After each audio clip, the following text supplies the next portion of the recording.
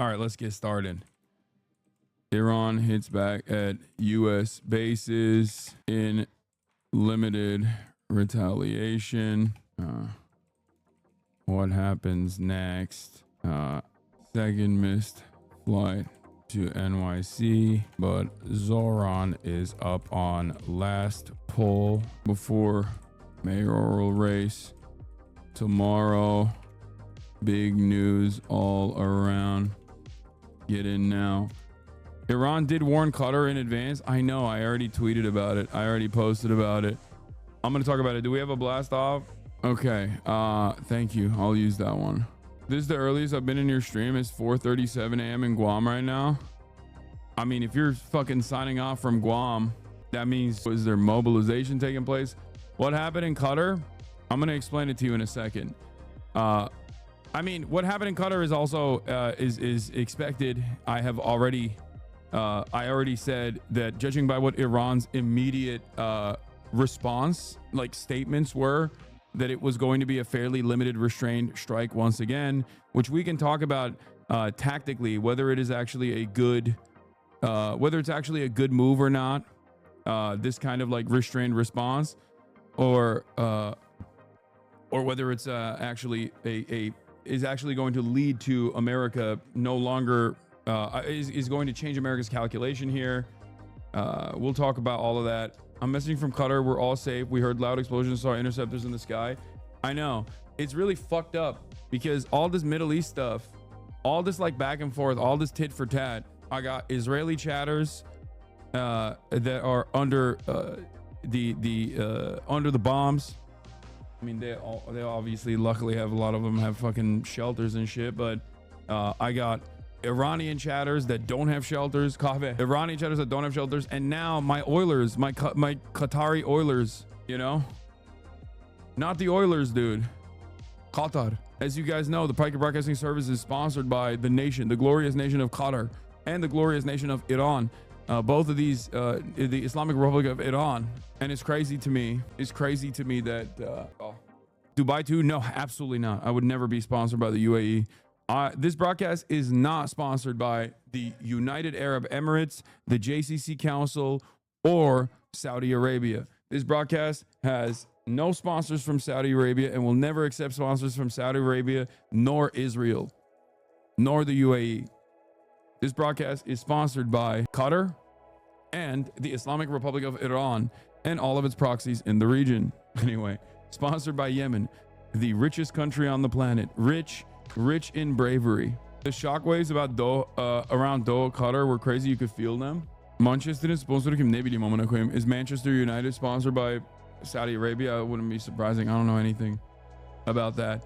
All right, so let's get started. Do we have I don't know if there's a Themasius playlist ready to go, ready to rip, but unless he is offered a face-saving way out of this, and by opting again for a very careful, cautious response, he is signaling to the United States that he is still willing and able to take that path. But it would require two things, I believe. One is that the United States basically puts itself between Iran and Israel, not on the... Okay, well, we won't do the live updates first. Let's get started with For anyone just joined.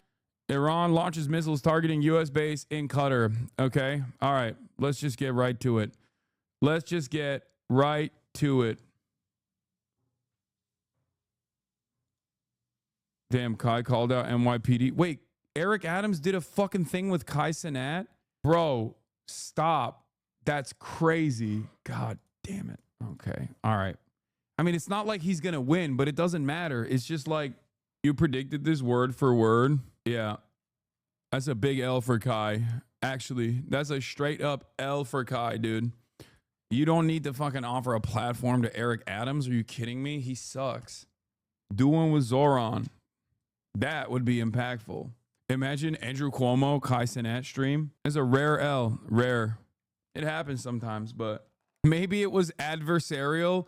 Yeah, no, it wasn't fucking adversarial, dude. What are you talking about? Kai's not like gonna do journalism against the fucking current corrupt mayor of New York. At most, he, I guess, asked him about why the NYPD was doing some bullshit to Phantom's car. my friend like Phantom could like probably get like an apology for what You happened must be or anything like that. salivating right now after Iran attacked Qatar. Wait, why would I be salivating? What does that even mean? Like an apology from like whether it's from the police department or some type of apology because he was done wrong. Like he was done wrong, and it's like with the situation with the car. With the car. Let me look at him and see what happened. The car. Let me see what. Yeah, let yeah. me see exactly what happened. Yeah. If something was done wrong, he'll get an apology. Yeah. Let me see exactly what happened. Because this is news to me. I don't know what happened. Yeah. You know? Because normally nobody's just gonna roll on you and take your car. Yeah. So you're saying he was? No, that actually happened. No. Okay. Yeah. Okay. Well, I'm sure everybody has video cameras now. Yeah. So Yeah. Bro, if you're gonna press him, like, I mean, the NYPD doing some fuck shit to Phantom's car is already messed up for sure. But it's like, you know, that's the NYPD, man. If you want to press the mayor on some shit, especially about the NYPD, considering that he's already a fucking cop, like Eric Adams is literally a cop. There's so much more you could be pressing him on. Not that the NYPD is ever gonna apologize anyway. Yeah.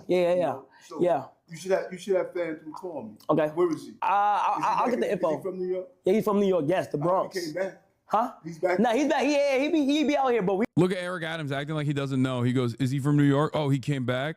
Like, okay, so you knew that Phantom wasn't around. Okay. Anyway. All right, let's get started.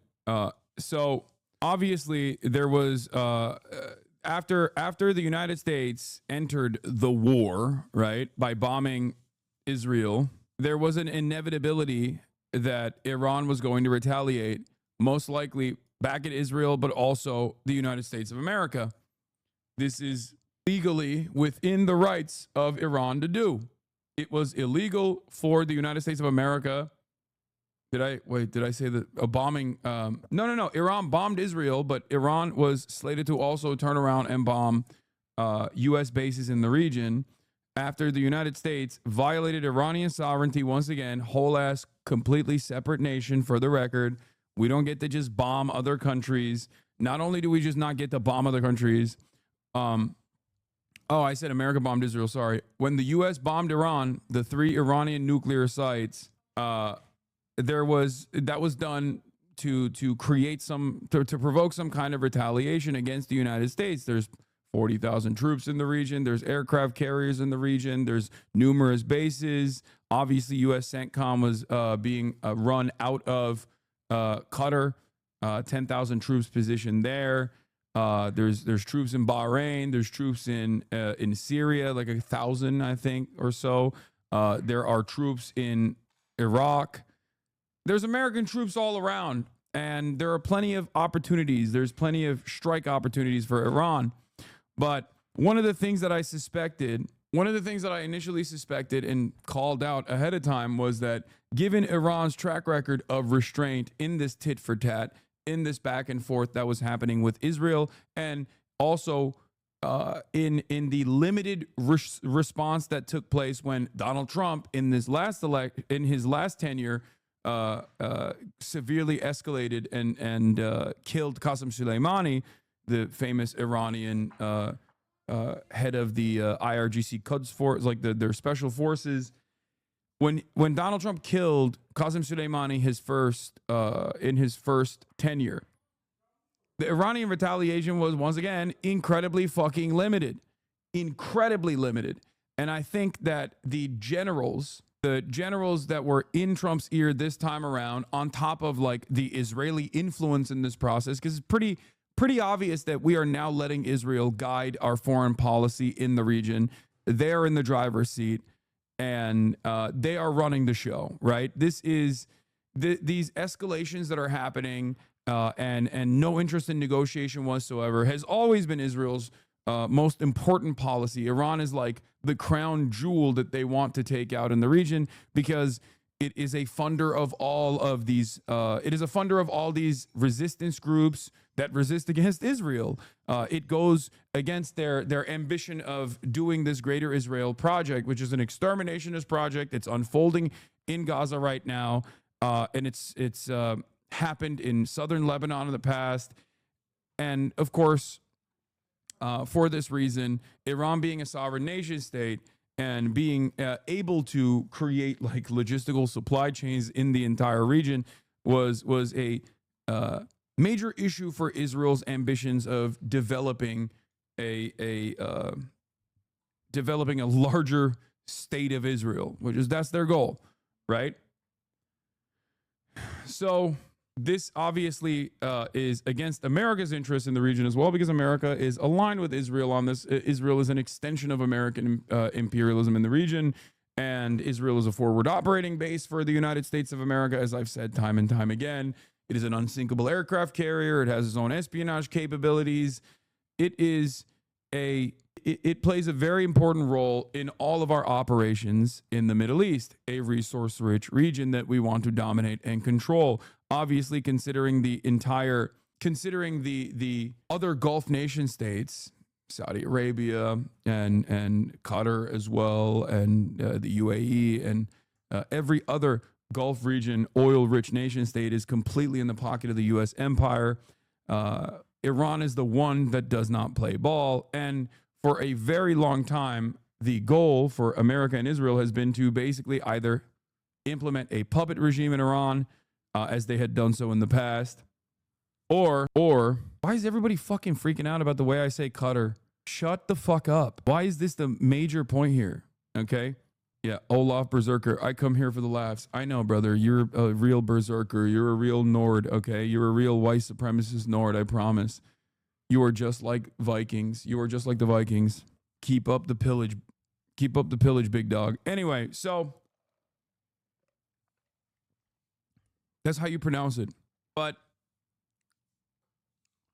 when America entered this conflict to strike at the nuclear facilities, which is a violation of numerous different international rules that were set in and of itself, because you can't just strike nuclear facilities just because you felt like it.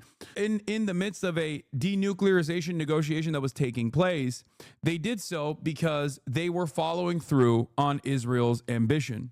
Okay? This is Israel's goal. America's goal in the past was to try to use diplomacy against Iran. That was what Barack Obama did. And even in that diplomatic process, there were a lot of sanctions that they implemented on Iran in an effort to bully Iran into submission, to stop their nuclear ambitions dead in its tracks. But it was successful.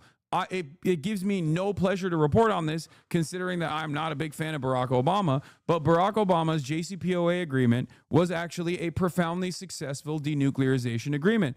Having said that, however, obviously Donald Trump, the first time when he became president, immediately geared by the hundreds of millions of dollars that he had gotten from the Adelsons at the time. It was Sheldon Adelson, and his close relationship with Benjamin Netanyahu, very quickly turned around and cast aside that denuclearization agreement. Iran still followed the denuclearization agreement, regardless of the fact that Donald Trump had actually cast it aside.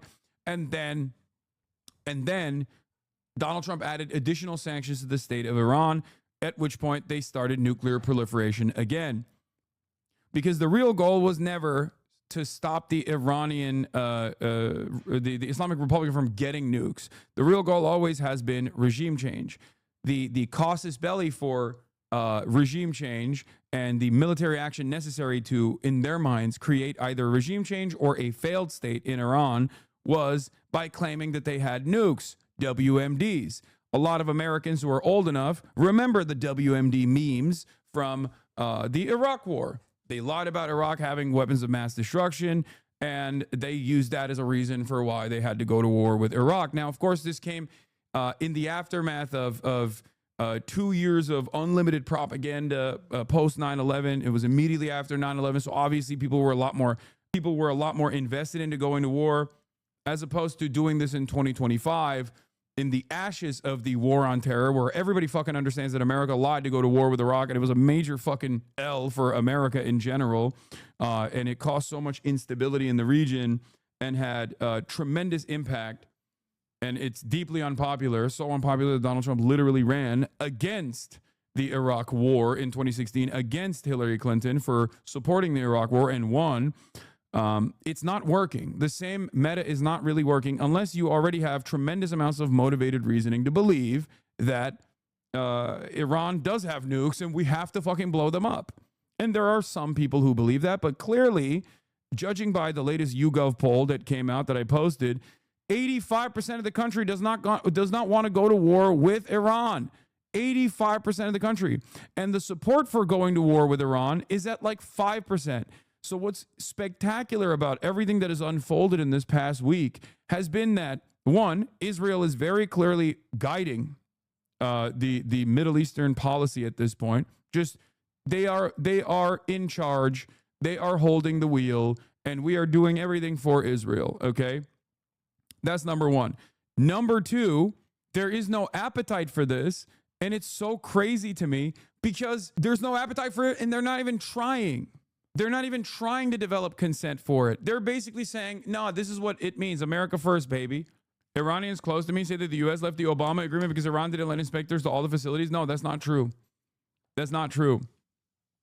Iran was completely in cooperation.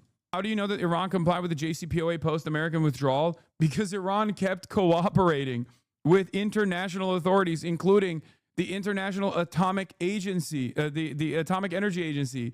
So that's the reason why they knew that they were cooperating. The International Atomic Energy Agency is supposed to be this independent body. 70% of their resources goes to Iran. They only are there to monitor Iran, okay?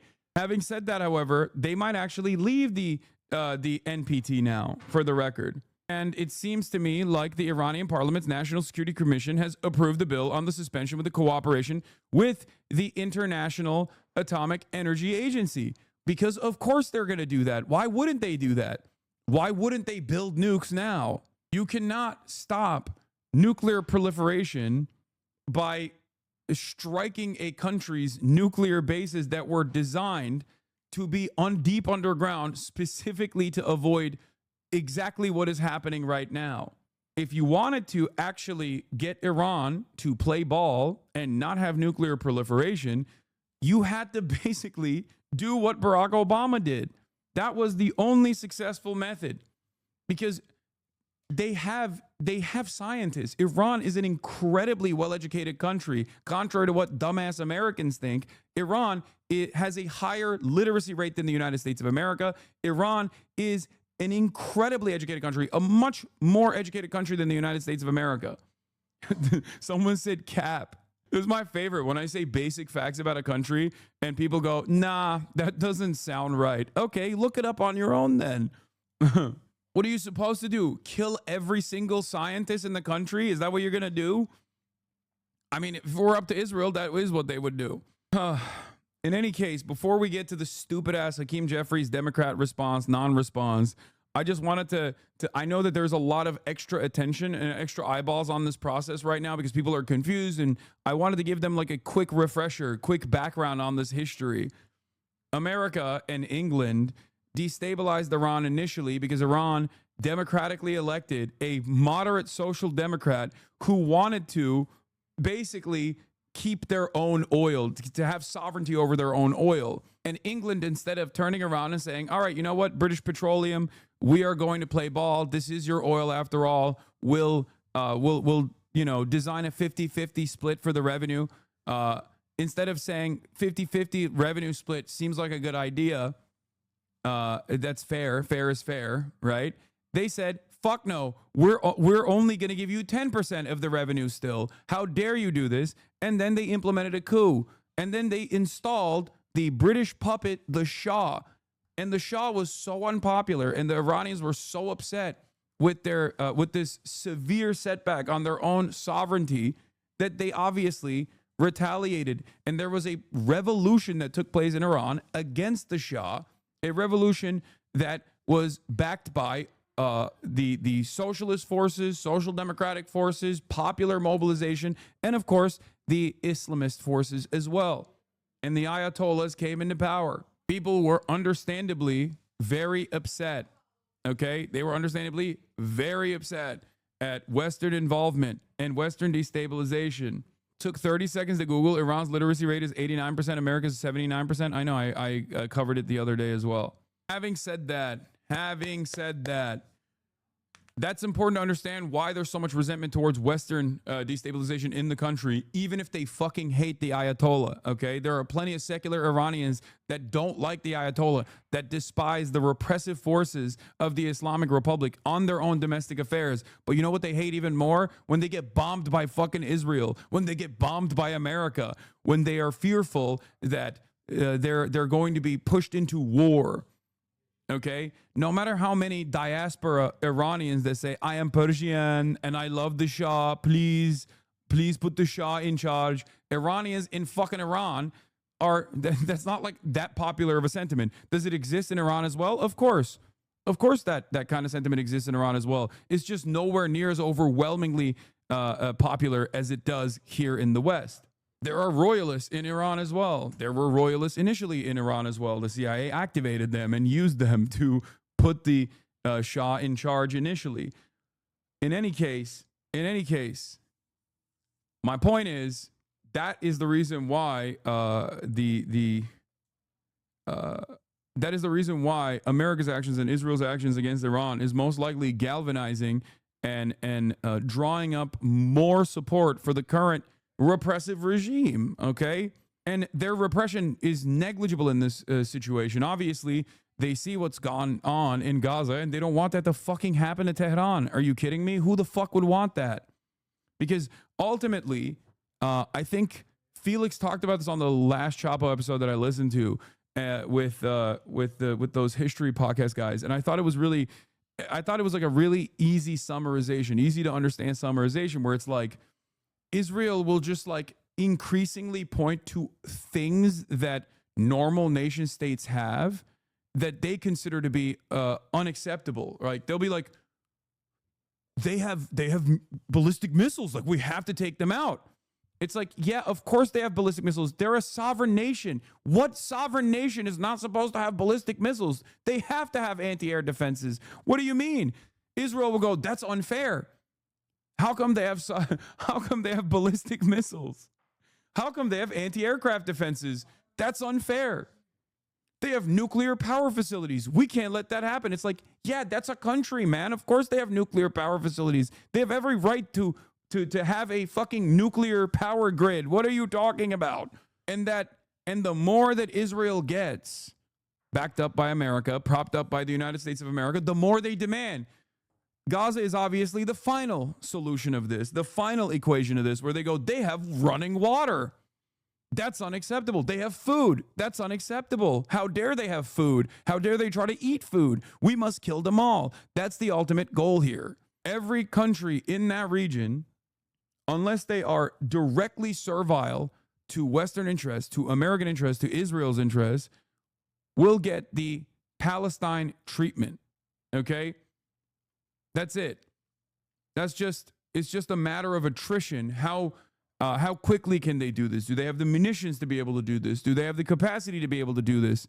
And it's very clear that they're trying to do it all at once right now, because it feels like this is the last ditch effort of the ally or the extension of the dying empire, the United States of America.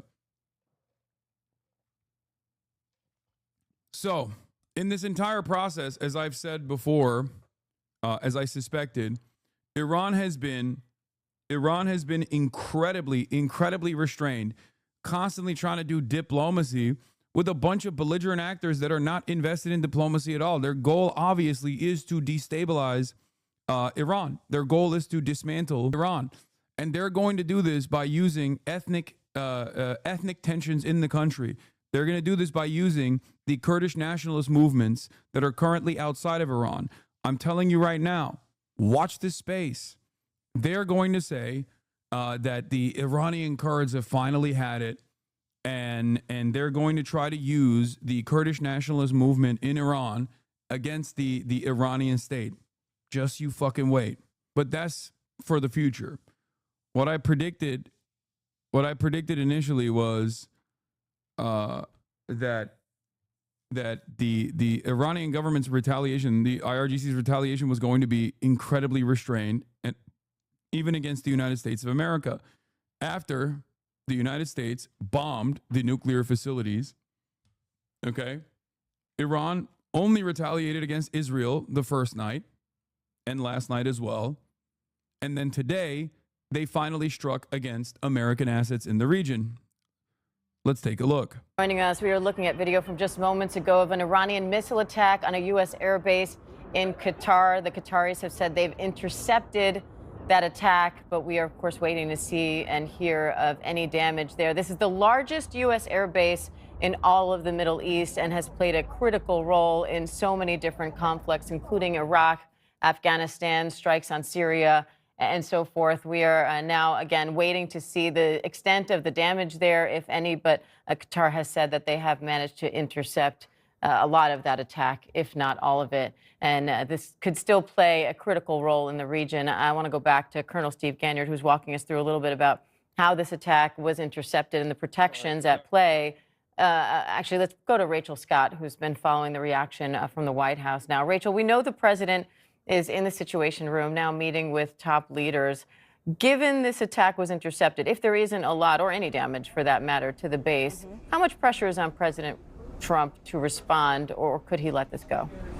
Well, politically, this puts President Trump in a very tricky position. The president has been very clear, very direct, that any response from Iran will be met with a far greater response from the United States. But remember, President Trump, as a candidate, campaigned on getting the United States out of foreign conflict. He described himself as a peacemaker, even in his inaugural address. And so you have had this split in the Republican Party. And the president, over the last several days, I was told, was getting a series of phone calls from Republicans on Capitol Hill on different ends of the spectrum about whether the United States should get involved. Some, like Senator Lindsey Graham, urging the president for direct U.S. involvement. Others cautioning the president against it, saying that the United States needs to take a step back here and can support Israel as an ally and a friend, but doesn't need to be directly involved. We know the president's calculus on this started to change. Sources tell me that U.S. officials started to realize that Iran maybe wasn't serious about coming to the table for these nuclear talk discussions. I was also told in the last several days by sources that there was this urgent last-minute attempt to try to get Iranian officials and also U.S. officials in one room, and that President Erdogan of Turkey was trying to broker this meeting, speaking with the president directly at the G7 summit. We know that the president then ended his trip to the G7 summit in Canada abruptly. He traveled right back here to the White House, and every day... Can you explain why you think the Kurds will play ball after being backstabbed by the West at every turn? It's because they do, okay? Because they do, and they will continue to do so. That's it.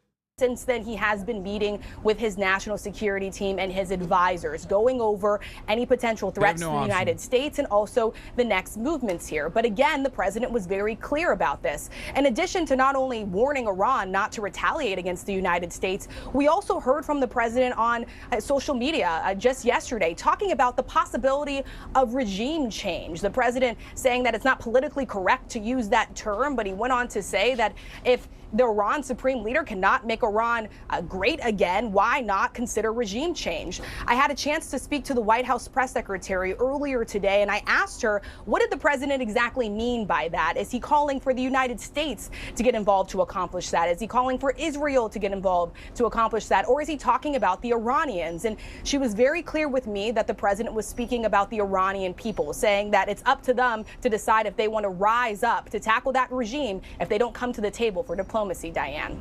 Rachel, thank you. Andy, and I want to go back to you because we're now hearing the first reaction from Israel to this attack.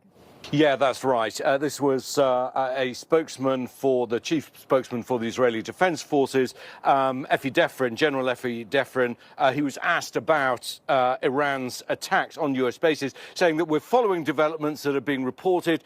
We are in touch with our partners in the region. And of course, Israel regards this as more proof of the violence, that Iran is a terrorist state that threatens not just Israel, but the region and the world. We're also hearing from Bahraini state television that they have closed their airspace. The Interior Ministry in Bahrain, which of course is home to the U.S. Fifth Fleet, Bro, they moved all the troops. They already said ahead of time that they were going to strike Qatar.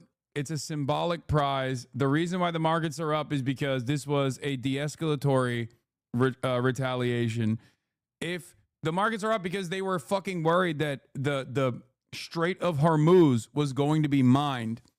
If Iran shut off the Strait of... Iran has options in terms of retaliation here. The maximalist position would have been to continue bombing with long-range ballistic missiles Israel, using their short and medium range and older munitions on American bases, shutting off the Strait of Hormuz, the 33-kilometer area that 20% of all global oil and a shit ton of commerce goes through. Okay, and then maybe even activate whatever remains of like the Hezbollah missile capabilities on Israel as well. That is the maximalist position, and Yemen, of course, as well, would be striking against American positions and also Israel with whatever capabilities they have. That is the maximum position, or well, I guess the one position above that is directly lighting oil refineries on fire. Okay, this, of course, would have made it. This would have, of course, nuke global trade in its entirety, right? So that was the maximum retaliation, and any other part of that, any component that you remove from that is going to be obviously less severe. This right here, what they did was basically the most limited version where you save face. It's like a save face counterattack.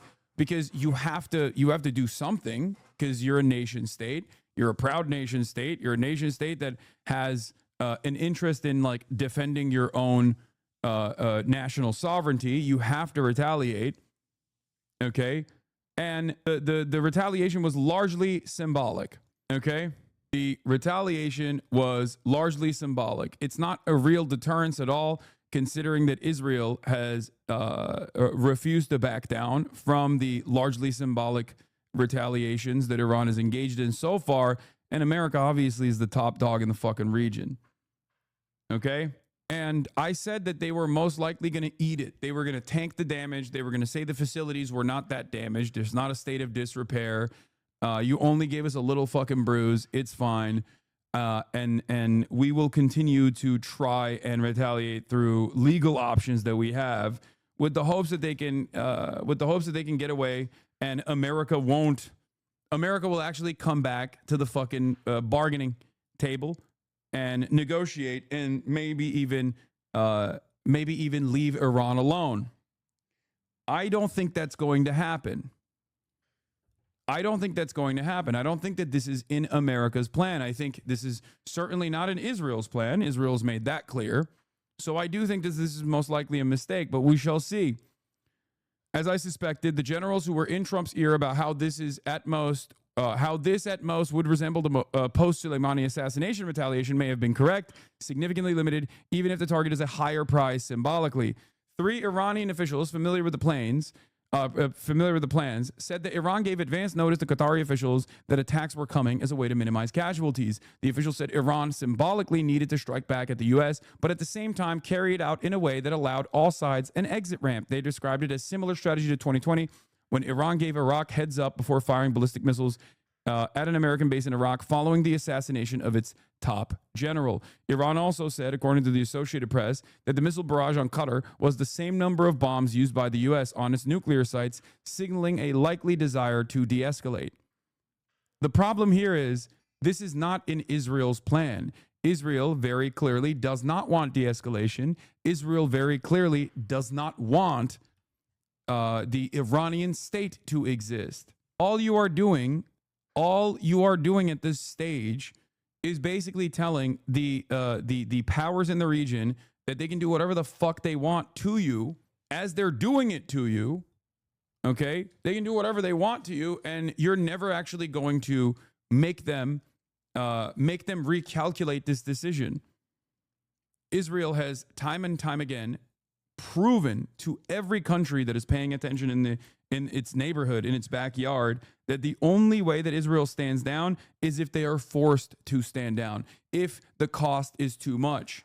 Lebanon is the best example of this, of course. Israel invades Lebanon, Hezbollah pushes them back, too many troops die, too many Israeli occupying force, diaper force troops die, they have to fucking recalculate, they have to inevitably pull out, okay?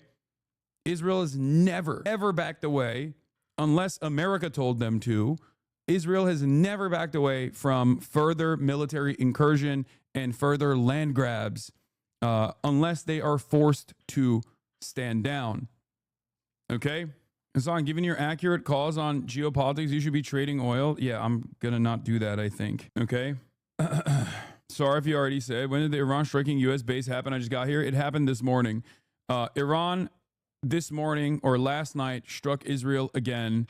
And then this morning, Iran struck Bahrain and Qatar and I think Iraq as well. Like they struck U.S. bases in the region, basically. Essentially issued an order advising people to stay at home. Now, no indications that anything has happened there, but it's just worth reiterating that the concerns about what just happened in Qatar are not just felt in that country, but I think throughout the Gulf region. But again, just to be very clear, we need to know whether any of these got through. A U.S. official speaking to ABC News has essentially said that the Qataris and the Americans were involved in the shoot-downs. They're also saying that they don't think any of those projectiles landed in Al Udeid Air Base. Interestingly, Press TV, which is the pro-Iranian or Iranian government television, is claiming that they did land there, but no evidence of that. And what more are you hearing about the way these missiles were intercepted? Well, again, this has come from U.S. officials. We know that the Qataris have basically U.S. Air defense systems, and of course the U.S. base at Al Udeid has some as well. And are other assets in the region as protected as this air base is, or are they more vulnerable? Well, this is an extraordinarily protected air base because this is the nerve center, as we've been. Yeah, the base in Qatar is a U.S. CENTCOM. Like that is where their operations are being conducted. So it's very different from like the one in Iraq. The base in Iraq, you can just fucking lob missiles at. You'll blow up a couple fucking buildings. They probably will move. I think they did in 2020 when Iran said ahead of time that they were going to hit the bases in Iraq. They moved their troops away. They moved a lot of the equipment away so that they wouldn't get hit. It's symbolic. Trump has literally done this with Syrian bases in the past as well. Okay, you are pronouncing Qatar wrong. You keep saying Qatar law instead of Qatar. I think I'm gonna ban people going forward that just keep hyper focusing on this. Not only are you wrong, but you're fucking annoying and stupid. Please stop. You said Israel does not want this current situation to de-escalate, but you also say they only respond to force. Wouldn't a limited strike such as this only embolden them instead of significantly damaging retaliation? Yes. Qatar. How is it said in Turkish? Qatar. We say Qatar. Anyway, this is so stupid. I can't believe we're hyper-focusing on this. What is happening? Do you think Qatar will respond? No, they will not. What the fuck? What? No.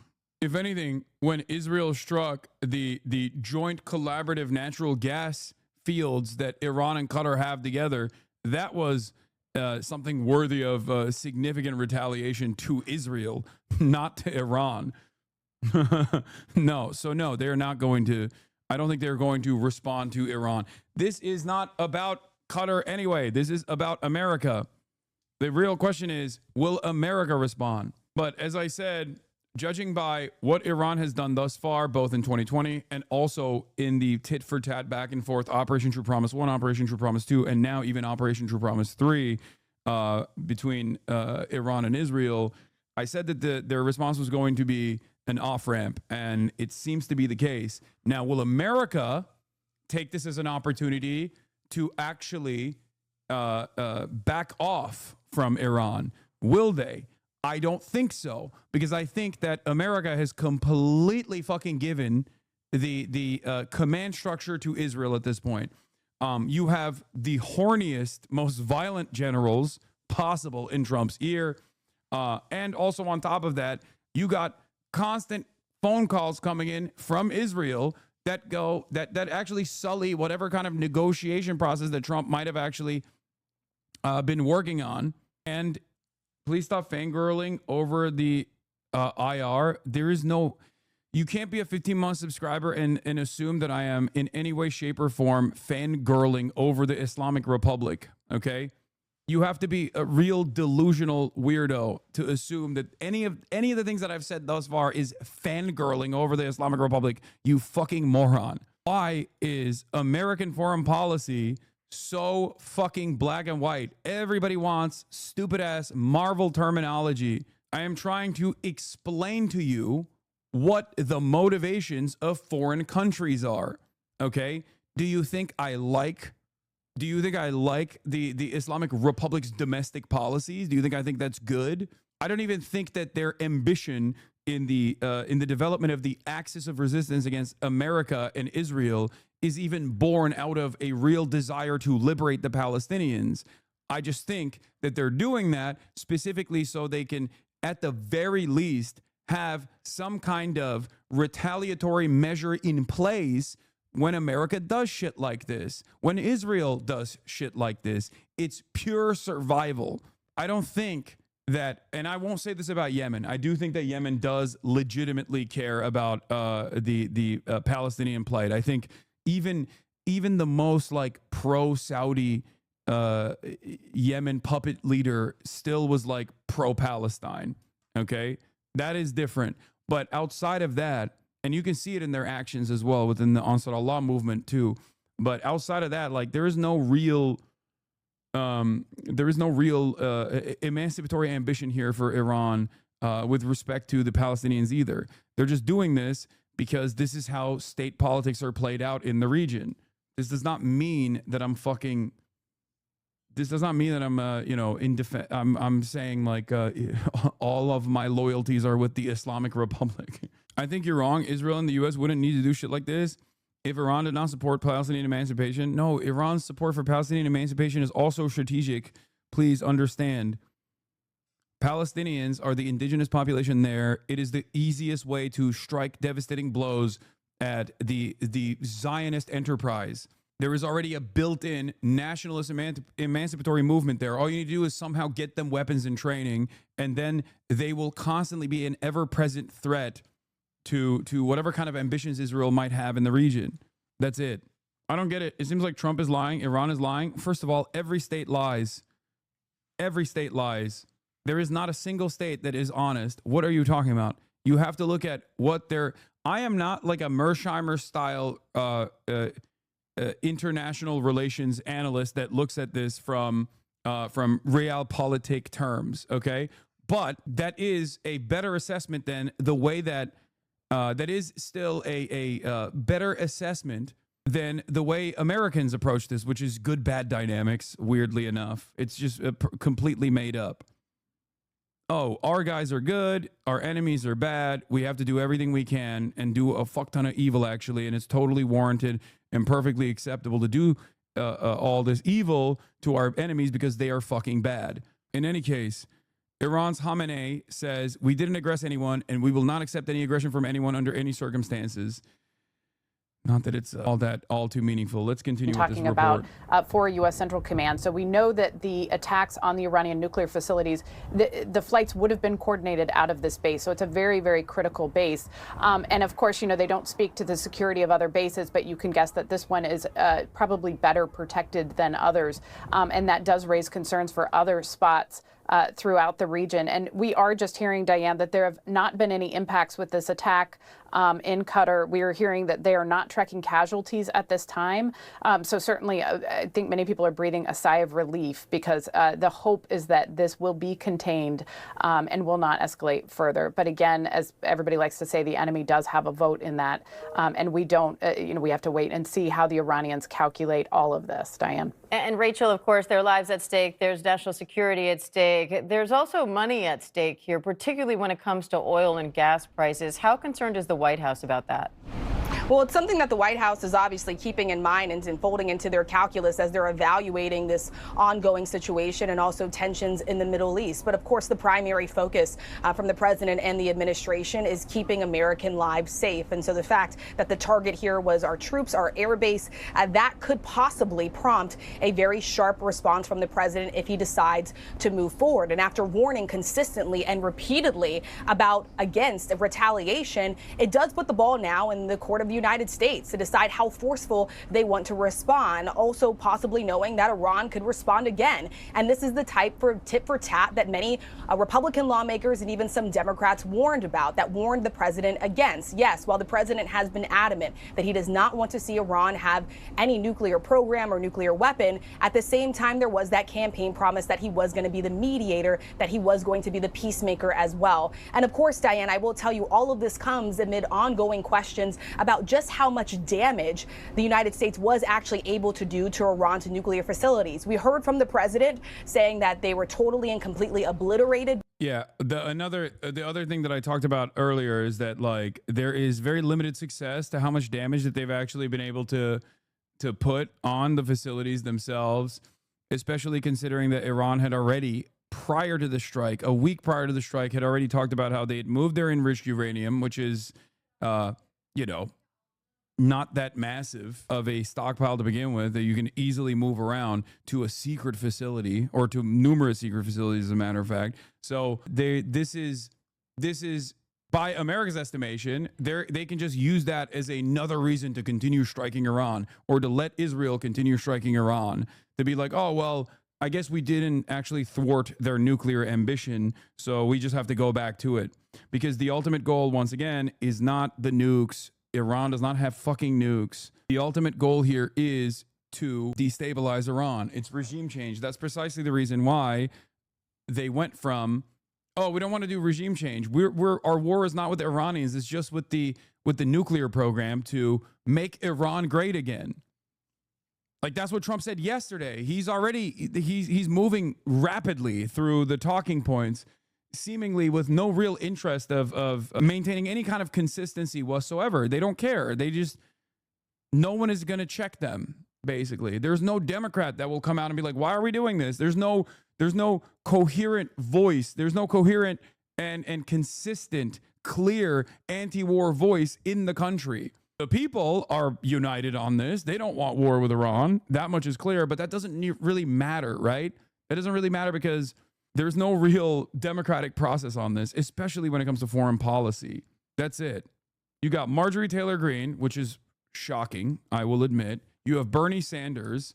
You have AOC. You have Thomas Massie. You have 60 total politicians in the country that even want to abide by the constitutional powers given to Congress to at least make this a process that is legal in the books, to demand congressional approval before Trump does stuff like this. But that's it. Democrats themselves are only talking about how this is illegal, right? They're talking about the legality of it, and not necessarily talking about the anti-war framework either. For most of the Democrats, they're like, why didn't we get congressional approval? Why are you not letting us in on this? Why were, Chuck Schumer and Hakeem Jeffries basically talking about how, there is good cause. There is good cause to do this, but why won't they? Why won't they actually, there is good cause to bomb Iran, but why won't you do it the legal way? Not all Dems are only talking about the illegal aspect, but if you oppose the war itself, it's fine to also point that it's illegal. Yeah, no, I agree. One of the things I wanted to talk about also was the Democrats, their response, the back and forth that's going on. It's very frustrating because I see a lot of stuff like this. I said last night, while I believe Kamala would also bomb Iran, this isn't about winning an argument. It's not about moral superiority. I don't know, because I see a lot of people posting on the timeline like, oh, y'all gonna learn today. You should have voted for Kamala Harris, like she would have never done this. And that's not even true, because Kamala Harris would have absolutely done this as well. Foreign policy is uniparty, but I don't care, because Kamala Harris isn't the fucking president right now. Okay.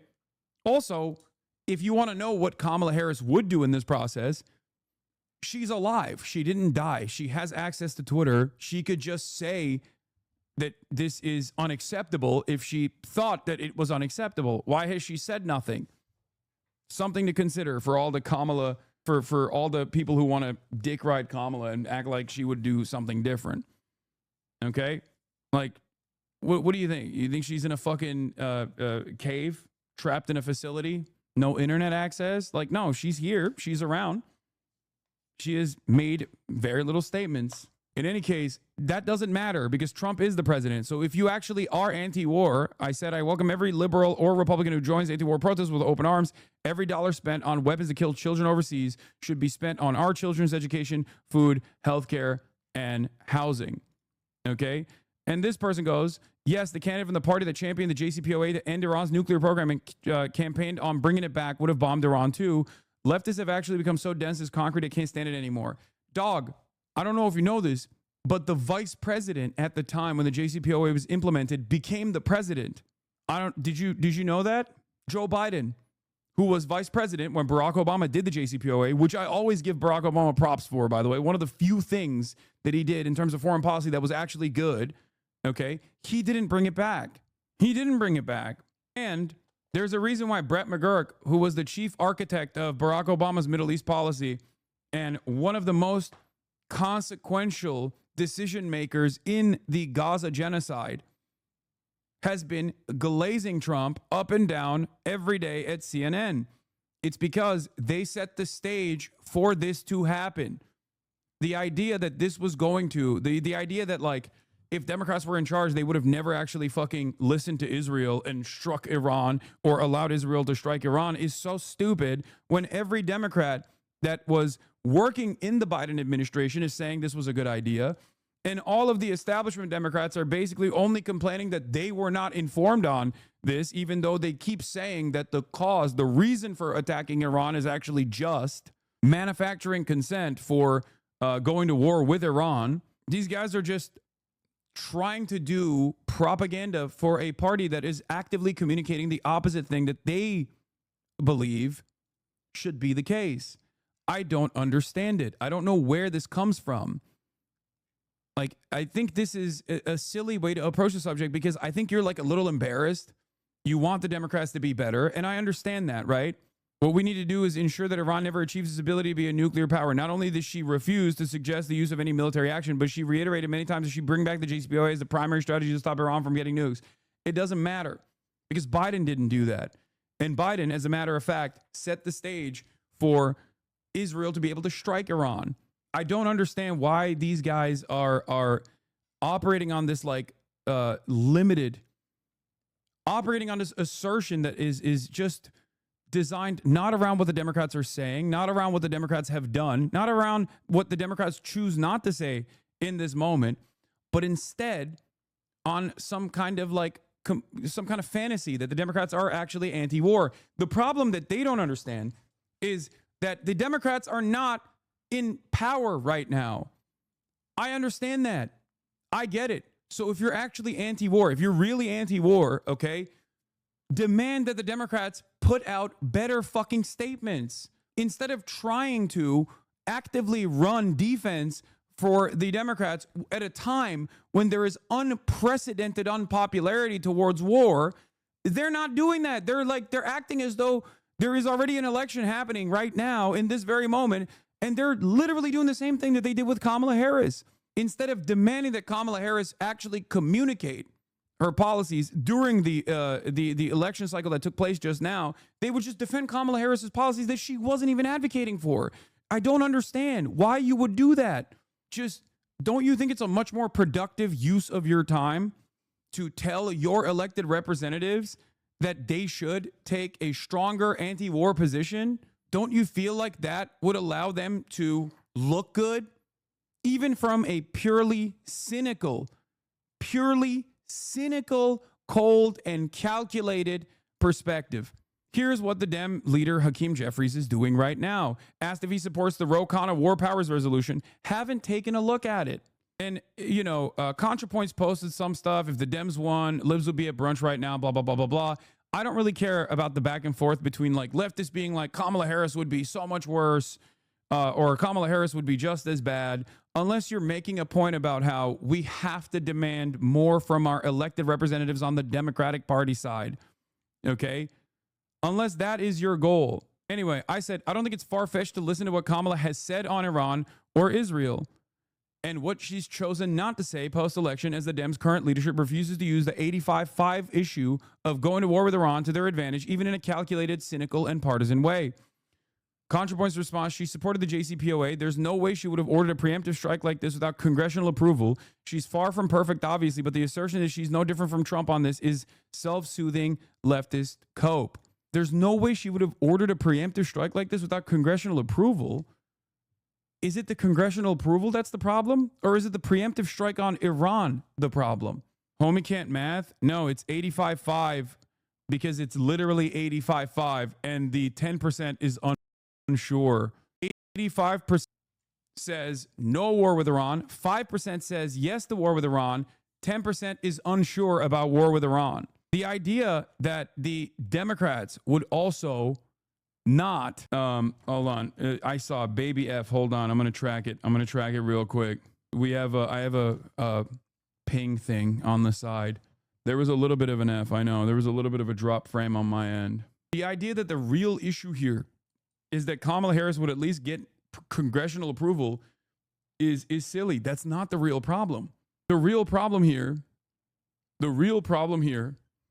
is that we're striking Iran at all. What will the king of the idiots do next? I don't know. Are you talking about Donald Trump? I can't tell if this is like a hater coming in here to talk shit about me or if it's like probably a hater coming here to talk shit about me instead of talking about Donald Trump. Israel and the U.S. have been practicing it for a year. Biden and Harris did nothing to constrain Israel. Why are you posting about a defeated and irrelevant candidate? Who cares? Kamala is not president. The discourse is stupid. The discourse is only productive if people who genuinely have this anti-war position recognize that they need to apply pressure to their elected representatives to also make a big fuss about this and communicate their anger and resentment in the correct way.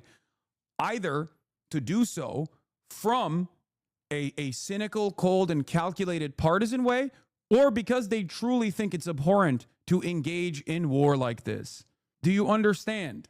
Because just like I said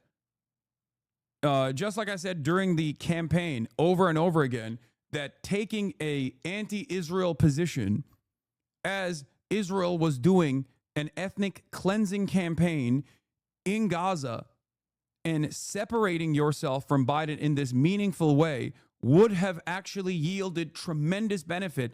Even if you didn't care about the morality of the situation, you should have at the very least communicated that you were interested in peace, specifically to win the fucking election. The Democrats, Kamala Harris's campaign, couldn't even get themselves to do that. And it wasn't about the popularity or the unpopularity at all. It was very clearly a popular position. It would have been a beneficial position. I don't understand why. F again, micro F again, mini F again. Fuck. Okay. Do you think her going on Joe Rogan would have helped? I mean, there's so many things that she could have done that could have been helpful, but that's besides the point. The reason why I'm bringing this up, also, there was another thing that I wanted to talk about here as well. This is more proof that, from the Israel is now running the show camp. This is from Middle East Eye. The truth is that by attacking Iran, Netanyahu's main objective is to overthrow the government, create instability in the country, and turn Iran into a failed state and then break it apart. This is from Sayed Hossein Mousavian. And this was the important part about this. The summarization is, Iran says that Witkoff agreed to a deal that would allow Iran to retain civilian uranium enrichment. But then a phone call between Trump and Netanyahu led to a 180-degree shift in the U.S. position, with Trump suddenly demanding the total shutdown of Iran's uranium enrichment. Lobbying from Mark Levin, Rupert Murdoch, and Ike Perlmutter also played a significant role in convincing Trump to sabotage Witkoff's negotiations and set impossible terms, as the pressure from Iran-hawk CIA Director John Ratcliffe and Israel-aligned CENTCOM Commander General Kurilla. Okay? General Kurilla is the fucking psychopath that has been in Donald Trump's ear being like, we should do it. We should just keep fucking striking. Ironically, the attack came after Trump's special envoy Steve Witkoff and Iranian Foreign Minister Abbas Araghchi agreed that the first 3 rounds of nuclear talks in Oman and Italy could be a credible base for an agreement. An informed Iranian source told me the key elements of the deal between Witkoff and Araghchi were agreed upon over 3 rounds of negotiations in Muscat and Rome. The deal was as follows. Iran would accept maximum nuclear inspections and transparency, including implementation of the additional protocol and the subsidiary arrangements Code 3.1, the highest international mechanism for inspecting a country's nuclear program. The source added, second, Iran would convert or export its existing stockpile of 60% enriched uranium, which is sufficient to build 10 nuclear bombs. Third, Iran would halt its current high-level enrichment at 60% and 20% and reduce it to the level of civil purposes, which is 3.67%. Finally, Iran would fully cooperate with the International Atomic Energy Agency to resolve all technical ambiguities. In return, the United States would lift the nuclear-related sanctions, the ones that Donald Trump reimposed on Iran after throwing away the JCPOA. It was agreed that the technical teams of both sides would draft the final agreement based on these 4 points. But suddenly, after a call between Netanyahu and Trump, the American side stopped sending its technical team to Muscat and, in a 180-degree shift in its position, demanded the complete shutdown of Iran's peaceful enrichment program. The shift delayed the agreement until Trump's 2-month deadline expired. And while the 6th round was set for day 63, Israel launched an attack on Iran on day 61. This was Israel's trap, designed to drag the U.S. and Trump into a war with Iran. There's two different schools of thought here. Okay? Is American foreign policy now entirely designed around Israel's ambition in the region, or is Israel simply the attack dog that America uses in the region to fulfill their grand design for this resource-rich area? Okay? Iran being the final castle standing as a sovereign nation that actually has the capacity to, at times, thwart American ambition in the region. It's both. It's certainly both. One cannot exist without the other. Okay? One cannot exist without the other. If Israel did not play a formative role in America's designs as an extension of U.S. empire in the region, then Israel would not have access to this level of influence. And under the Trump administration, it is clear, and under the Biden administration as well, under Trump 1 and then Biden and then Trump 2, Israel has taken up more and more of this role of being the tip of the spear that also is holding on to the steering wheel of American foreign policy in the region. That's what this is. And I think that American foreign policy being uniparty in this process, considering that every Democrat, like most of the Democrats, all of the high-level Democrats, most of the Democrats, and the entire Republican Party is always going to entertain going to war with Iran, as they have for decades at this point. With the only time where like negotiations and diplomacy was the most effective outcome, ironically, under the Barack Obama administration. It is clear to me that this is turned into a belligerent campaign that is either today or tomorrow, or maybe a couple years down the line, depending on how this situation escalates or de-escalates. The final goal is still clear: complete destabilization, regime change, and if not regime change, just creating a failed state.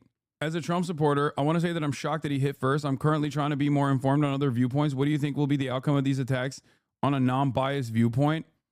I mean, if the goal is regime change, like I said, and I think it is, then this de-escalation, this like incredibly limited retaliation where Iran has to save face as a sovereign nation, and it has to like do a symbolic strike against American assets. If Trump uses that as a reason to say, "Oh, we're going to war with Iran. They hit our boys. This is fucking unacceptable." If they use that as an opportunity, then yeah, we're going to a fucking extended, long, drawn-out conflict with a nation of 92 million people that is a natural fortress that makes it incredibly difficult to do boots on the ground warfare. It's either going to look like a Libya-style situation where they try to activate the sectarian forces within the country, whether it's like some of the Azadi forces, some of the royalists, and also the Kurdish forces, to the best of their ability and try to like create destabilization. It's either going to look like Syria, or it's going to look like Libya, or it's going to look like Iraq.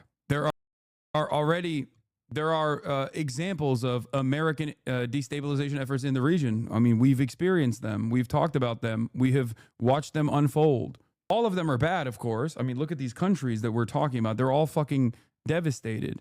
And what's even crazier here is that there isn't a lot of appetite for all of this from the American public broadly. They don't want this. They don't want another fucking Vietnam. They don't want another Iraq. Oh shit, that's a big, hold on. I know it's buffering. Could a Maoist fifth column uprising form in the case of an invasion? No. Qatar is talking about a response here on Al Jazeera. Or casualties. The escalation will continue in the region will only result in threatening the peace and stability not only in this region but in the whole world. As a result, all parties have no choice, and all the countries of the region has no choice but to go back to the peaceful means, to go back to the negotiation table, and also to go back to looking for peace for all our nations. Qatar has warned several times from the escalation of the actions of Israel in the region and those irresponsible behaviors that are being adopted, and we are now seeing the results and the consequences in our region. As far as preparedness is concerned, since the ongoing and increasing threats of, given that we have U.S. bases in our region, Qatar has taken all the needed precautions. That's why this attack was intercepted and failed. We consider this attack as being surprising given the stances of Qatar that has always pledged for good neighboring and its mediation role for solving all the conflicts and crises. The state of Qatar was and will remain, with the grace of God, a believer in the peace choice and will continue to play a vital role in this mediation throughout the world, and will never stop, or no action will hinder this role, and we will continue to play this role in our region and the whole world. This reminds us to thank the stances and reactions of all the sisterly countries and regional countries that supported the state of Qatar within the framework of this attack. And we thank them for this reaction and for their stance, given what Qatar has been subjected to. We would like to reassure our citizens and residents that the situation in Qatar is back to normal and life is going back to normal as we speak, without any threat to mention after that we were able to intercept this attack. A series of measures will be announced soon by the colleagues who are with me today, but I would like to affirm and confirm that the Ministry of Education and in the interest. All right, here. Trump has responded.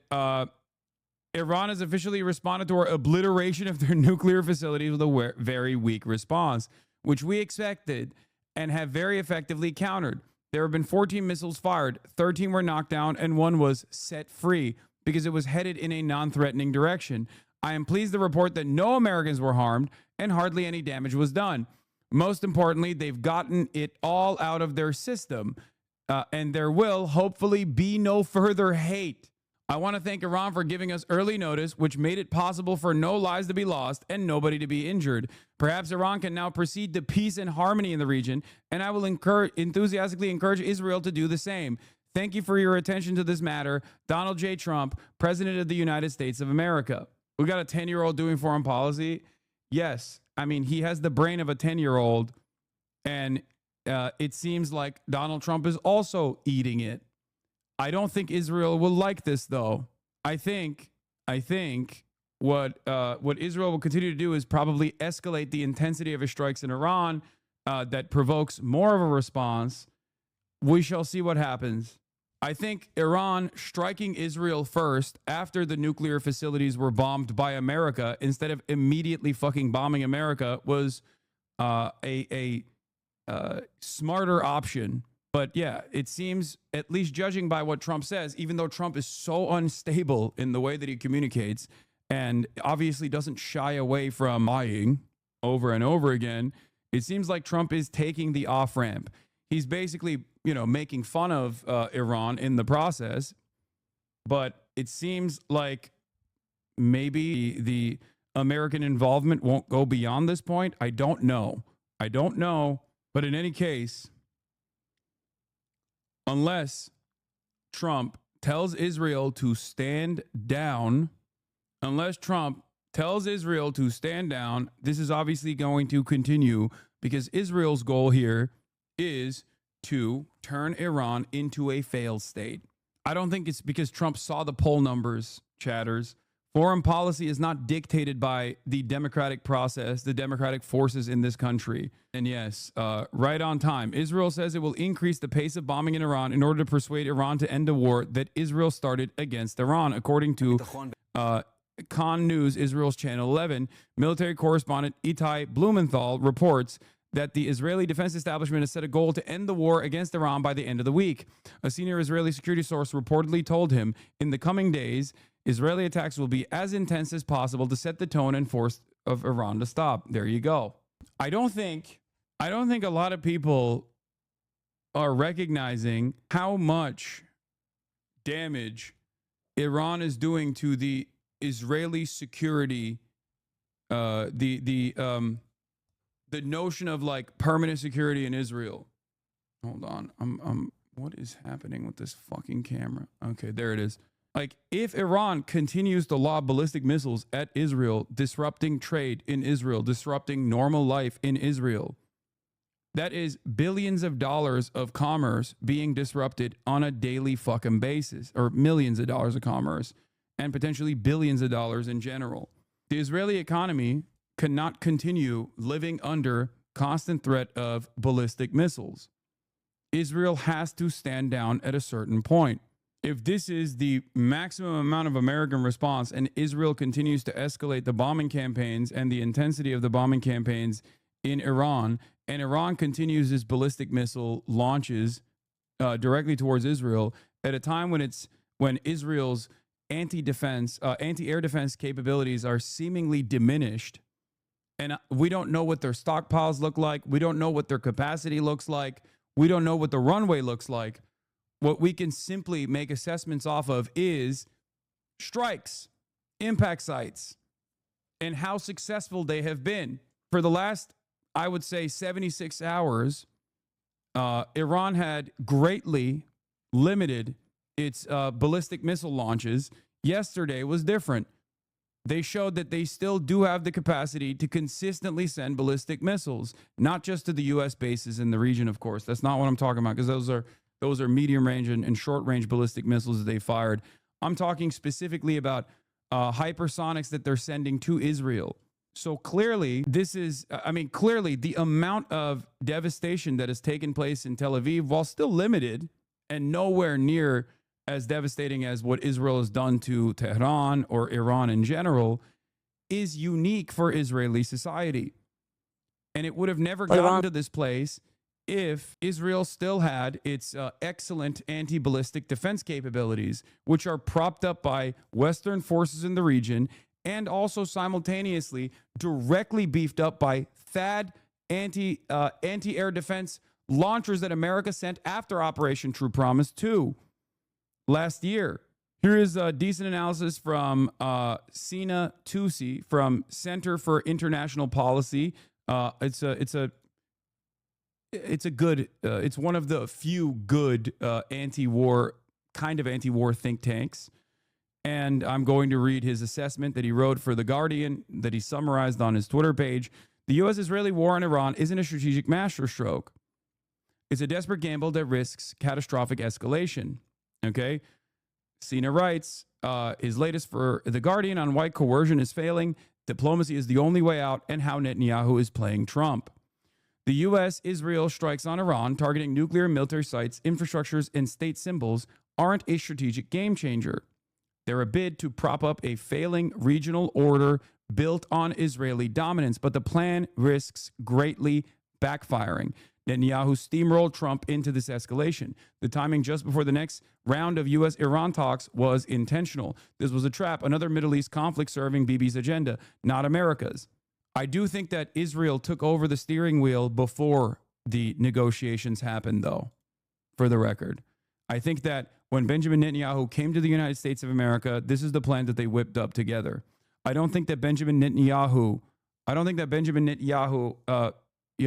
fucked over Trump somehow, and Trump genuinely was interested in negotiating with Iran. I think he convinced Trump that he could maybe even have a upper hand in the negotiations process if they were to engage in a dual strike on Iran and all of their nuclear facilities, and was able to convince him that these nuclear facilities had to be struck, and they were able to convince Trump that they would be able to effectively dismantle the regime.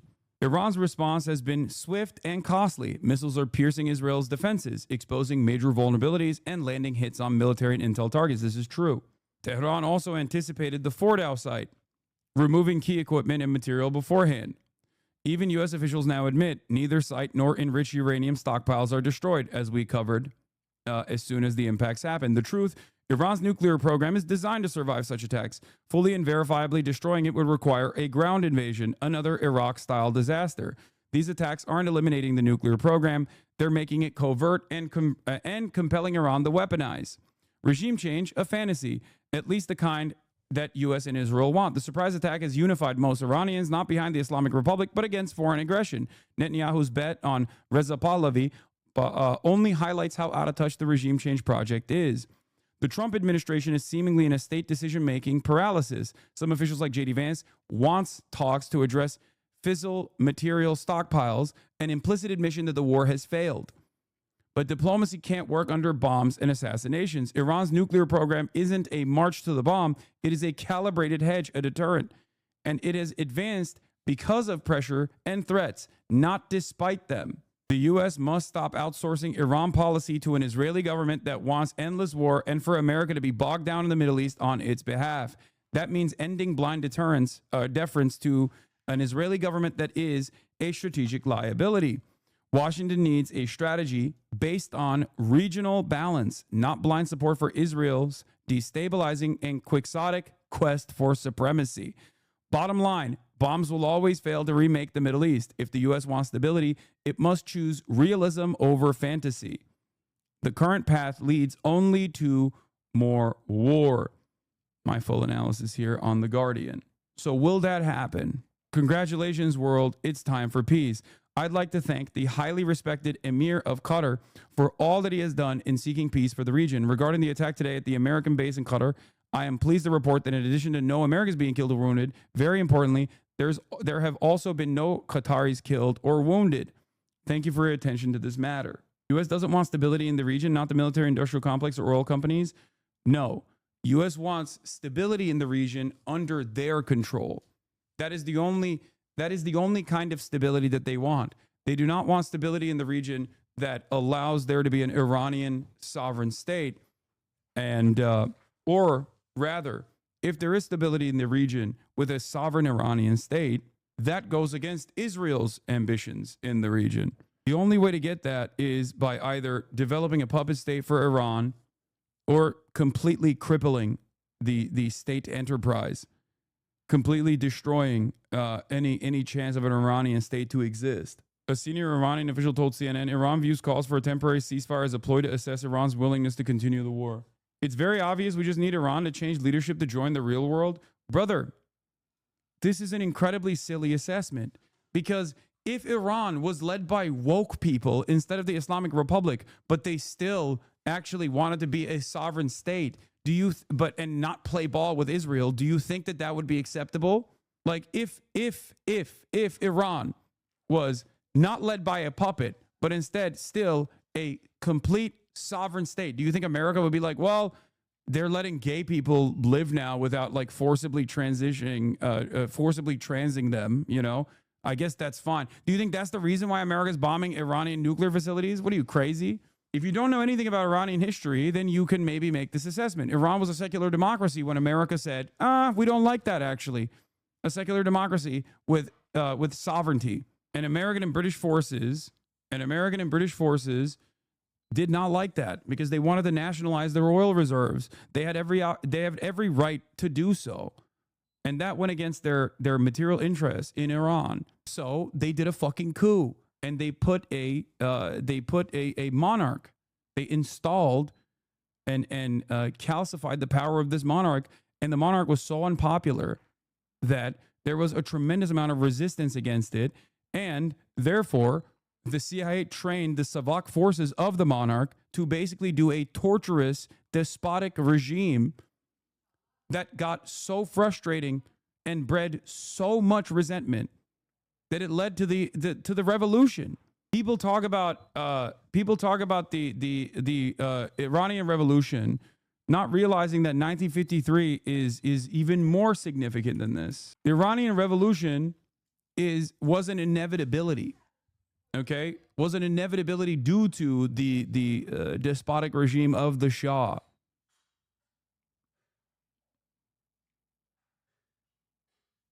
It was an inevitability after the coup in 1953. Balkanizing Iran just means Israel bombs all factions that don't suck its cock. Yeah.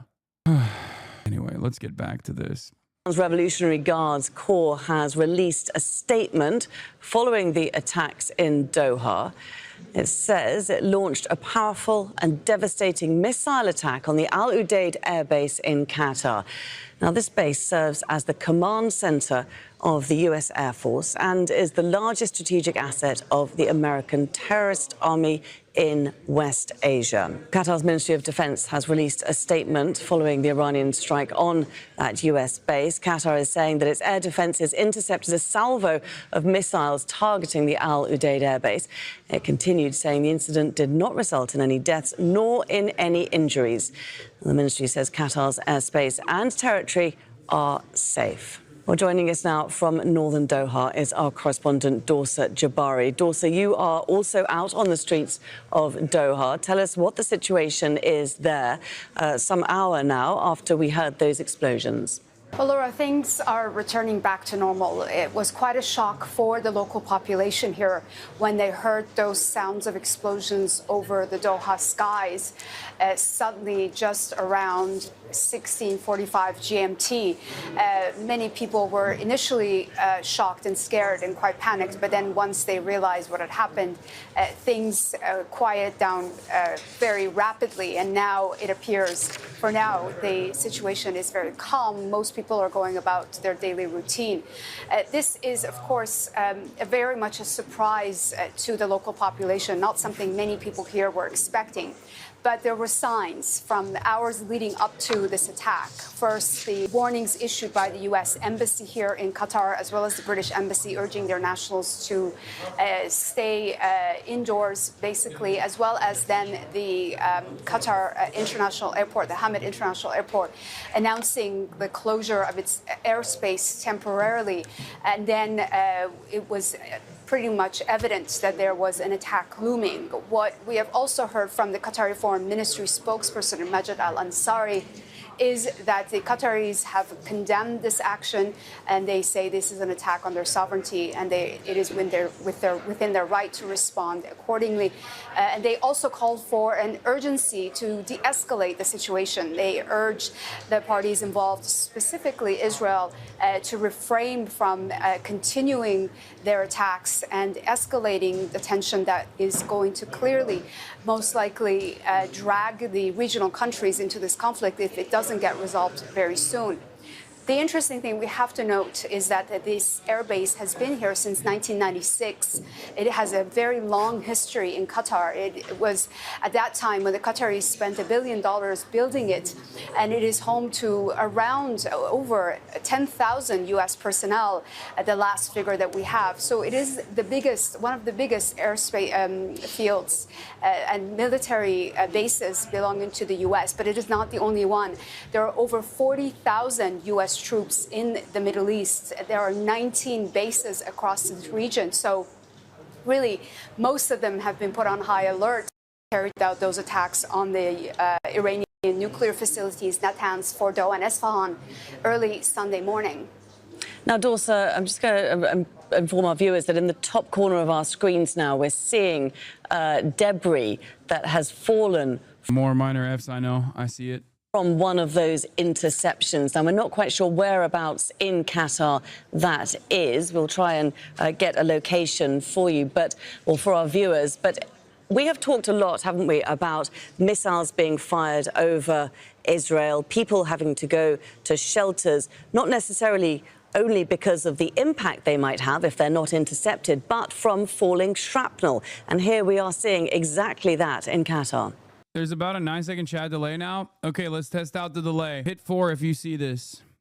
1, 2, 3, 4, 5, 6, 7. Okay, 7-second delay.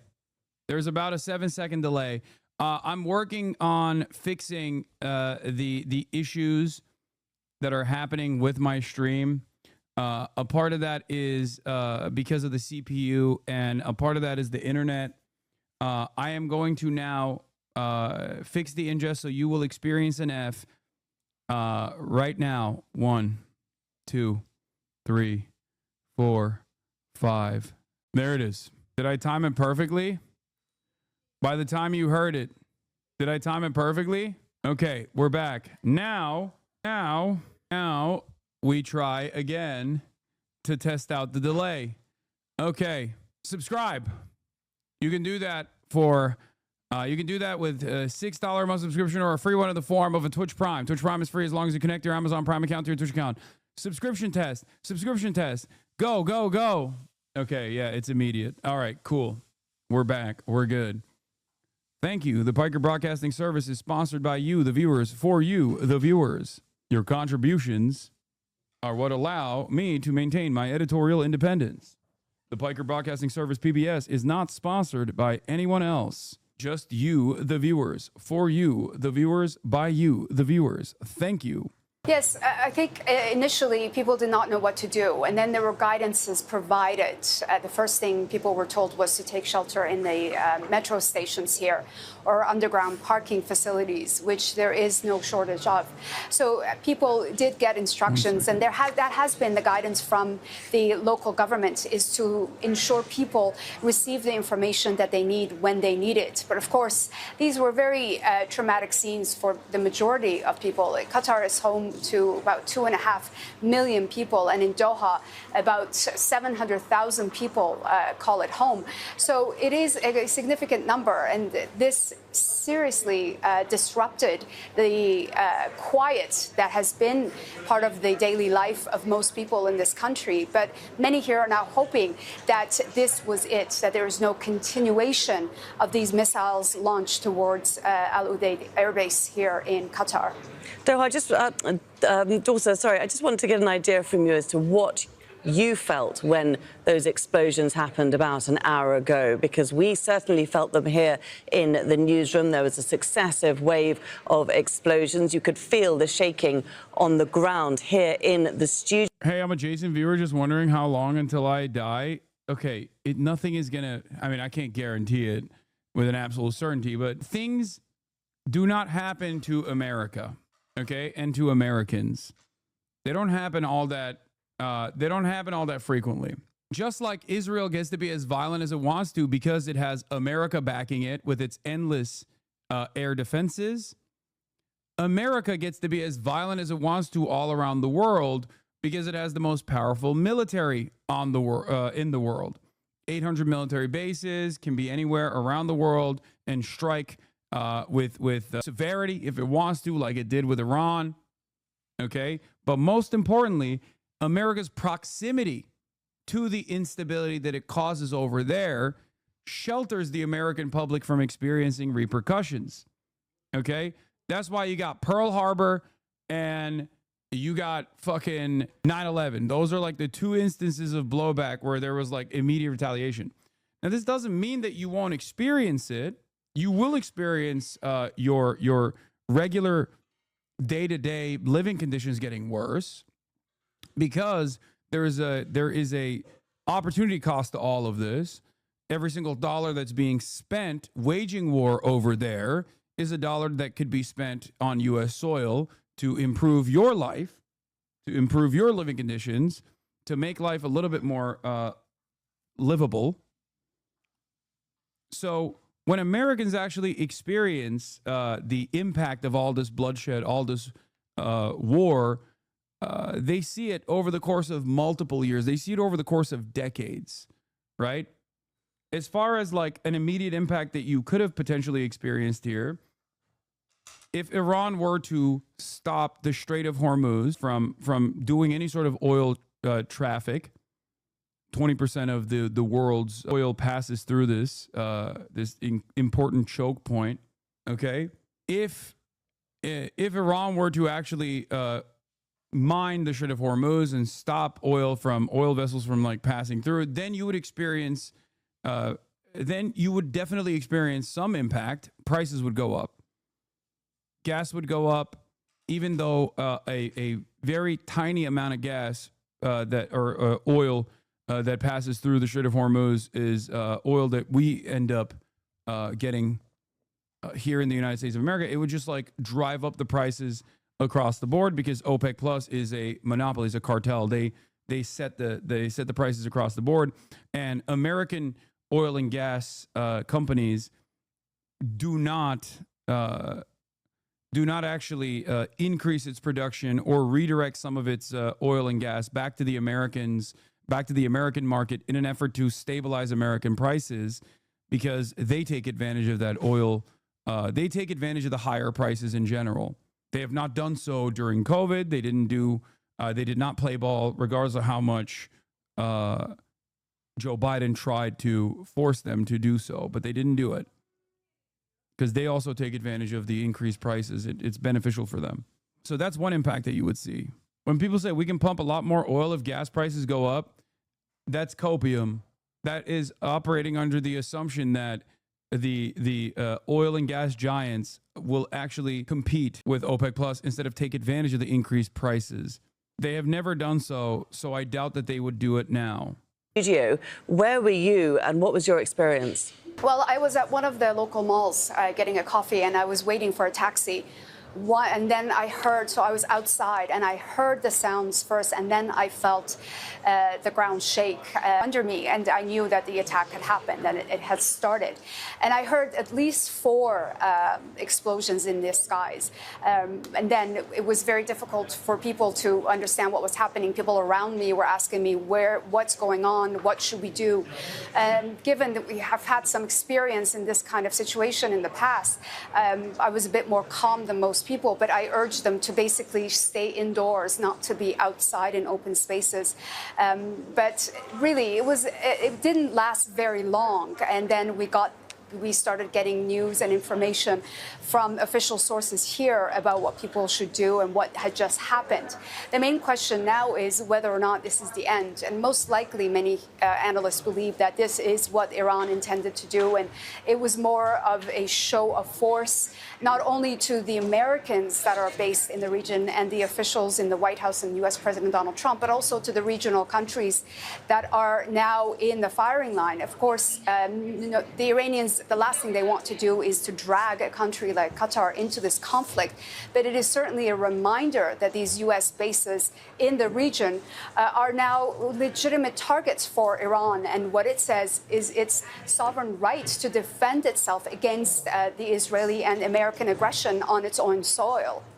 I mean, this may well be the end of the attack. We don't know that yet. We do know that Bahrain has closed its airspace, and Syria has its main airbase there in Syria is on high alert, as are air bases in Iraq. We don't know what the next step is going to be. What we do know, though, is that the sense of security that Qatar enjoyed, its 2.5 million people, the 700,000 people in Doha, many of them expats from around the world, the sense of security that they... I was watching the missile interceptor from my window in Qatar. I support Iran, but it was scary as hell. I can only think about the Palestinian people and what they have been through for years. Yeah, it's we'll see.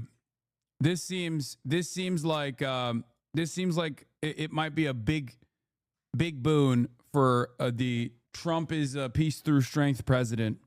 Okay, Iran's lack of escalation, like Iran's lack of presenting a significant deterrence, at least for this back and forth with America and Iran, feels as though maybe Trump will pack this up. I don't know. If he does this, he will get a tremendous boost from this. Okay? He'll say, you see, we showed our military strength.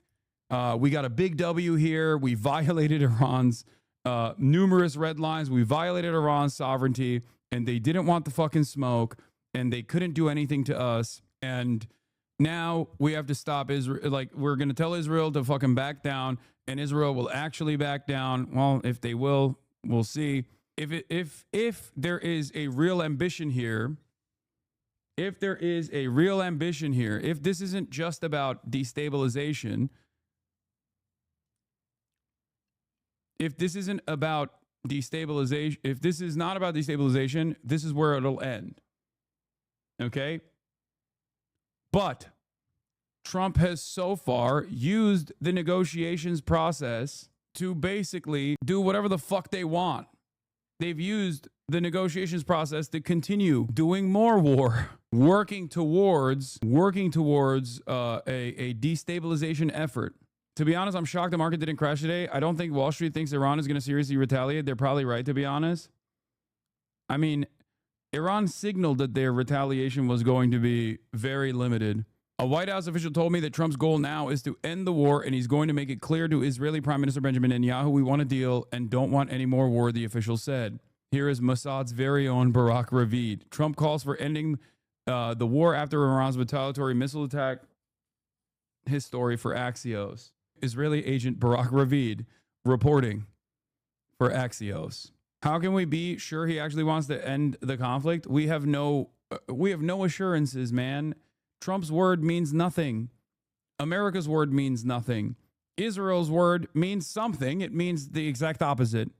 Okay? America's word usually means the exact opposite as well. So we shall see. We shall see. From this point on,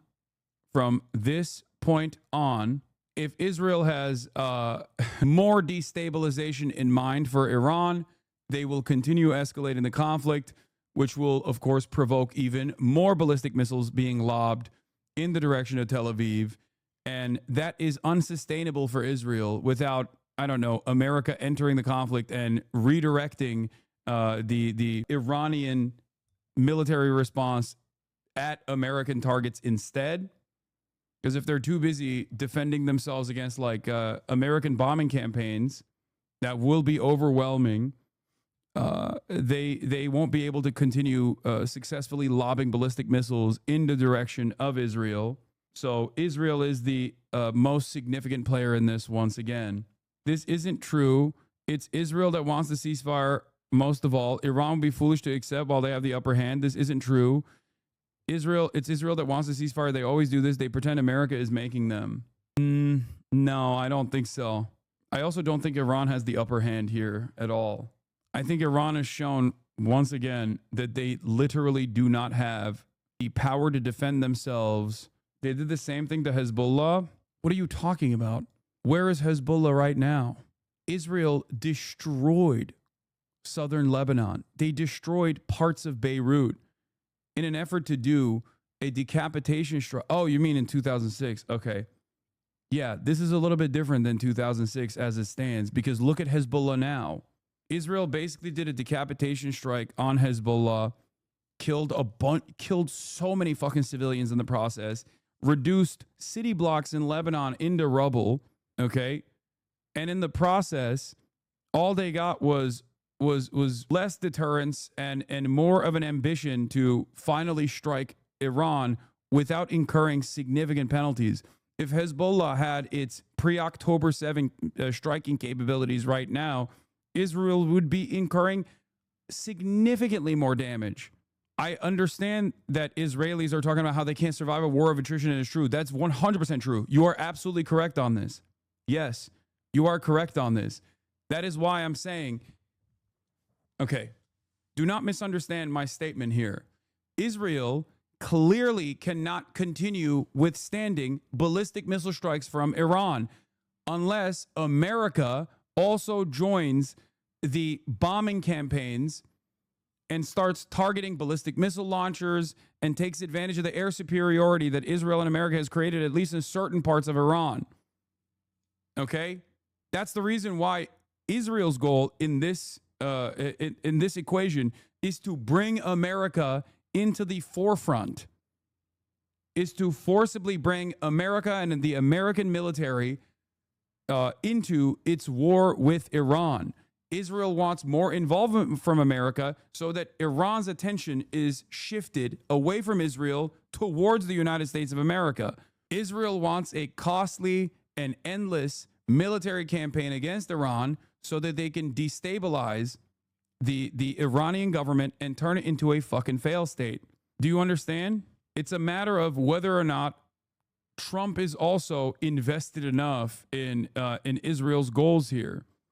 If Israel continues escalating its bombing campaigns and Iran continues striking Israel and punishing Israel, okay, then either Israel will have to stand down or it will try to do its very best to bring America into the conflict again. I said this last week when we saw the Iranian ballistic missiles and the amount that they were sending, the amount of ballistic missiles that Iran was sending got smaller, but the success rate got significantly higher. The moment that I saw a Shahed drone successfully strike an Israeli residential building was the moment where I was like, it's over.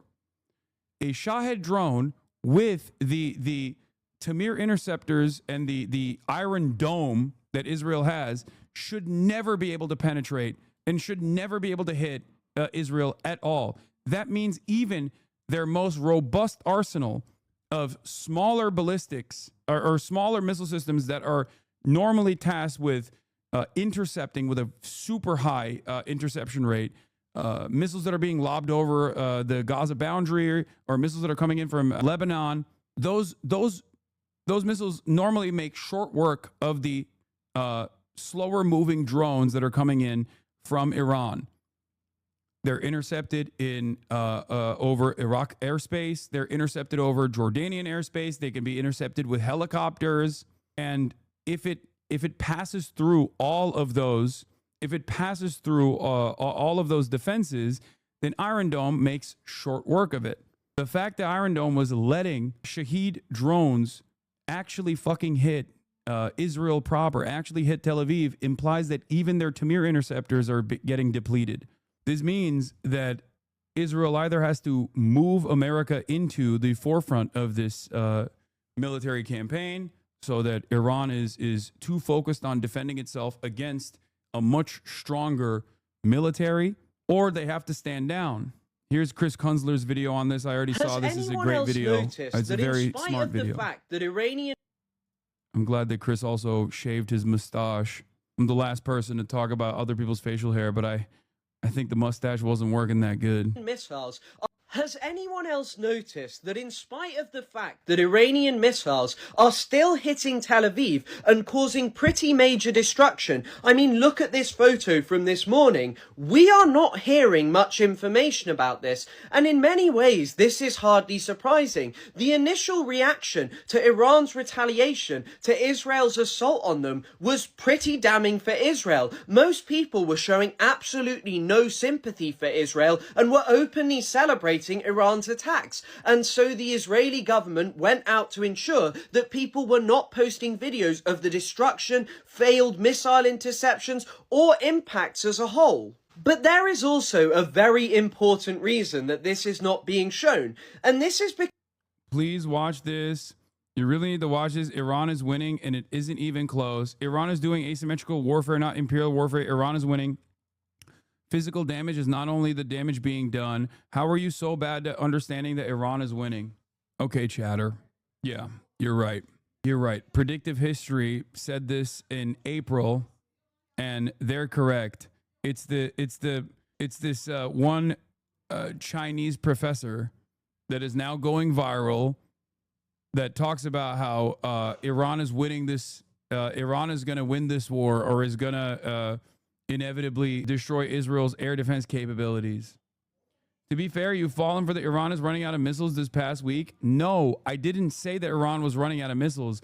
I said that given the limited amount of ballistic missiles that they were sending, Iran's missile, I said there is a suspicion, there's a reasonable statement to make here that Iran's ballistic missile launching capabilities might have actually diminished.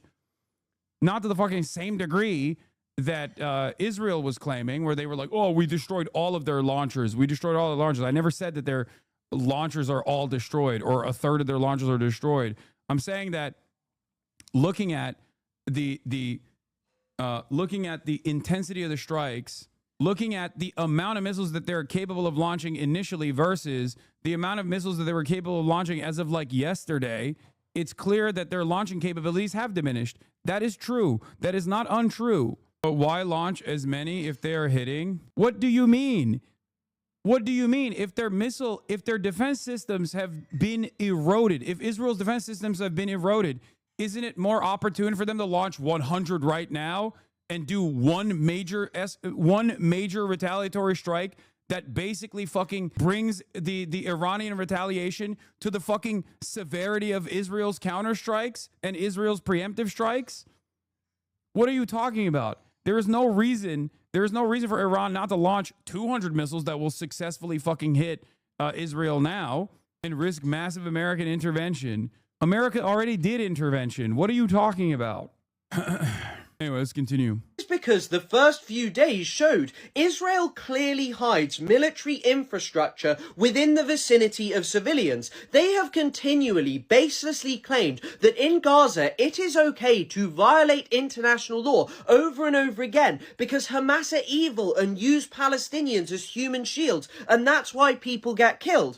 Thank you, Open Presence, for the 100 gifted subs. But when it comes to Israel, it was increasingly clear, as many people have known, that Israel hides military infrastructure near civilians. This was noted by a senior journalist, Ori Goldberg, just a few days ago. And Israel has a Yeah, this, by the way, is also... This was the first couple of days of Operation True Promise 3. The first couple of days of Operation True Promise 3 showed us with 100% certainty that Israel's anti-air defense capabilities were directly slammed in residential neighborhoods. Ironically enough, once again, proving the point that everything Israel says about its enemies is pure projection. Okay? Pure projection. When they say, oh, Hamas is launching missiles from hospitals, it's motherfucking Israel that is literally using human shields. Okay? If that's the assessment, if this is like the human shields meta, Israel showed anyone with two eyes that can fucking see the initial strikes that were taking place and the bombings that successfully struck areas of Tel Aviv, that it was actually anti-air defense systems that were being targeted, and the anti-air defense systems were being deployed from inside of Israel, inside of Tel Aviv, in crowded residential fucking neighborhoods. Israel has its base of command, the Mossad headquarters in the heart of Tel Aviv. Israel has military installations in residential neighborhoods. Israel has intelligence installations in the middle of residential neighborhoods where other businesses are doing commerce. This much is true. So yes, of course, Israel was once again projecting. History of this. In 2008, Jonathan Cook published this article about Hezbollah's attacks on Israel, and what he said is that the military censor prevents publication of a considerable amount of things, but what was clear is that Israel's practices were endangering civilians because they were planting military infrastructure near them, using them as human shields.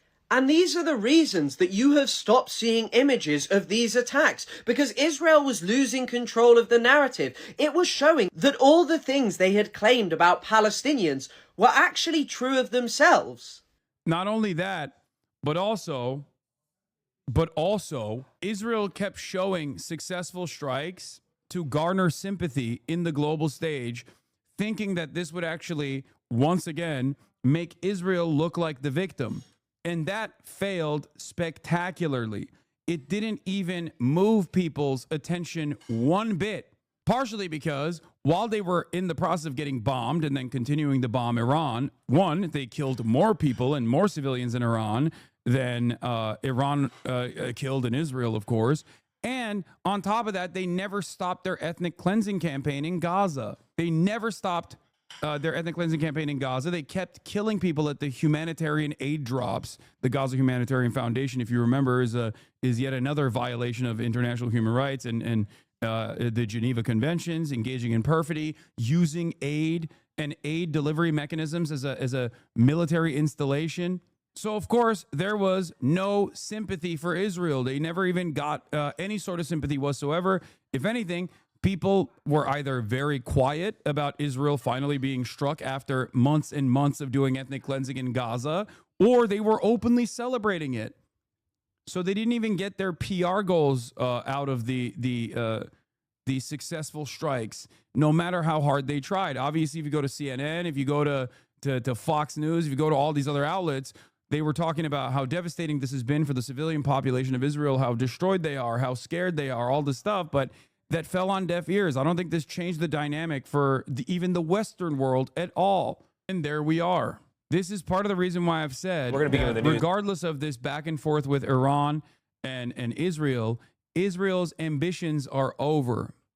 The moment that the ethnic cleansing ends, either by force or because Israel finalized this ethnic cleansing project, and I hope that's not the case, but that is the assessment of the likes of Chris Hedges and many others, that the Israeli Zionist project is done. This is the last bastion, okay? The last attempt at winning as much territory as possible and forcing America's hand to join the battle to the best of their ability and try to redesign the region under Israeli control, okay? Because once the world finally sees, so you're an anti-Zionist now, first time chatters, Israel's small country, Iran is huge, pretty sure it's different. There's never been a moment where I wasn't an anti-Zionist. What the fuck are you talking about? Now? Oh, you're joking. Okay. Shameful. Israel is small. Iran is big. Because there was a lot of it over the weekend. The surging tensions in the Middle East after those U.S. military strikes on Iranian sites on Saturday. And then overnight, Iran fired a new barrage of missiles against Israel, and Israeli warplanes launched fresh attacks inside Iran. Meanwhile, the Iranian government is vowing a, quote, decisive response to the American attacks on 3 of its nuclear sites. How'd those attacks do? Satellite images of those facilities show bomb craters and significant damage, but how about underground? The U.S. military is still assessing that question and the full effects. We've got complete coverage and a look at what is next, but we're going to begin with Deborah Pata. She is inside Tel Aviv, Israel for us. Deborah, good morning to you. Good morning, Tony. Well, several countries across the Middle East have criticized the U.S. strikes on Iran's nuclear sites, calling for diplomacy amid fears the war could spiral out of control. Now, this as Israel and Iran continued to trade strikes. This morning, sirens warned of another wave of Iranian missiles, this one exploding in Ashdod. And just hours after the weekend's U.S. strikes, Iran unleashed a barrage of rockets, devastating a huge residential neighborhood in Tel Aviv. All that remained of this building were the hollowed-out shells of apartments where people once lived. There were no fatalities. Israel has also not let up its bombing campaign on Iran. And yeah, the Ashdod attack was on a power station. They don't mention that, do they? No, because it's not beneficial. It's not beneficial for Israel to show how weak they are, especially how weak their infrastructure is. Just like they stopped talking about the Haifa oil refinery that was successfully struck and was shut down for an extended period of time. That only came after Israel blew up the oil depot in Tehran, by the way. Israel blew up the oil depot in Tehran, and then Iran in retaliation blew up the Haifa oil refinery and took it out of commission. Israel hid that fact, and the only reason why we found out about it is because other people had filmed it on their phones while it was happening, and the refinery was on fire. And then also the Haifa oil refinery had to release a statement they had to release a statement to their shareholders, basically, that they were getting decommissioned. Israel is also successfully striking around the ports as well, from what I understand. So or not Israel, sorry, Iran is striking Israeli ports or around the Israeli ports as well. So they have kept up tremendous pressure. They've kept up tremendous pressure on Israeli society. They've kept up tremendous pressure on the Israeli economy. Thousands of Iranians rallied in Tehran to protest Israeli and US strikes. The US has no right to tell us what to do, said Ali. We must slap America hard. Iran's foreign minister, Abbas Araghchi, is in Moscow today. This is IRGC propaganda. Please, please, please don't give them the platform and show this, please. These people are being paid by the IRGC. CBS Mornings?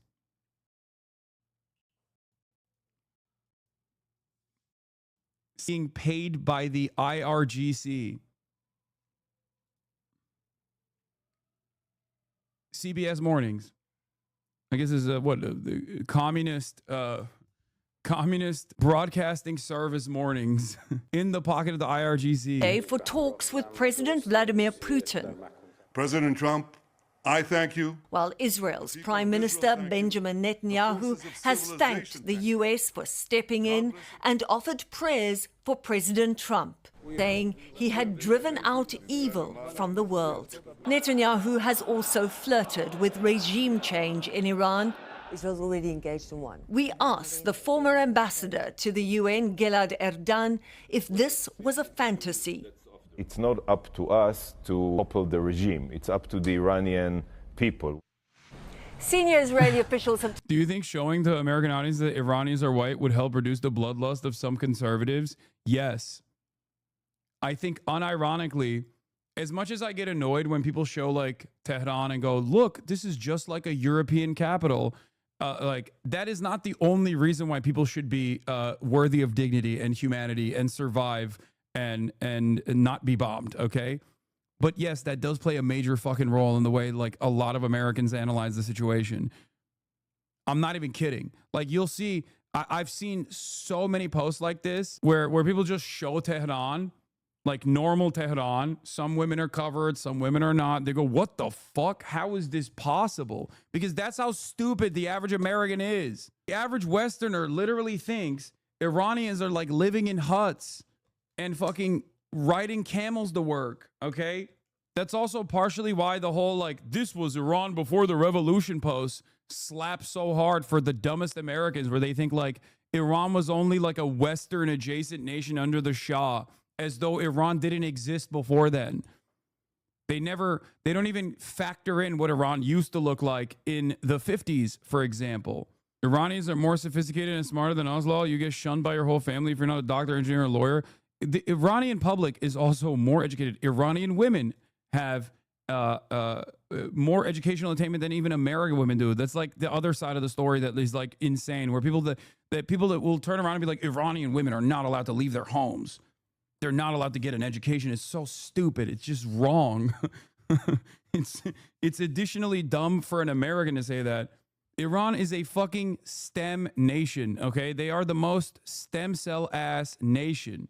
You'll be shocked to find out Palestinians broadly are also incredibly educated as well, in spite of living under a ruthless blockade in Gaza and a ruthless and cruel and bloody apartheid for 77 fucking years. This does not mean that this is not the only metric of worthiness for humanity, for the record. People think every single Muslim country is a cross between ISIS throwing gay people off the roof and the Taliban. Don't let women do anything. Yeah. It's so goddamn annoying. It's so fucking frustrating. And it's always, the principle is always the same too. It works even harder because Islamophobia is like this ever-present normalizing force that makes people comfortable with this bigoted attitude. But ironically enough, it's always the same principle with America's adversaries, right? Like the example I always use is when the New York Times wrote an article about Beijing and how they had this like new museum that they had created in Beijing. And they were saying like, this whitewashes China's bloody history. And I was like, that's a museum. That's every museum. Have you been to an American museum? Like, that's literally what museums do. You're describing the function of a museum in a country, but because it's a Chinese museum, you're like, this is unacceptable. This is this is whitewashing Chinese history. It's like, yeah, no shit. That's what every museum does. That, and also they house a bunch of stolen artifacts for the most part. Okay, and I mean, I still love museums, by the way. I'm not saying museums are bad in general, but like we don't actually have like the same metrics for our foreign adversaries. And this is yet another example of this. Like, is the Islamic Republic of Iran a repressive force upon the secular population of Iranians? Abso-fucking-lutely. And at times, this has created real instability. At times, this has been a threat to its own power, right? This is correct. This is 100% correct. But the solution to this is not bombing campaigns and forced military intervention and a puppet state that is implemented in the process that will play along with Western ambitions in the region. And in an effort to also justify its control over the society, like the Shah did, create this ruthless force, a torturous force like the Savak, right? That's not the solution. That's not how you liberate Iran. As a matter of fact, bombing campaigns such as this one only create additional instability that forces the public to focus on that, focus on self-defense, and it sets back the stage for any sort of civil struggle that might happen organically in these countries. You understand? It's very, very stupid to think that we can like bomb Iran into being a more woke and gay country. It's idiotic. Just like you can't bomb Georgia into being more woke. Just like you can't bomb America into being more woke. You can't bomb Iran into being more woke either. That's not how this goes. Told us the ball is now in Iran's court. It can choose to end the conflict by negotiating a deal, but if it retaliates against the U.S., that could spark a wider war. Gail? Dozens of fighter jets Deborah, reported thank leaving you. Israeli airspace. Now let's go to Weisha Zhang. She's at the White House. That's so... Trump is like, come on, it's time for peace. I'm going to tell Israel it's time for peace as well. Meanwhile, Israeli fighter jets. Congratulations, world. It's time for peace. Israel's like, nah, actually, it's fine. We're not. Not time for us. Yeah, I guess Israel didn't get this memo. A White House official told me that the goal, the Trump's goal now is to end the war, and he's going to make it clear to Israeli Prime Minister Benjamin Netanyahu, we want a deal and we don't want a new war. Interesting. Seems strange to me that that's not happening. How odd. Anyway, as I've talked about, there is no appetite from the American public broadly for war with Iran, right? Not that it matters, because there is no democratic process. There is no democratic process when it comes to foreign policy. Foreign policy is uniparty. All that matters is our goals, our ambition, our interests, and the public's appetite for more war or less war is, I mean, it's good if the public is excited about more war like they were after 9/11.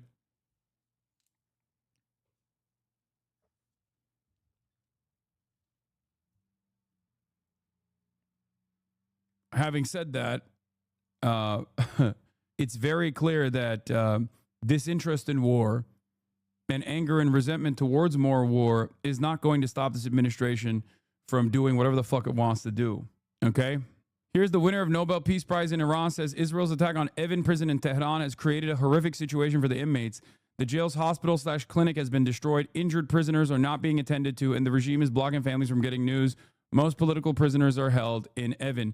So what happened was yesterday Israel struck, or last night Israel struck the Evin prison, where a lot of the political prisoners of the Islamic Republic are being held. They did that because they thought they could force like a prison break, basically. But of course, you can't do that by bombing. You can't do that by bombing the fucking prison. So the Evin prison health facility has been destroyed. Prisoners remain in wards with heightened security conditions, are being moved. Injured prisoners have no place to be transferred and treated. And due to war conditions, they are not being transferred to hospitals outside the prison. A number of prisoners have not yet spoken to their families. And there are rumors that prisoners are being transferred to prisons around Tehran, and families are in fear and worry. When prisoners are transferred in these conditions, we will not have accurate information about them. We do not know how many conscripts were killed, nor do we know how many of the families of prisoners who went to Evin's prosecutor's office to follow up on the status of their loved ones were killed. The government is not providing information, and we don't have accurate information either. I call on international organizations to work with the release of all prisoners in these war-torn conditions. So, ironically enough, given that Israel's goal here is to cause further instability in Iran by forcing a prison break, their only method to do so is by bombing from afar. And of course, bombing from afar instead of causing a prison break is only harming the political prisoners. Do you want the political prisoners to stay in prison? No, that's not what I'm saying at all. But it's once again a fucking own goal by Israel. Do you not understand the point? This is no different than Israel being like, don't you want the gays to be liberated in Iran? Free them. By what? Killing them with bombs? Because that's what happens. Don't you want the gays in Gaza to be liberated? By what? Being bombed and starved by the Israeli bombing campaign? That's not gonna liberate them. Israel's goals here is not the liberation of anti-regime dissidents and prisoners that are unjustly fucking being trapped in Evin. It is to cause chaos and instability. Do you not understand? Yeah, notable that while Trump is telling the media that he wants the end of the war, Israel's carrying out one of the most brutal attacks on Iran thus far. They're currently on their 6th or 7th wave of airstrikes of the day. Like, do you think America should have bombed Auschwitz to liberate Auschwitz? Do you think that would have worked better? What are we talking about? Hell yeah, brother. I got a hammer and everything's looking quite like a nail. I got a hammer in my hand and everything looks like a nail to me. I'm American. Auschwitz is a bad example because they invaded essentially. Yeah, they did. They didn't fucking bomb it. What are you talking about? Exactly. That is the USSR's liberation of Auschwitz came because they fucking successfully operated a military campaign on the ground, a ground invasion. Not to say that Israel would ever do a ground invasion in Iran. Obviously, they would never be able to do that. They would get fucking destroyed. Khamenei tweet from literally just now. Those who know the Iranian people and their history know that the Iranian nation isn't a nation that surrenders. Khamenei with another tweet, this time in English. Trump just took a victory lap. I know, we already covered it. Yeah, we covered it already. Trump basically took the off-ramp. Israel seemingly has not gotten the message, though. And the American media is, of course... let's listen to what the fucking Fox 5 has to say. Oh, they took Buttfeld out of the rotation for this one because they're like, this is a serious conversation. We can't have you fucking it up. It was an amazing response. We all know that's not true. People inside don't. But what do you think? Well, good to be back with everybody. What a weekend. I believe Joey is largely right, if not totally right. Wait, what is this? Senior advisor to the IRGC Commander-in-Chief General Jabari. While we confront the Americans, we will simultaneously continue our own plans, operations to suppress, crush, and obliterate the vile, child-killing criminal Israel. We will not stop hitting Israel. We will respond independently to the U.S., and that response is due to their attacks on our nuclear facilities and their malicious behavior. But the ongoing plowing of Israel will continue. They are now in a very difficult situation. Oh my God, they're literally doing the Yemen method. I just realized they're doing Ansar Allah. They're Ansar Allah posting. This is what Yemen was trying to do, obviously to limited success because they don't have the same fucking striking capabilities as Iran does, clearly. But this is the Yemen method. They're like, listen, America, you fuck with us. Yes, you keep killing our children. You have significantly more military power to do so without incurring any penalties back home. Israel cannot do that, however. Israel cannot do that at all, which is why we will continue striking Israel. As long as you don't strike us, America, we won't strike your naval vessels. They are now in a very difficult situation. Yesterday, as you're aware, our heavy strikes were carried out in 2 phases. First, with our drones, which I am familiar with and can say maybe even more precise and powerful than our missiles. 40 of our drones were launched and hit the intended targets. And today, Israel's in a situation where even after we launched around 20 missiles, they were unable to do anything in response. Our 40 drones and 20 missiles struck exactly where we intended and caused severe consequences. I say to you and the viewers, but let me emphasize, America's main assets in the region are not as ships or bases. Those are highly vulnerable. Israel's, he misspoke, he meant U.S. U.S.'s most important military asset is Israel itself, which today is incapable and overwhelmed in the face of our attacks. Israel has realized it is losing, and it must lose. It must be destroyed. It must be crushed. The people of the region must be freed from this wicked criminal. This is part of a broader strategic package we have with America. As you mentioned earlier, that's precisely why the Americans have come, to try to save Israel. But they will not succeed and will suffer damage themselves. The outcome of this story remains to be seen. I mean, Iranian generals talk a fucking big game, okay? Ayatollah Khamenei also talks a big game. What matters is not what they say on television. What matters is what they do. But listen to my words, at least, or my assessment of this. What is happening? The camera's being extra wonky today. I don't like it. Okay, this might be a little bit better.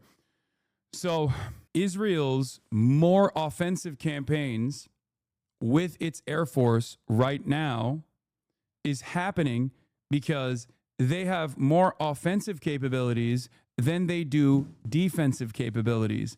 Israel is operating with the best defense is an immense offense attitude, because the more they run out of ammo on their anti-air defense capabilities, and those are much harder to re-up and rearm because of how costly that is, because these are sophisticated missile systems and they're expensive, and especially the big boys, the ballistic missile defenses are much more costly than the Tamir interceptors, even though the single Tamir interceptor, the price of a single Tamir interceptor is $200,000. Okay, and those can't stop the ballistic missiles. You can deploy 20 of them if you want. None of them actually intercept a single fucking ballistic missile, especially not a hypersonic one. So basically, because they don't have the capacity to play defense, they have to continue playing super hard offense. And the more Israel strikes Iran, the more Iran continues to strike Israel with increased intensity. Israel knows they cannot survive a war of attrition without the Americans playing a role, a significant role. And I don't mean just like a defensive role, because America has already been playing a defensive role in this, and it's obvious that, you know, ballistic missiles are still piercing through the Iron Dome, the Arrow systems, David Sling, and even the THAAD launchers that America sent. Okay? If they can't defend, why won't Iran hit their air bases? You think Iran is not hitting their air bases? Iran is hitting their bases. You don't see it because, like, their air bases are far away from the public eye. And therefore, their air bases are far away from the public eye, and also their military installations. So the Israeli government does not allow any sort of filming of impact sites on air bases. An F-35 down by... No, this is fake too, man. Stop. What? No.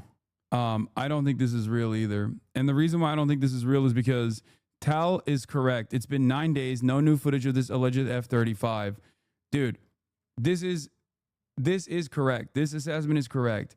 If this video, I don't know where it's from. I don't know where this video is from, and I don't think it's an F-35. The reason why I don't think it's an F-35, and I don't even know if it's from Iran, is because if Iran struck a fucking F-35 successfully and downed it, they would release photos. Okay? They would release photos of it. They would put it on every fucking poster. This would showcase that America's latest gen fighter that is multi-role is a dud, is a complete fucking dud. And I know this because they have successfully struck drones. They've successfully struck and shot down Israeli drones. Why do I know that they've successfully shot down Israeli drones? Because the moment that those Israeli drones are struck and successfully intercepted, the Iranian outlets will make a big show of it, understandably. And also Israel will release a statement. The Israeli military command will release a statement saying, oh, our drone was struck. It's fine. It's negligible. They have no information that they can derive out of this drone. It's not a big deal. Bro, Serbia shot down one B-2 bomber in the 1990s and they made a whole ass song about it. Yeah. Israeli jets are mostly using standoff air-launched missiles to avoid air defenses. It wasn't a B-2. It was a F-117. Yes. That's the one that Chris Hedges was talking about, right? F-117 Nighthawk. It wasn't a B-2 bomber. No B-2 has ever been shot down. It was an F-1. Oh my God, I have so many plane autists and so many missile autists in the chat. Respect.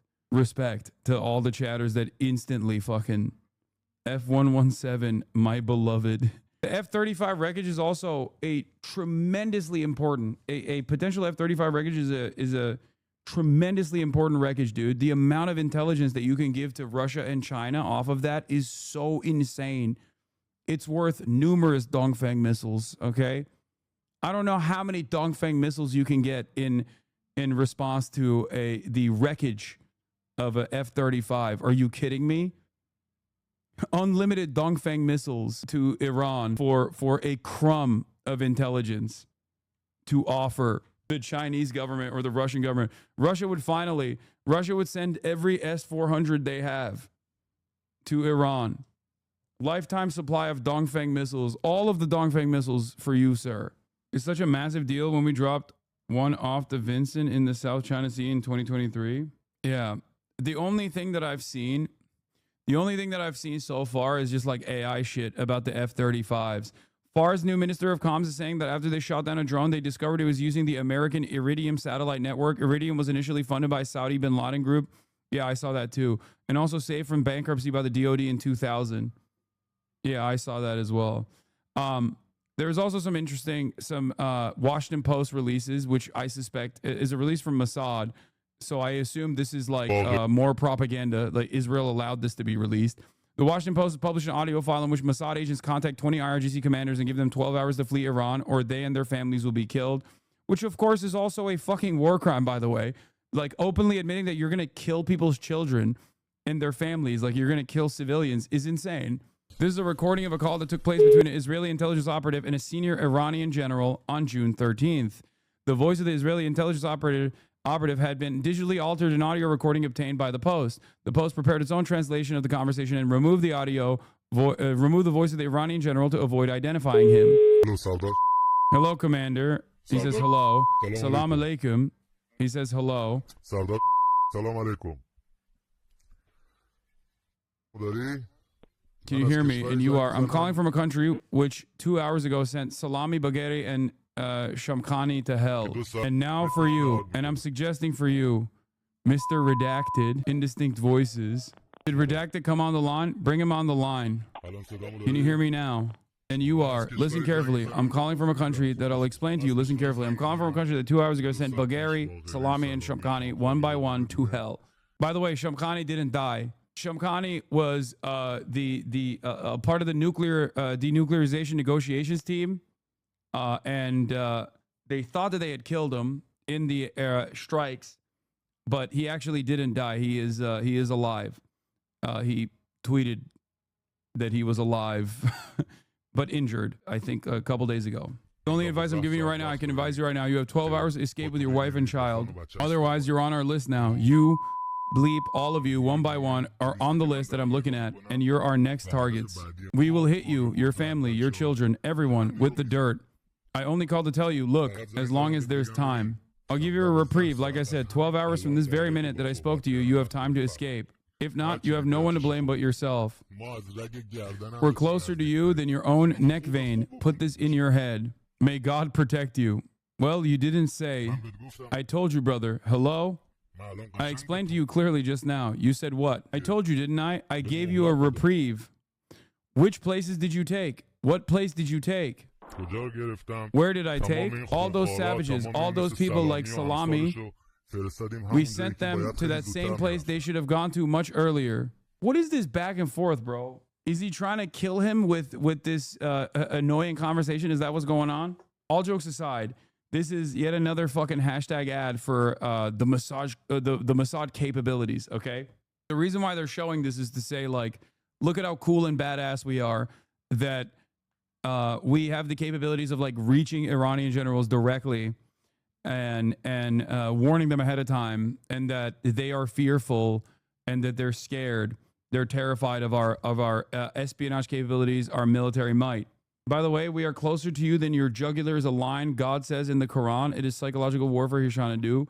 Yeah, I suspect that the reason why this conversation is taking place, the reason why this conversation was released is because Mossad wanted it to be released, for sure.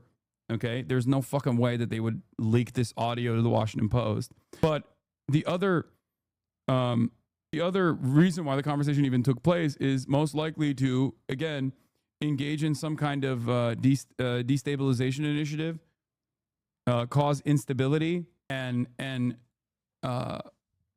assume that like the IRGC generals would panic and flee, or it's probably to engage in more information gathering so that they can monitor with the embedded Mossad assets that they have in Iran at the time, that they could monitor where they go so they can more successfully strike whichever area that they go to.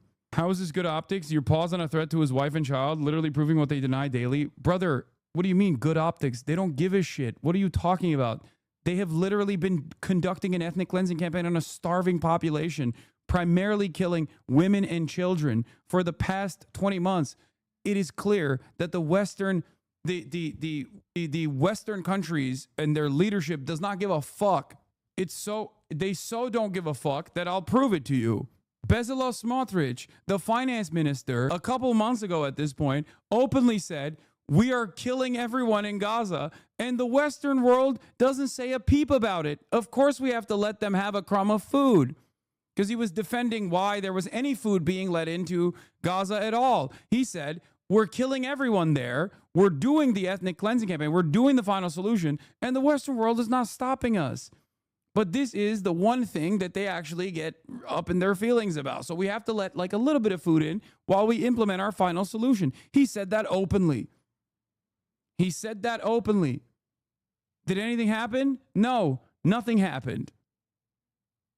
You might not have even heard about it until this very moment. I covered it extensively at the time, obviously, but you know, it is obvious that it doesn't fucking matter what Israel does in terms of like numerous violations, in terms of all of these war crimes that they engage in on a daily basis.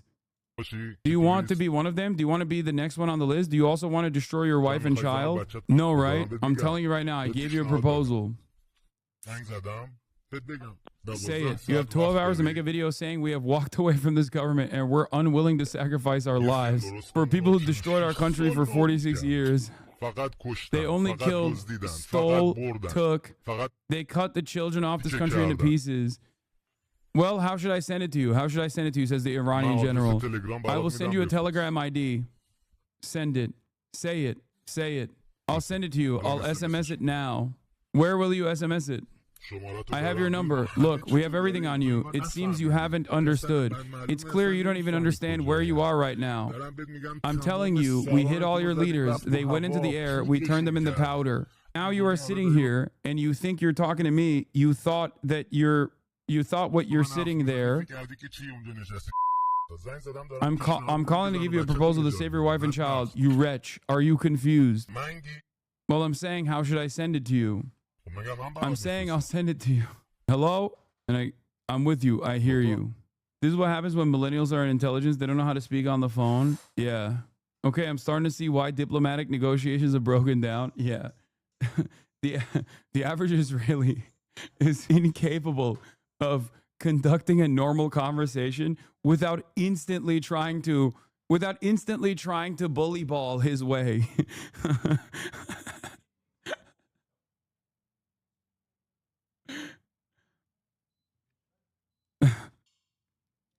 Anyway, I don't know if this is real, but the purpose of this serves is that is propaganda to showcase Mossad's capabilities and to say, oh, even the IRGC generals are very scared. See, they're playing ball with our threats. There's a really, really devastating Harvard analysis that came out that I'm going to also cover as well, obviously, that showcases that there are 377 Palestinians unaccounted for on top of like the actual, or almost 400,000, but 377 unaccounted for in the death counts and in the estimations. And I will talk about that in a little bit. But before I do, in this back and forth, I want to know what the Democrats are doing. Here's Greg Sargent from the New Republic. Amazing. New York Times has more confirmation that Trump's decision to bomb Iran was motivated in large part by the way the Israeli strikes were playing out on Fox News, which drove him to want some credit for it. He marveled to advisors about what he says was brilliant Israeli military operation, which involved a series of precision strikes that killed key figures in Iran's military leadership and blasted away strategic weapon sites. Mr. Trump took calls on his cell phone from reporters and began hailing the operations as excellent and was very successful, hinting that he had much more to do with it than people realized. Later that day, Mr. Trump asked an ally how the Israeli strikes were playing. He said that everyone was telling him he needed to get more involved, including potentially dropping 30,000-pound GBU-57 bombs on Fordo, the Iranian uranium enrichment facility that buried underneath the mountain south of Tehran. Political advisors to Mr. Trump had been swapping notes on various public and private polls examining the popularity of military action against Iran, noting that American support for an operation depended in part on how pollsters asked the question. While polls showed that an overwhelming majority of Americans did not want the United States to go to war with Iran, most Americans also did not want Iran to obtain a nuclear weapon. The president was closely monitoring Fox News, which was airing wall-to-wall praise of Israel's military operation and featuring guests urging Mr. Trump to get more involved. Several Trump advisors lamented the fact that Mr. Carlson was no longer on Fox, which meant that Trump was not hearing much of the other side of the debate. You're telling me we got into a war, another war because Trump had FOMO? It's a combination of numerous different factors, okay? This is not the end-all be-all. This is what drove it over the finish line. The fucking rabid Zionist freak General Kurilla that is in his ear, who is such a bloodthirsty monster hell-bent on solidifying his legacy. Okay? You have numerous Israeli operatives and Israeli envoys that are directly in the room with Donald Trump or can make one fucking phone call to Donald Trump, all telling him that America has to join in. And I also suspect that the initial conversation that took place before the negotiations were slated to come to an end was absolutely conducted ahead of time. Like, he knew that Israel was going to strike. I believe that. He knew that Israel would use the protected cover of a negotiation process to implement a first strike, because it wasn't Israel's first strike happening under the banner of diplomacy between America and Iran had to have been coordinated ahead of time. That part I do believe, because Israel has sophisticated espionage capabilities that they can use. Israel has sophisticated espionage capabilities that they can fucking use whenever the opponents are not expecting it, right? And the best possible time to use the sophisticated espionage capabilities, like the Mossad operations that took place inside of Iran, where they basically were able to take a 3-story building and turn it into a fucking drone manufacturing site. And those drones were quickly and swiftly sent to all of the air defenses, right? All of the fucking air defenses that Iran had in an effort to make sure that their first decapitation strike was successful, which it was. That could only be conducted under the protective banner of negotiations, diplomacy. At the risk of being lasered into the moon, what's the ETA on the Zoran segment? I'm abstaining from Iran news for mental health reasons. Eventually, I'll talk about it. Do you think Iran has also sleeper cells within Israel? Yes, I do. They have used them before. They used them on, I think it was Operation True Promise 2. I don't know how many more they have currently, but they certainly, it's not, Israel has, Mossad has been able to penetrate Iranian society far more successfully than Iran has been able to with Israel. Having said that, however, I'm sure that there are still sleeper cells within Israel, within Israeli society, but they clearly have not activated them like they did last time for Operation True Promise 2. Because if you remember, when Operation True Promise 2 was happening, there was a bus stop attack that took place simultaneously. That was an Iranian operation. for sure. I'm shocked that Iran has those. Seems like hell to get sleeper cells in there. No, it doesn't. That's not how it works. You find sympathetic figures like Mossad's operations doesn't mean like literal Israeli nationals, Israeli Jews living in fucking Iran. They're not like going to Iran and they're like, hey, I'm actually Iranian, but secretly they're Israeli nationals. No, they fucking activate. They take advantage of instability inside of the country, just like Iran would take advantage of instability inside of Israel, and sympathetic figures that they could find that are sympathetic to taking down Israel. And there's plenty of fucking people in Israeli society that would be invested in that. Palestinian citizens of Israel, or or other like-minded figures they can find. In the same way that Israel can use the existing groups that are already very much unsympathetic to the Islamic Republic. Eric Kurilla, top U.S. military commander in the Middle East, began planning joint U.S.-Israeli attacks on Iran during the Biden admin, per a former U.S. official. While Biden didn't okay the strikes his team knew of and permitted the prep that enabled Trump and Netanyahu. Yeah. H3 Atanomi, Heather Nomi, thank you for the 10 gifted. We get meta ads in Lebanon paid for from Israel, urging us to cooperate with them. That's crazy. Heathenami. What? Damn, it's who has the power to steer the U.S. away other than the people uprising full chaotic cycle? Can you go around the U.S. and conduct proper diplomacy and fix all this? Fuck no. The EU is the most servile. The EU is literally more servile than like the Gulf states are to American interests. Iranian scholar Heliet Doutagi spoke to Drop Site's Jeremy Scale about Israel's three-phase campaign against Iran. She describes it as phase 1, sudden military onslaught to paralyze Iran's command structure and terrorize civilians. Phase 2, a failed effort to provoke regime collapse through unrest and infiltration. Phase 3, U.S. direct entry into the war, reflecting a declining empire's desperation. In this clip, she walks through the first phase, a surprise assault designed to inflict widespread terror on civilians by exploiting the element of surprise. She says the strikes hit over 100 sites in the first 12 hours, including significant senior military officials, civilian scientists, several university professors, including the president of Azad University in Tehran, and women and children. Many were killed in their homes, asleep in the middle of the night. She calls it a psychological as well as a tactical campaign aimed at inducing fragmentation or loss of control. And yet, within hours, Iran began to reconstitute its defenses. A miscalculation, she argues, shattered Israel's assumptions. Let's take a look. Talk to you, but give us your analysis of what we're seeing unfold with this U.S.-Israeli war against Iran, the timing of it, and what you see as the agenda at play. I mean, you start with a pretty accurate and comprehensive analysis of what has happened, and I just want to, I guess, add to that. And let me start by this point that it is very important to recognize that we are at a historic inflection point in history, one that is very much rooted in October 7th, anti-colonial operation of Al-Aqsa, which has essentially set the motions of the forces that are going to shape and are shaping the very formation of the New World Order, both specifically globally, but also specifically in West Asia. So the Israeli regime appears to be executing a three-phase operation or plan against Iran. And unlike its prior aggressions, in Yemen, in Syria, in Lebanon, and of course the ongoing genocide in Palestine, this aggression is encountering a radically different material conditions, hence the different forces that we're seeing at play.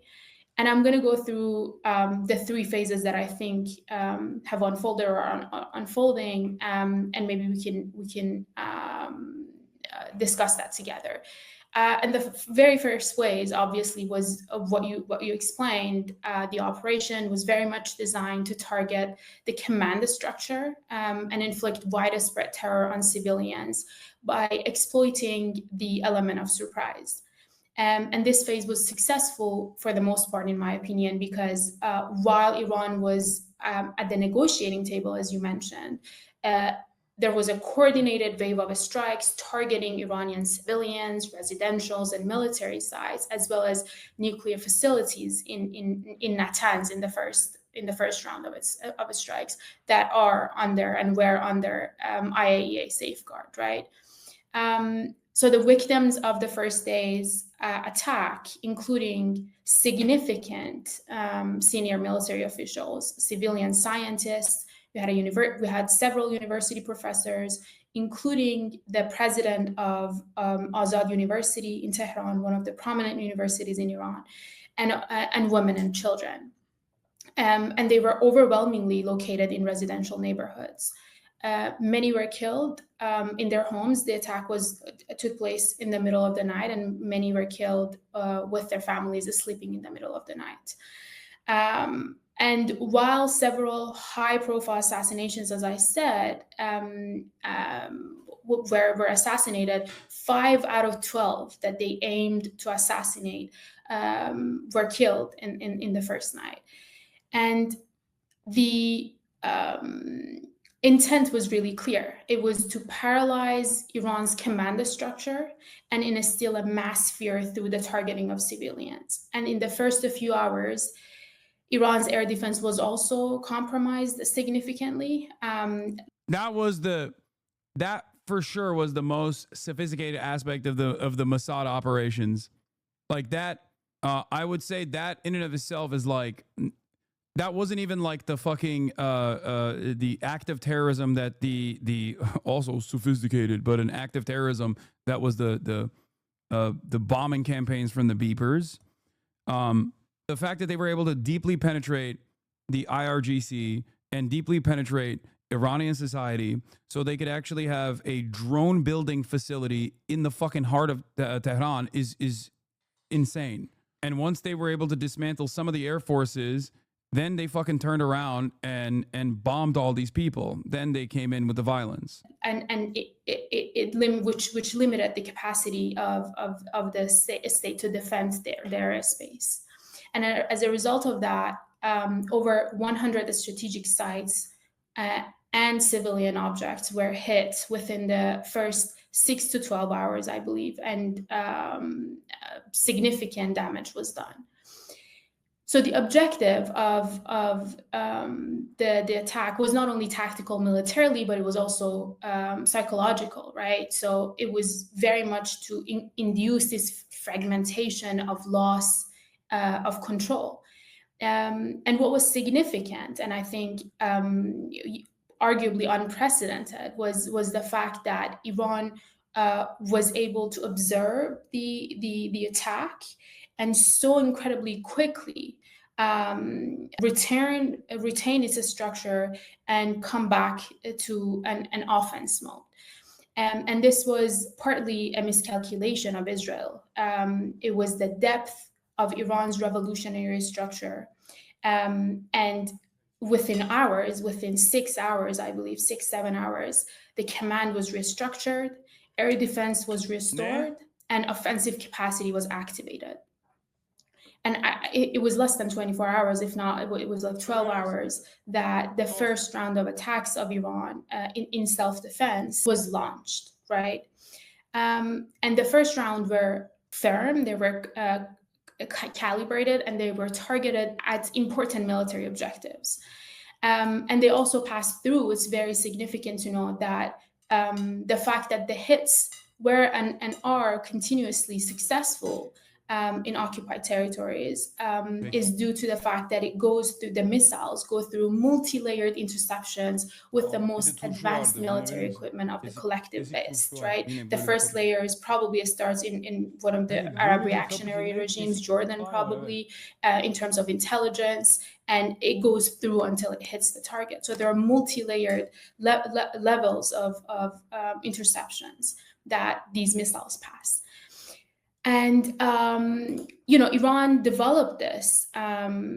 Doing so, it completely disturbed the Israeli strategic assumptions and revealed that the readiness of the state that has spent decades, especially preparing for this moment, especially after the Western-backed Iraqi invasion of Iran between With just like with Yemen, a strike in the heart of Sanaa is going to be costly, of course, in terms of the civilian casualties, but the society's attitude towards that sort of thing is, I think, very different than a direct strike in the heart of Tel Aviv. The response is the response that Israeli society will have towards a direct strike on Tel Aviv, especially if it's continued, the appetite that they have for instability, the appetite that they have for the amount of damage they can withstand and not be able to like live their normal day-to-day existences is very, very different than what the Iranian society or what people in Yemen can withstand. Not to say that like Iran and Yemen are the same, they're not, because Iran is also going to be less tolerant of endless bombing campaigns than even the people in Yemen are, because all the people in Yemen have known is death and destruction from Western forces and Western-backed militias.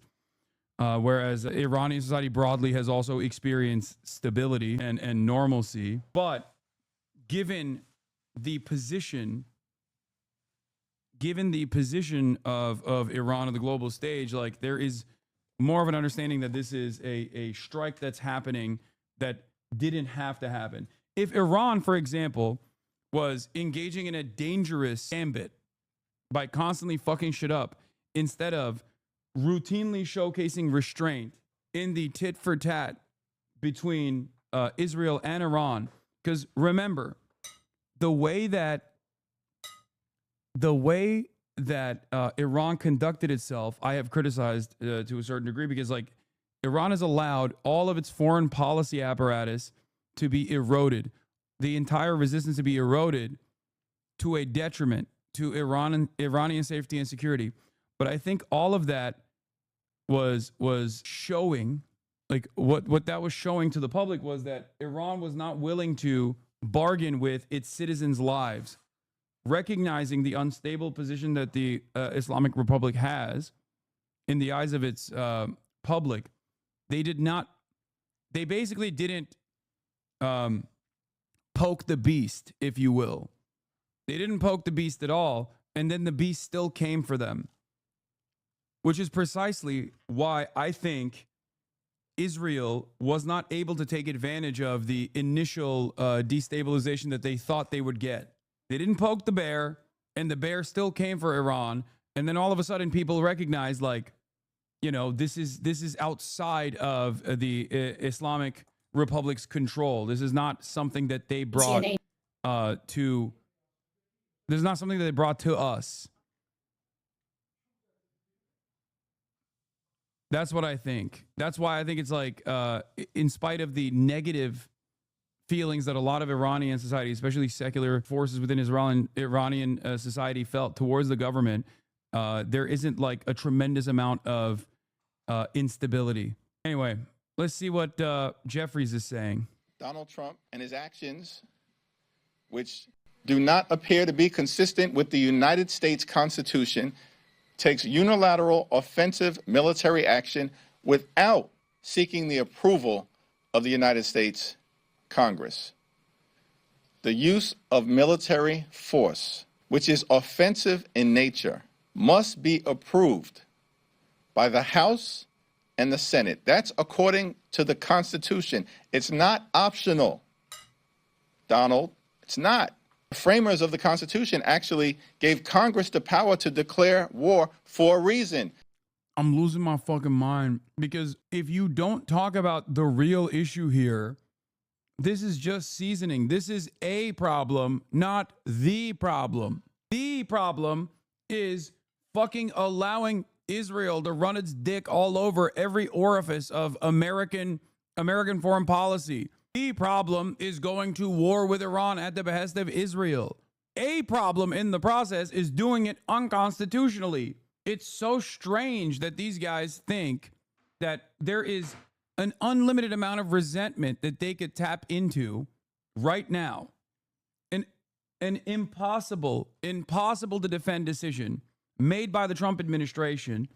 And these fucking dipshits are basically taking the dumbest, most like rule-abiding aspect of this process. They're mad about the process in which these strikes were conducted, while simultaneously giving credit to why those strikes should have been conducted to begin with by saying Iran must never have a nuclear weapon. If you say that, then you don't understand why people fucking voted for Trump to begin with. Nobody gives a fuck about the process. Open Presence, thank you for the 100 get the subs. People care about going to war with Iran and potential retaliation from Iran. They don't care that it was done unilaterally. I mean, I'm sure people care about that it was done unilaterally as well, but like that's not the main concern here. Trump does everything unilaterally. He doesn't give a shit. Even things that he could get across through congressional approval, he still does on his own to prove a fucking point. I'm not saying you shouldn't bring up the unconstitutionality of this, okay? That is definitely an important point to bring up, but you shouldn't only focus on that while simultaneously offering credit to why these campaigns must happen by taking Trump's framing and running with it.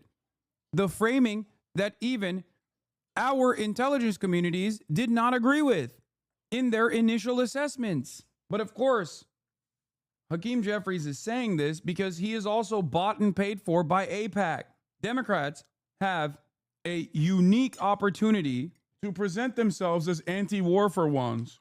They have a unique opportunity to also take away some of the people in Trump's base that are maybe in the margins that thought that they were voting for an anti-war candidate that clearly is not invested in anti-war at all. But instead of taking advantage of this opportunity, even with a cold, calculated, cynical approach, they can't let go of their other ambition, which is to, one, defend Israel's interests at all costs, and two, at the behest of defending Israel's interests at all costs, bomb Iran. So the American people, through their elected representatives, would have the opportunity to debate the issue and make some decisions as it relates to what's in the best interest and the national security of the American people. Donald Trump and the administration chose to ignore the Constitution. And so they're going to have to come before Congress and explain their justification for an offensive military strike against Iran. It is mind-boggling how bad this response is, because it's such a gimme. This is as big as a gimme as being like, I want a ceasefire in Gaza.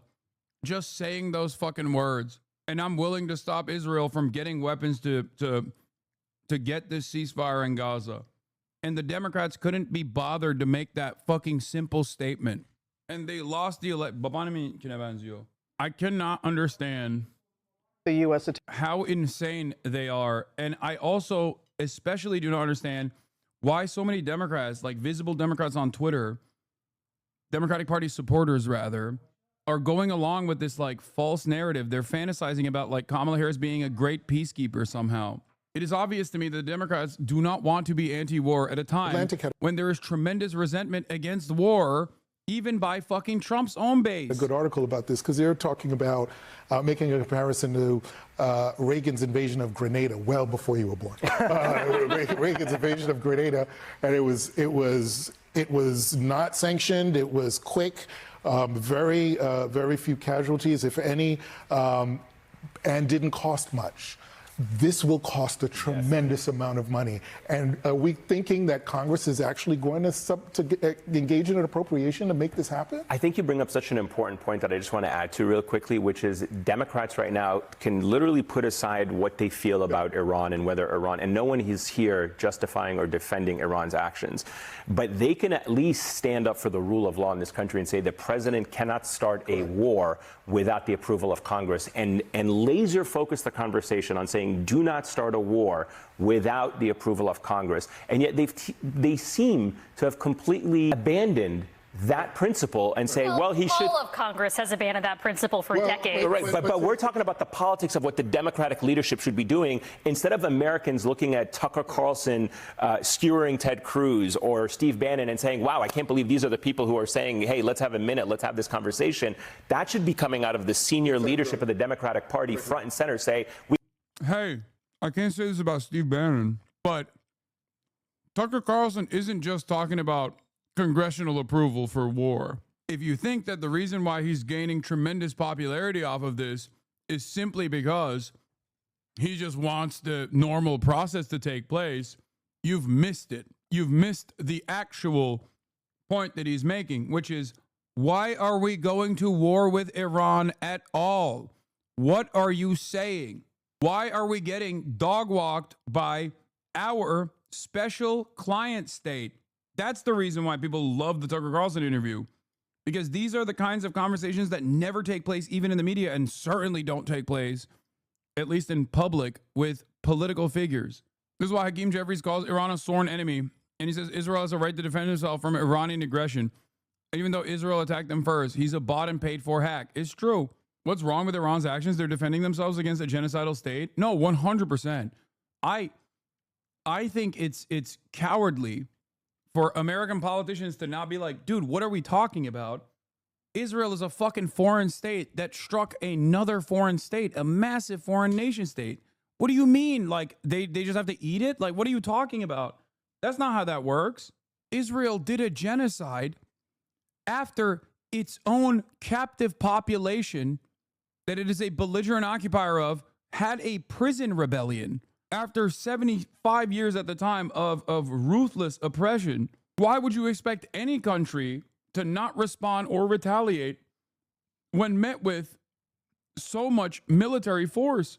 What good are fucking nation states if it's not to protect its own citizens, protect its own way of existence? That's the whole purpose. We can talk about Iran, but this president cannot drop a 30,000-pound bomb on a country, lead us into a war, drag the entire region into it without the approval of the American Congress. And it's message discipline. No kings, right? Yeah. No kings. Can't do this without us. You need Congress.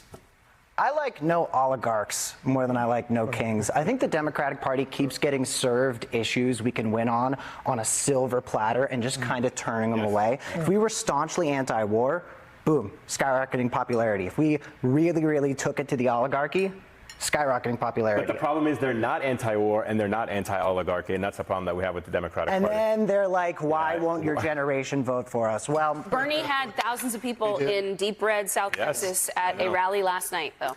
All right, guys, we're going to have to... Okay, Cam. Friend of the show, Cameron Kasky, who also has a show now with Tim Miller, who I don't really like too much, but it is what it is. At the Bulwark, Cameron on this panel is like the inverse of this meme. Okay, so there's a 56-year-old woman here. Oh, yeah, it's the opposite. Yeah. Attack on 3 Iranian nuclear sites. This morning, we're getting a look at some of the damage done over the weekend. Aerial images you see there showing impact on the surface. U.S. forces around the region and authorities at home are on alert for potential retaliation from Iran, warning its military will decide the timing, nature, and scale of its response. The U.S. has about 40,000 forces in the region, spread out among about 20 sites. We have complete team coverage, beginning with new details about the 36-hour mission of the U.S. B-2 stealth bombers that attacked Iran on Saturday. Chief Global Affairs anchor Martha Raddatz starts us off. Good morning, Martha. Good morning, Robin. President Trump called the mission a tremendous success, a mission carried out with maximum stealth. This morning, we're getting our first look at that extraordinary attack on 3 adversarial media, by the way, supposedly adversarial media to Donald Trump, for the record. When it comes down to doing defense for the military, doing hashtag ads for the military and our military might, is so crazy how much they fucking glaze Trump and glaze the fucking military's war crimes. Like, what they were talking about with this strike was a direct violation of numerous rules, okay? You cannot strike nuclear facilities. You can, like, America is not allowed to strike nuclear facilities at all, let alone do it to a fucking foreign nation that is not in war with, out of nowhere at the behest of another foreign nation that is doing an ethnic cleansing campaign that we're giving all of our fucking weapons to. Iranian nuclear sites over the weekend. This fireball in the night sky. Explosions heard in the distance. Iran's Isfahan nuclear facility. Part of the barrage known as Operation Midnight Hammer that included the largest strike by B-2 stealth bombers in history. This is a plan that took months and weeks of positioning and preparation so that we could be ready when the President of the United States called. The operation carried out in complete secrecy, beginning at 12:01 a.m. Saturday morning. About a dozen B-2 bombers taking flight from Whiteman Air Force Base in Missouri. Around half of them heading west towards Guam, those with trackable movements. This was a decoy. Another 7, those with transponders turned off and minimal radio communications, launching a short time later, heading towards Iran. The 18-hour flight to Iran, including mid-air refueling and in-air support. The B-2s linked up with escort and support aircraft in a complex, tightly timed maneuver requiring exact synchronization across multiple platforms in a narrow piece of airspace, all done with minimal communications. Approximately 5 p.m. Eastern Time Saturday, a U.S. submarine launching 24 Tomahawk land cruise missiles at key service infrastructure targets for nuclear facility Isfahan. By 6:40 p.m. Eastern Time, the 25-minute mission inside Iran's airspace activating. U.S. fighter jets sweeping in to protect the B-2s from possible enemy missiles and warplanes. The B-2s dropping 30,000-pound massive ordnance penetrator weapons. I think it's fucking insane that this anchor is salivating while talking about a direct war crime. Like, this is, I can't stress this enough. This is just a straightforward crime of war, okay? It is wild that Americans are like, hell yeah, brother. You are not allowed to do no one is supposed to be doing this.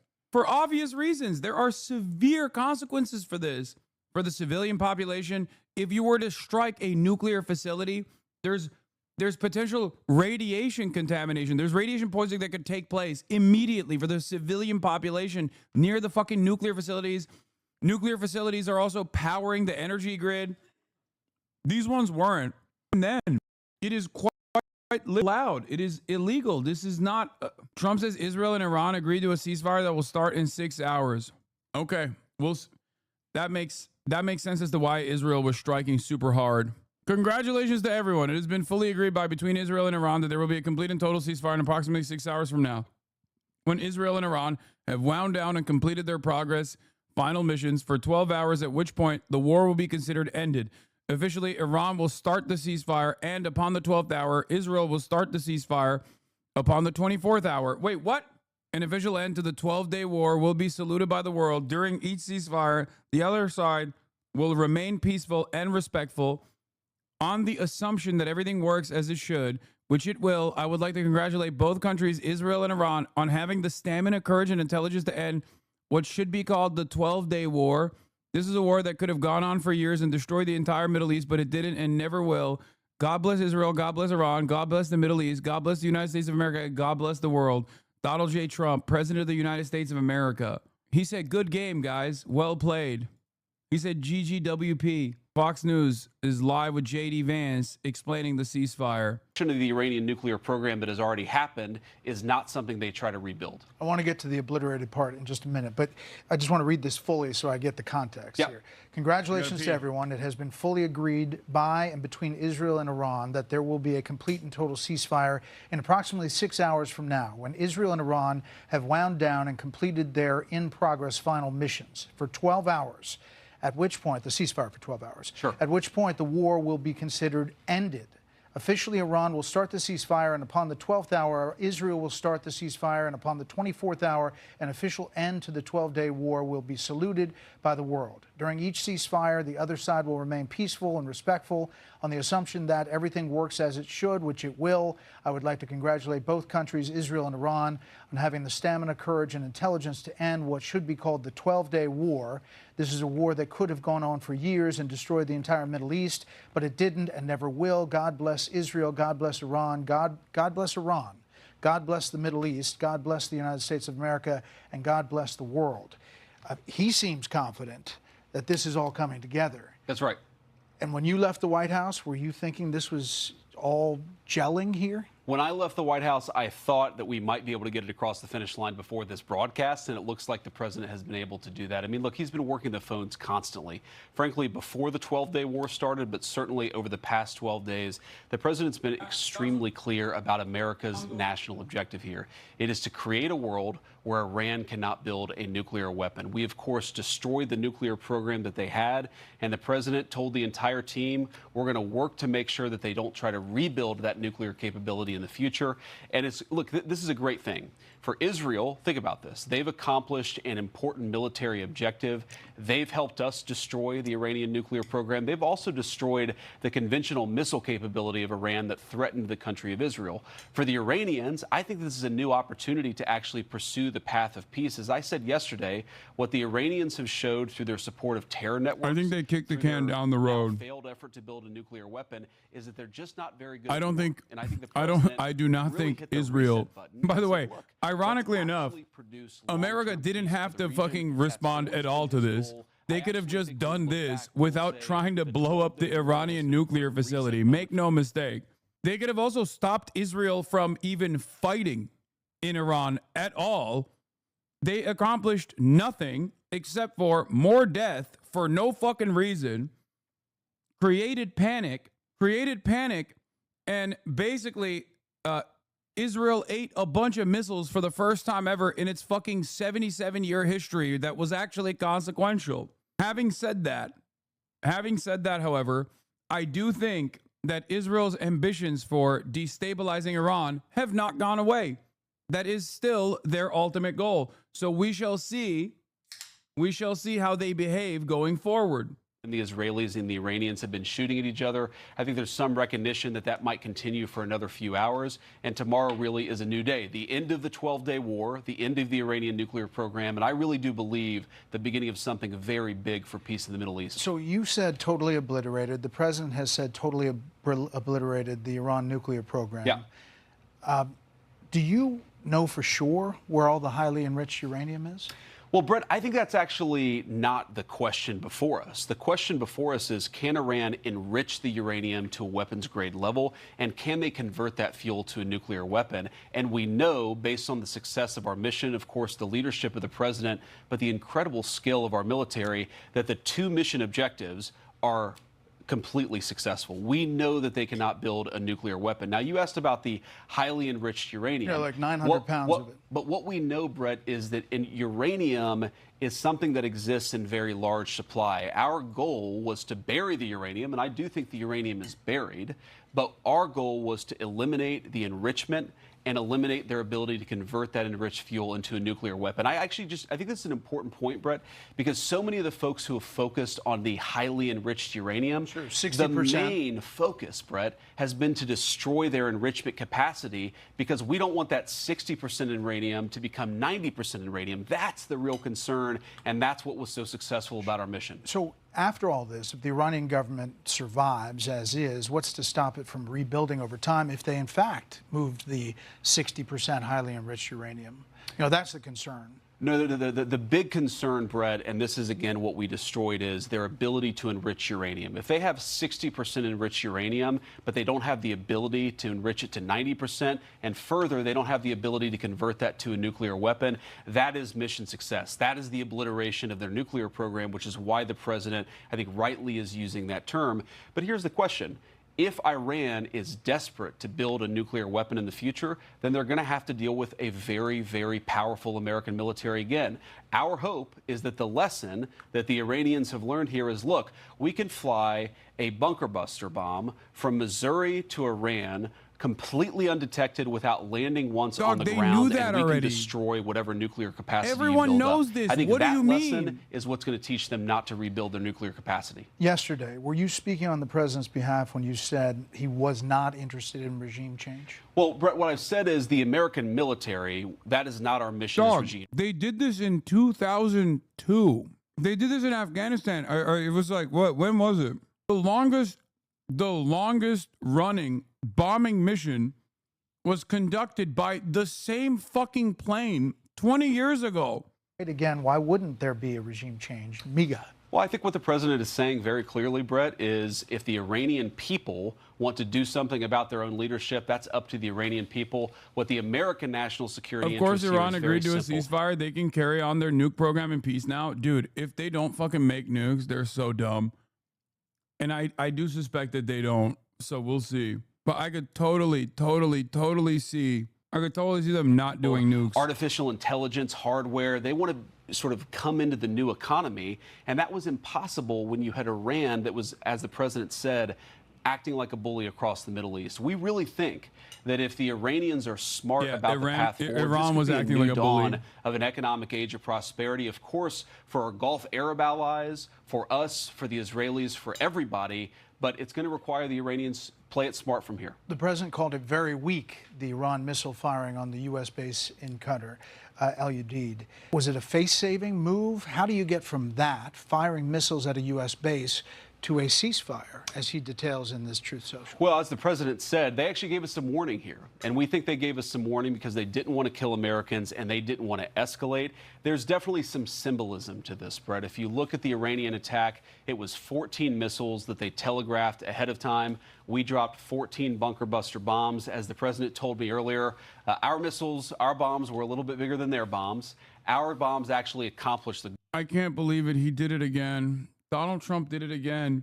He fucking broke something for no reason and then let chaos unfold for an extended period of time, only to turn around and be like, look at how big of a savior I am. Does this man ever do anything that is not within the Trump playbook, where he just goes in, breaks something, and then it says he's going to continue breaking it, and then stops the further breaking process? Half of the shit's broken already, and goes, look how fucking amazing I am. I just stopped. I could have broken way more. This is insane. He did it. He did the exact same thing on everything, from tariffs to any number of different things that he says he's going to do. It's always a spectacular failure. And the people are basically begging him not to do it from the start, only to turn around and be like, well, deportations. That's another one. People are like, dude, if you do these deportations, like, you're going to fucking disrupt key sectors of business. Like, there is a lot of migrant workers in a lot of these places. Like, this is a tremendous instability. He's like, nope, we're doing it. And then he goes, actually, you know what? No more are we doing deportation for the good immigrants. They're working in the farms. Then why did you do it to begin with? It's everything from the wall to immigration to war. Because it's evil and horrible and has done... Firing government employees only to rehire them instantly.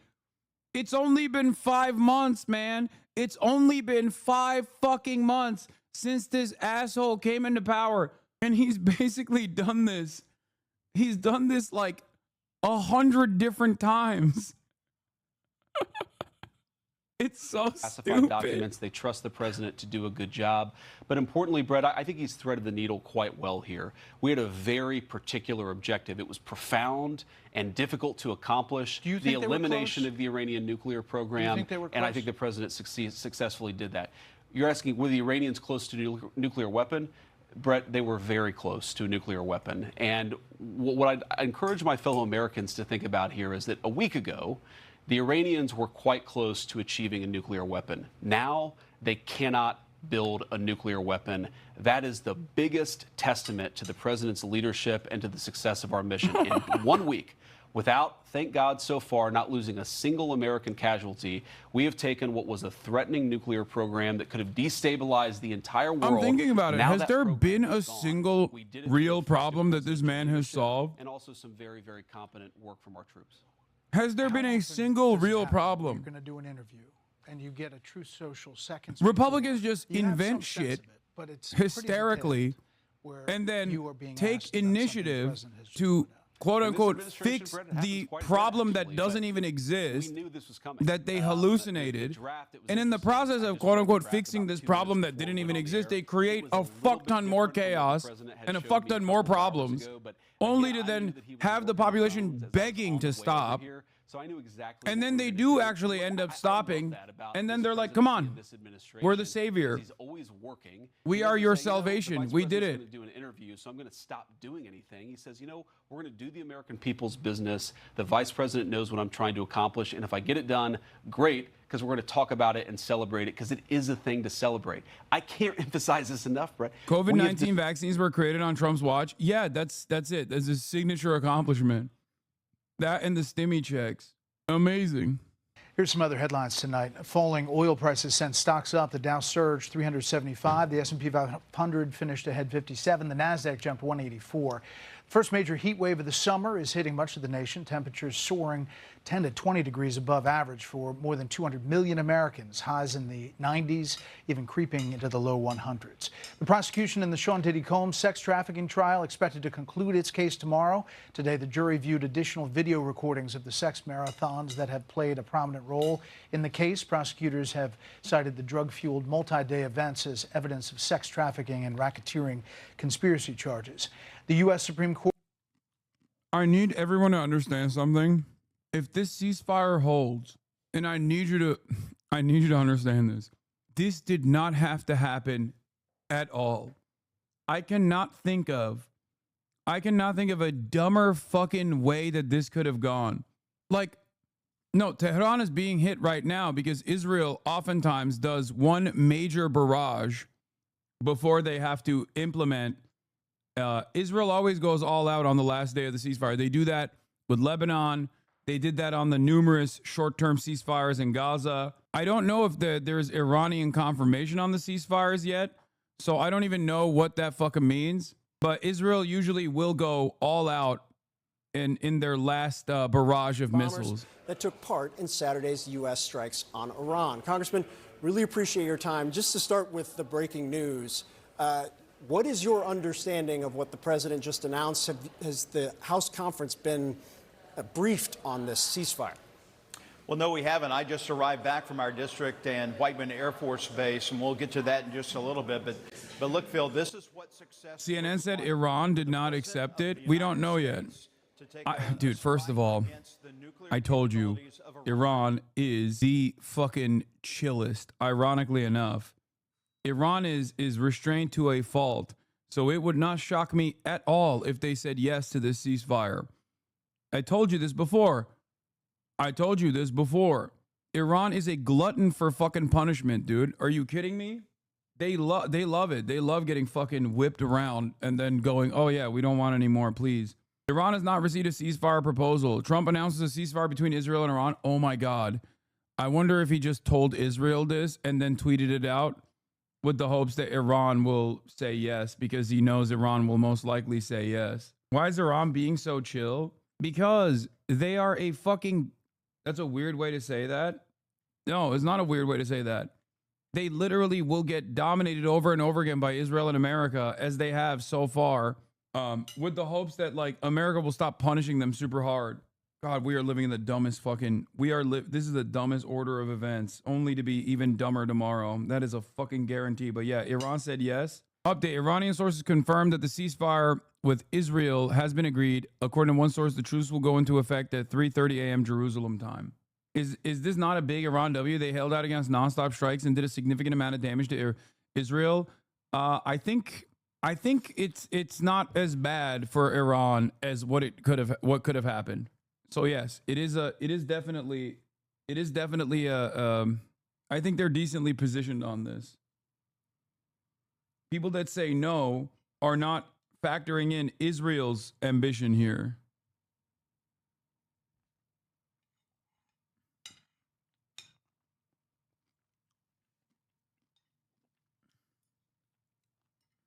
I don't think this is over. I don't think this is over at all. And if it's actually over, it's only because Iran actually depleted the fucking Israeli air defenses.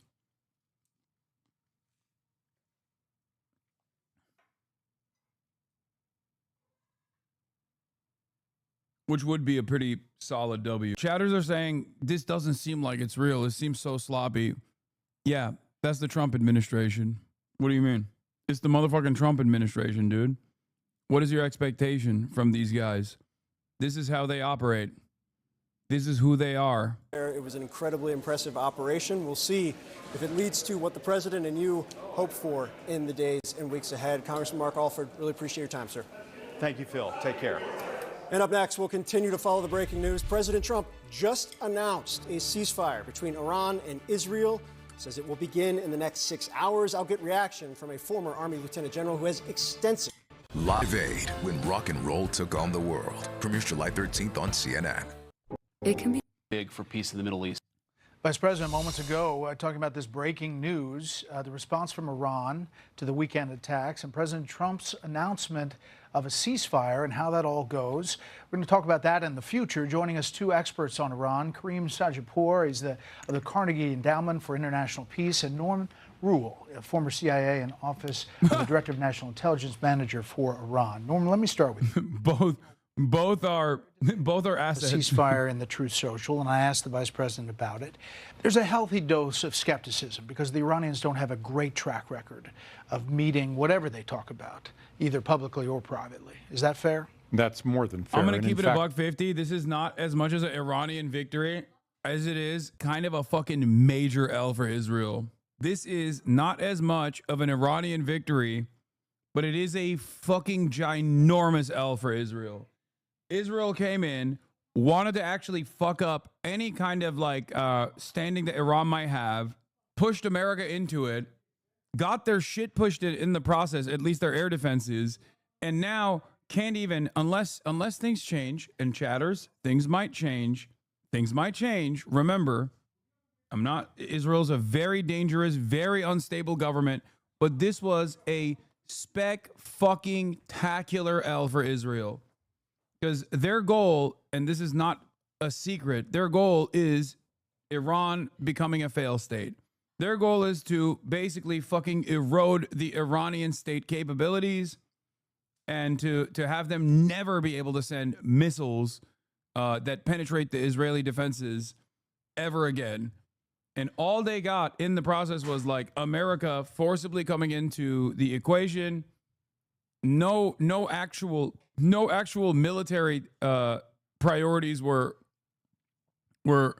accomplished in this process, and they didn't even get to do the full prize, which is regime destabilization, like complete dismantling of the regime, and turning Iran into a fucking fail state. It's crazy. Several airstrikes within the last minutes of northeastern Tehran is a major L for Iran, man. Iran basically declared they have zero deterrence and Israel can go again. Why wouldn't they go for assassinations on Iranian leaders next? As long as there are no troops deployed, the American public will eat it up. No, that's why I said I don't think it's a W for Iran, but it is a major L for Israel. Iran being fooled a third time? Oh, no, for sure. They got nothing in Israelis felt actual weapons on home soil. Benny's finished as it stands? I don't think so. I don't think he is. I don't think Benjamin Netanyahu is finished after this. No real announcement from Khamenei, by the way. Why would Iran agree with the ceasefire while Israel's still bombing? Every country in the region knows that when Israel is at the precipice of a ceasefire, they bomb extra hard. Weird. Axios says Israel and Iran have agreed to a ceasefire that will begin in 6 hours. This makes no sense. No Iranian sources said anything. I'm not even kidding when I say I'm not even kidding. Like, I can fucking see. I don't know what Amwaj Media's this breaking news that will be continuously updated. Iran and Israel have agreed to a ceasefire. Morandi said it's fake. No ceasefire, fake news. Zionists are in trouble. I don't know. I think Iran will eat the fucking ceasefire at any off-ramp that Iran will get, they'll take. I think as much as I respect Syed Mohammed Morandi, I think I could see America being like, oh, it's a ceasefire, we did it, without telling Iran, knowing full well that Iran will most likely take on the ceasefire or something. I'm actually surprised this is successful deterrence. I mean, 12 hours for Israel to begin ceasefire, but 6 hours for Iran. This seems very strange to give Israel 6 hours of unrestrained and unopposed attacks on Iran. Yes, it could be another trick from the Trump administration. Don't know why the Iranian government would agree to such a fucking idiotic proposal. Our proposals. A senior Iranian official told CNN that Iran will continue to... The official said at this very moment the enemy is attacking Iran and Iran is on the verge of escalating its retaliatory attacks and is not listening to the lies of its enemies. The funny thing about misdirection as a war tactic is that you can only credibly use it once before it's nullified. Trump did that with the initial Israel attacks on Iran, but now they've painted themselves as untrustworthy in perpetuity over it. No, but it doesn't matter. When you're the most powerful fucking state, when you're the most powerful state, it doesn't matter. People are desperate to believe you. You know what I mean?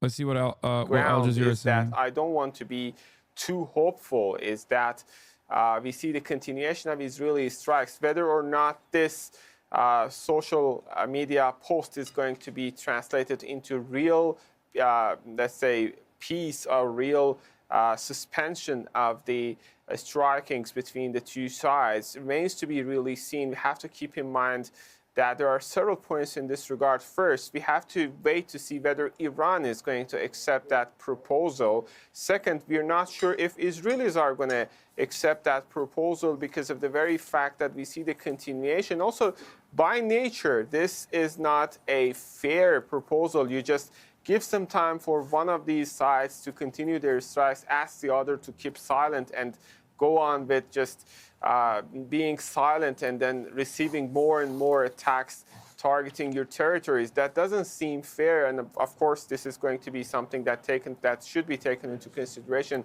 when it comes to Iran's calculations. And at the time being, Iran is trying to use the most possible amount of strategic precision when it comes to the next steps down the road. And also there is one important point that also, Cyril, we have to keep in mind. The Iranians are saying that they're going to continue to strike back as long as the Israeli strikes continue. The reality on the ground is far from that point that we can see a ceasefire at the time being, since they are continuing. And also, it was the Iranian Supreme Leader, Ayatollah Ali Khamenei, a couple of days ago, coming out to say that Iran is not going to accept any imposed peace.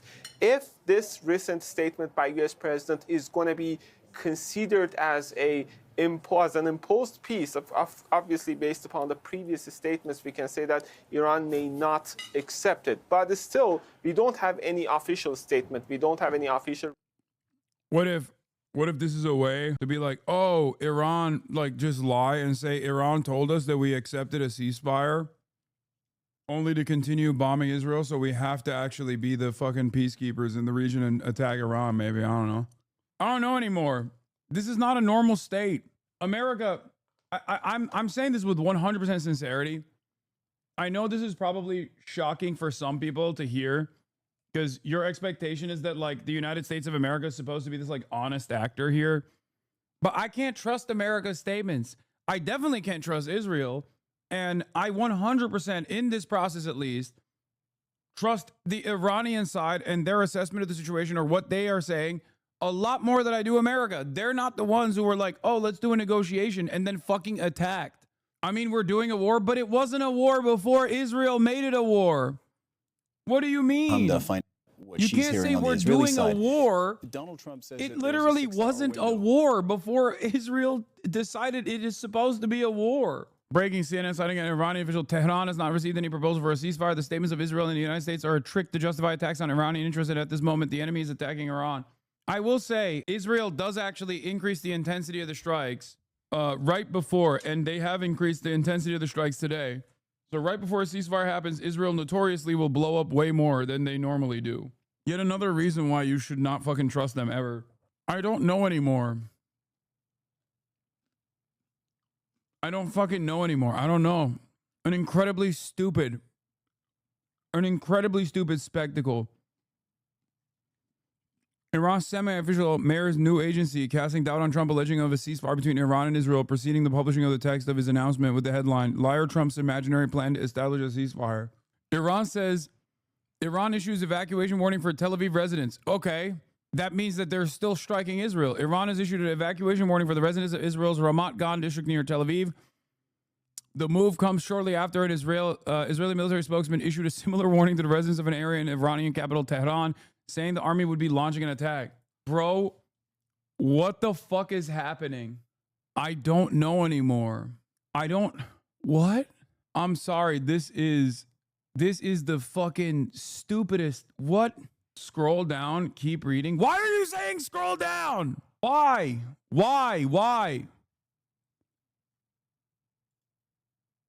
There's nothing else. It's like older shit.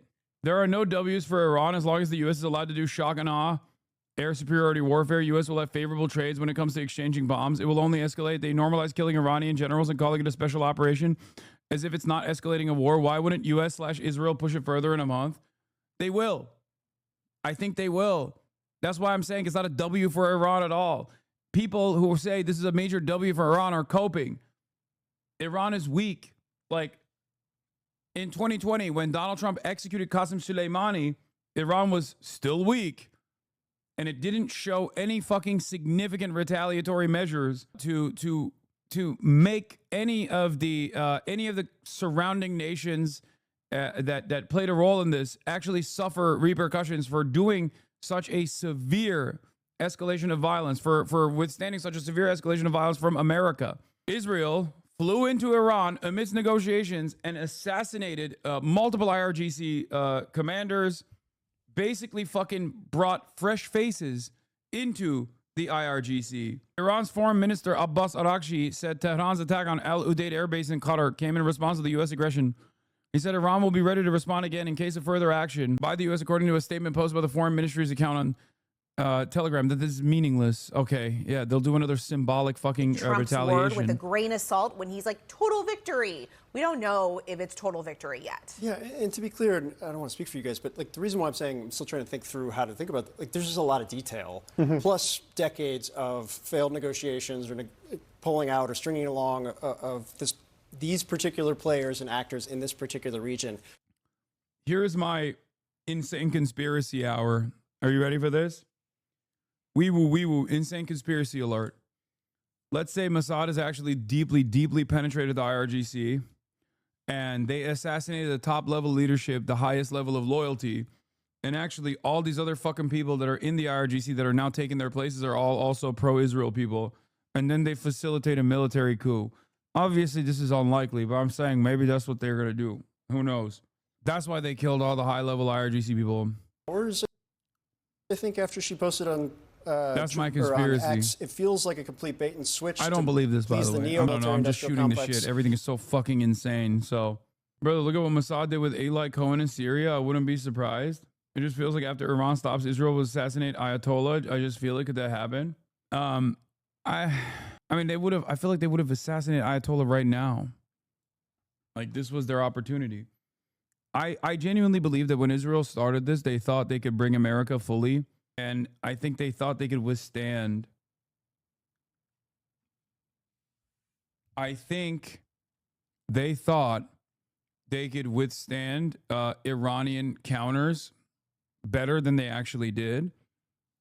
So they failed on that front, which actually limited the amount of time that they had to conduct military campaigns. They successfully brought the United States into the conversation, but not beyond the initial point of escalation, especially because Iran did not eat the bait and then severely escalate and punish America or even close the Strait of Hormuz. So now there's this supposedly quote-unquote fake ceasefire. Israel did take an L on two fronts. It took an L because it wanted to do the final solution to Iran, destabilize the Iranian government, destroy it as a state, and it failed to do so. It failed to bring America in to be able to do this final ambition. How is it fake?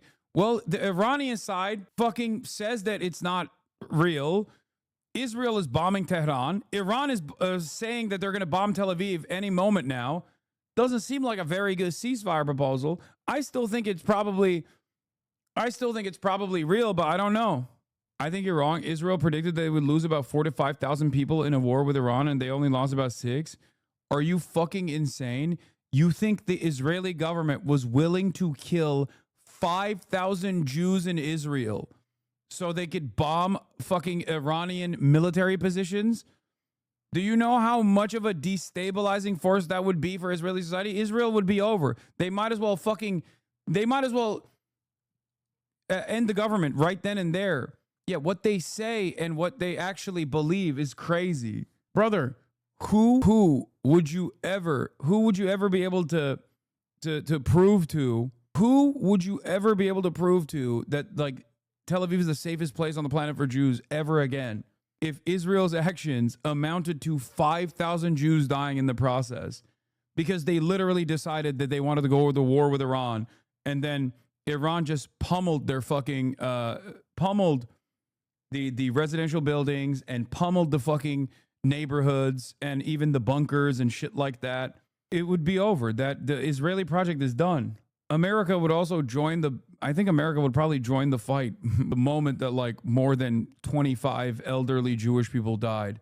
They also failed at keeping the war going on for longer, so attention come back to Gaza to some extent, if this report is true. 50 civilians seeking aid were massacred earlier today, as in many other days, but it got negligible media coverage. Usually this would be on the front page of Haaretz, but everything is full of Iran now, and I'm sure this is true to an extent internationally. It absolutely is. No one is even remotely talking about Gaza. I have here, but I have yet to see any fucking serious coverage being talked about in Gaza. The one senator, much props, is given here, is Chris Van Hollen. Chris Van Hollen tweeted yesterday, released a statement saying 400 plus Palestinians were slaughtered on their way to receive aid, to get aid, while since the beginning of Israel's strikes on Iran. Very little attention has been given to Israel's conduct in Gaza. What is this? No, this is the same article that we saw. This is the only article that we've seen that confirms.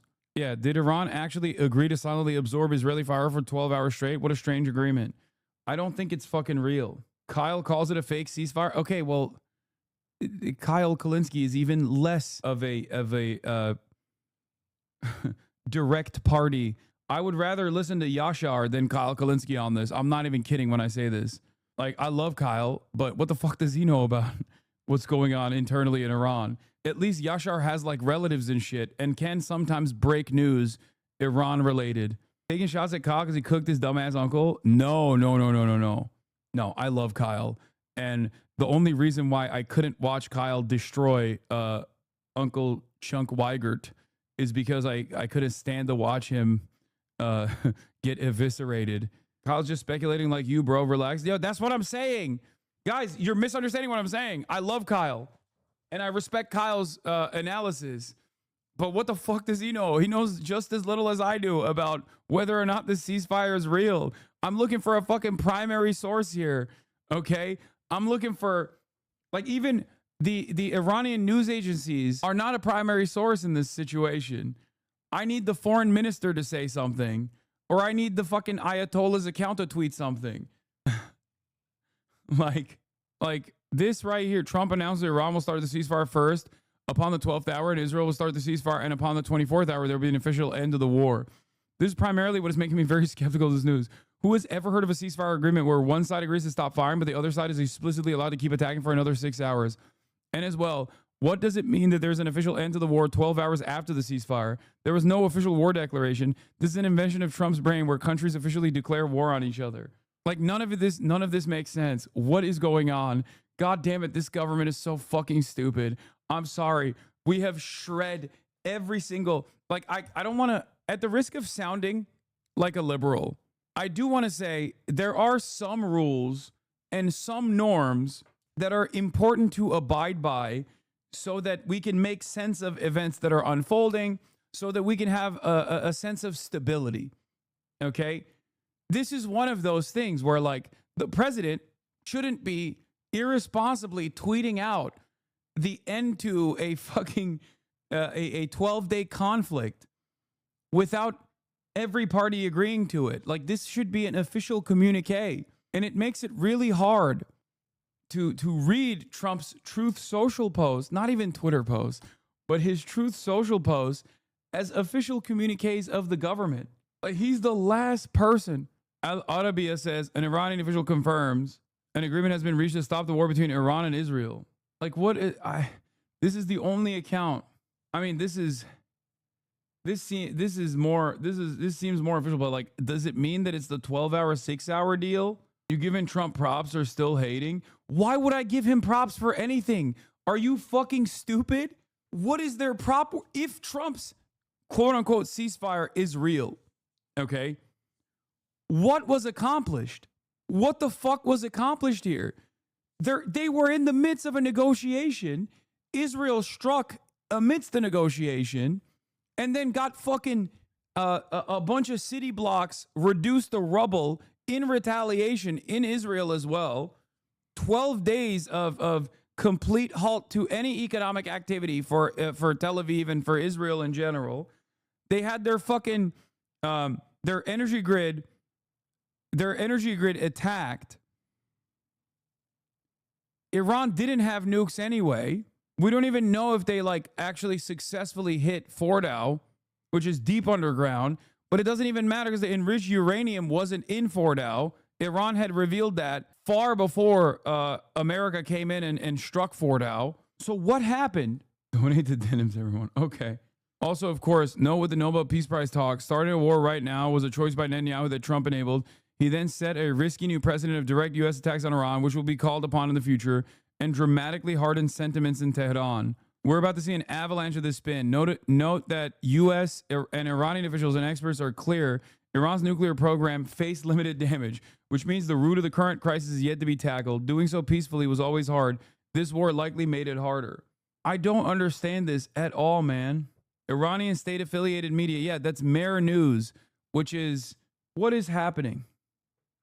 And now the Israel Defense Forces have released 2 more evacuation orders for both Mehran and District 6 in northern Tehran. And Iran said they're going to retaliate and hit Tel Aviv. You're the news guy? Brother, I'm the news guy, but the news is insane. For the record, this does not mean that there is no ceasefire, for the record. I just need you to understand. Breaking, New York Times, Israeli military spokesman declines to comment on Trump's ceasefire statement. What? We trust Iran media now? Wait, what? Yes. There are different, like FARS, I think is like what, the highest level. Like the Iranian state media is the most reliable as far as like official communiques, which resembles official communiques. Mer is semi reliable. It's a state affiliated outlet. Okay. And the highest degree of reliability is directly coming from the Ayatollah account or another official like the foreign minister or something like that. This does make me think that there may be something happening, but that Trump jumped the gun or they're refusing to comment because they have no idea what's going on. Iran's New York mission declined to comment to France 24 when asked if they have received the ceasefire proposal from the U.S., whether or not Tehran has accepted it. This was all just war propaganda for Israel. J.D. Vance is already calling it a 12-day war now, and they're going to say this was the war that Israel obliterated Iran's nukes. It was never about nukes. That doesn't mean anything. What the American government says about how fucking successful this was means nothing. It's fucking lower than dirt. Nobody trusts America. They can try and pump this to the dumbest fucking morons, but there's already enough partisan enmity inside of the United States of America, especially because Trump mishandles shit like this all the fucking time, that this means that the dumbest NPCs that you know will go, dude, Trump did a 12-day nuclear agreement with fucking Israel. He's your president. He's the GOAT. That's it. No one other than the dumbest people in America will respond to this positively, unless it's a real ceasefire, in which case there might be some people that will eat that propaganda. But I don't know. I don't know what is going on. According to Reuters, Qatar's Prime Minister and Foreign Minister Mohammed bin Al Thani secured Iran's agreement to a U.S. ceasefire proposal during a phone call recently with Tehran. I mean, that's Ocean Defender. I don't know. Trump may be claiming a ceasefire, but he supported an Israeli assault on Iran in the middle of diplomacy. If this truce is real, will Israel now halt its assassinations and sabotage? None of its strategic goals were achieved. The ceasefire would now mark Israeli failure. I don't know what is going on. I don't know what's happening. I'm telling you, I don't know what's happening. There is no way to know what's happening because this is the most...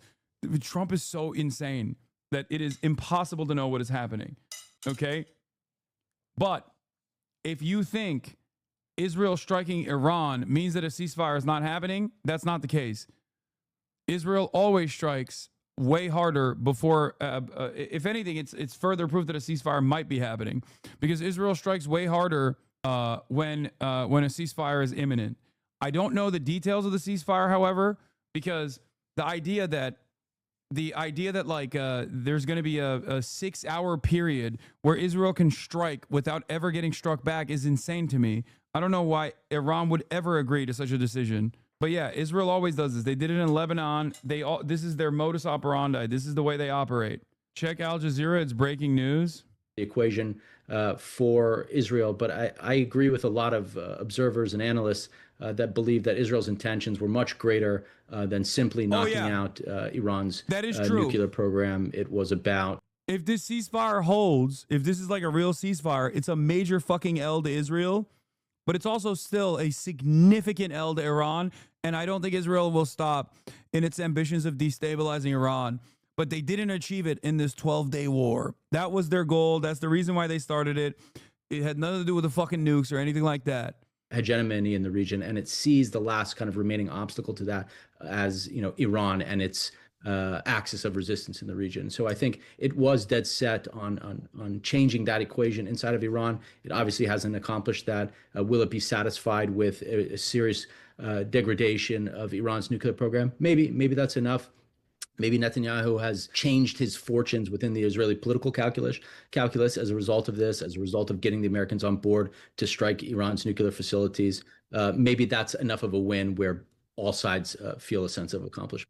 This is Al Jazeera, live from Doha. I'm Mohammed Jamjoum with extended coverage of the latest escalation in the Middle East. In the last hour, President Donald Trump has announced what he says is a ceasefire agreement between Israel and Iran. He's congratulated both countries for agreeing to a complete and total end to hostilities. He says the ceasefire will take effect in stages over 24 hours. Neither Israel nor Iran have confirmed that they've agreed to such a ceasefire. This is what President Trump wrote. Congratulations, everyone. It has been fully agreed by and between Israel and Iran that there will be a complete and total ceasefire in approximately 6 hours from now, when Israel and Iran have wound down and completed their in-progress final missions. For 12 hours, at which point the war will be considered ended. Officially, what does that mean? The ceasefire, and upon the 12th hour, Israel will start the ceasefire. What does that mean? Upon the 24th hour, what does any of this mean, dude? Like, does this imply that Trump is also... Does this mean that Trump is also giving credence to the Iranian operations on Israel? Like, he's like, yeah, Iran has got to conduct some operations in Israel as well. Like, what does that mean? To end what should be called the 12-day war. This is a war that could have gone on for years and destroyed the entire Middle East, but it didn't. We'll be unpacking the latest developments shortly with our correspondents in Amman, Tehran, and Washington, D.C. Let's go live now to Heidi Jo Castro. She joins us from Washington, D.C. So, Heidi, the speed with which all this is developing is pretty remarkable. You know, in the past couple of days, you've had Donald Trump first suggesting that regime change might be possible in Iran. What is now, in this post, he's saying, God bless Iran. All of this happening so quickly. What else have you been hearing? That's right, and we're getting a little more reporting from the news agency Reuters, which says that Trump and his Vice President J.D. Vance had discussed the ceasefire with the Emir of Qatar shortly after Iran had launched those airstrikes against the U.S. airbase there, and that they were informing the Qataris that Israel at that point had agreed to the ceasefire and were asking the Qataris for help to then persuade Iran to also agree. Reuters also reporting that Qatar's prime minister was the one that secured Iran's agreement to the U.S. ceasefire proposal in a call with Iran.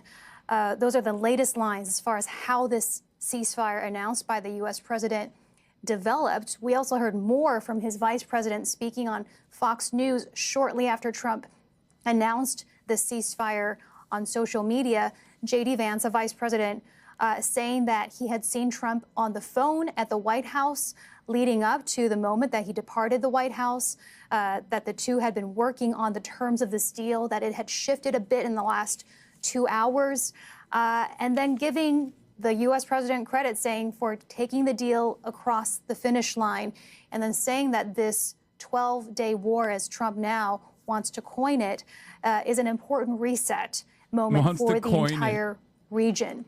So again, of course, as we have been cautioning, we're still waiting for confirmation from Iran, from Israel, about the terms of this deal. But as announced by Trump, and if it takes effect, as he says, it indeed would be a diplomatic coup, dramatic turnaround, as you said, in just the last few days, going from Trump saying that he was open to regime change in Iran to now saying God bless Iran.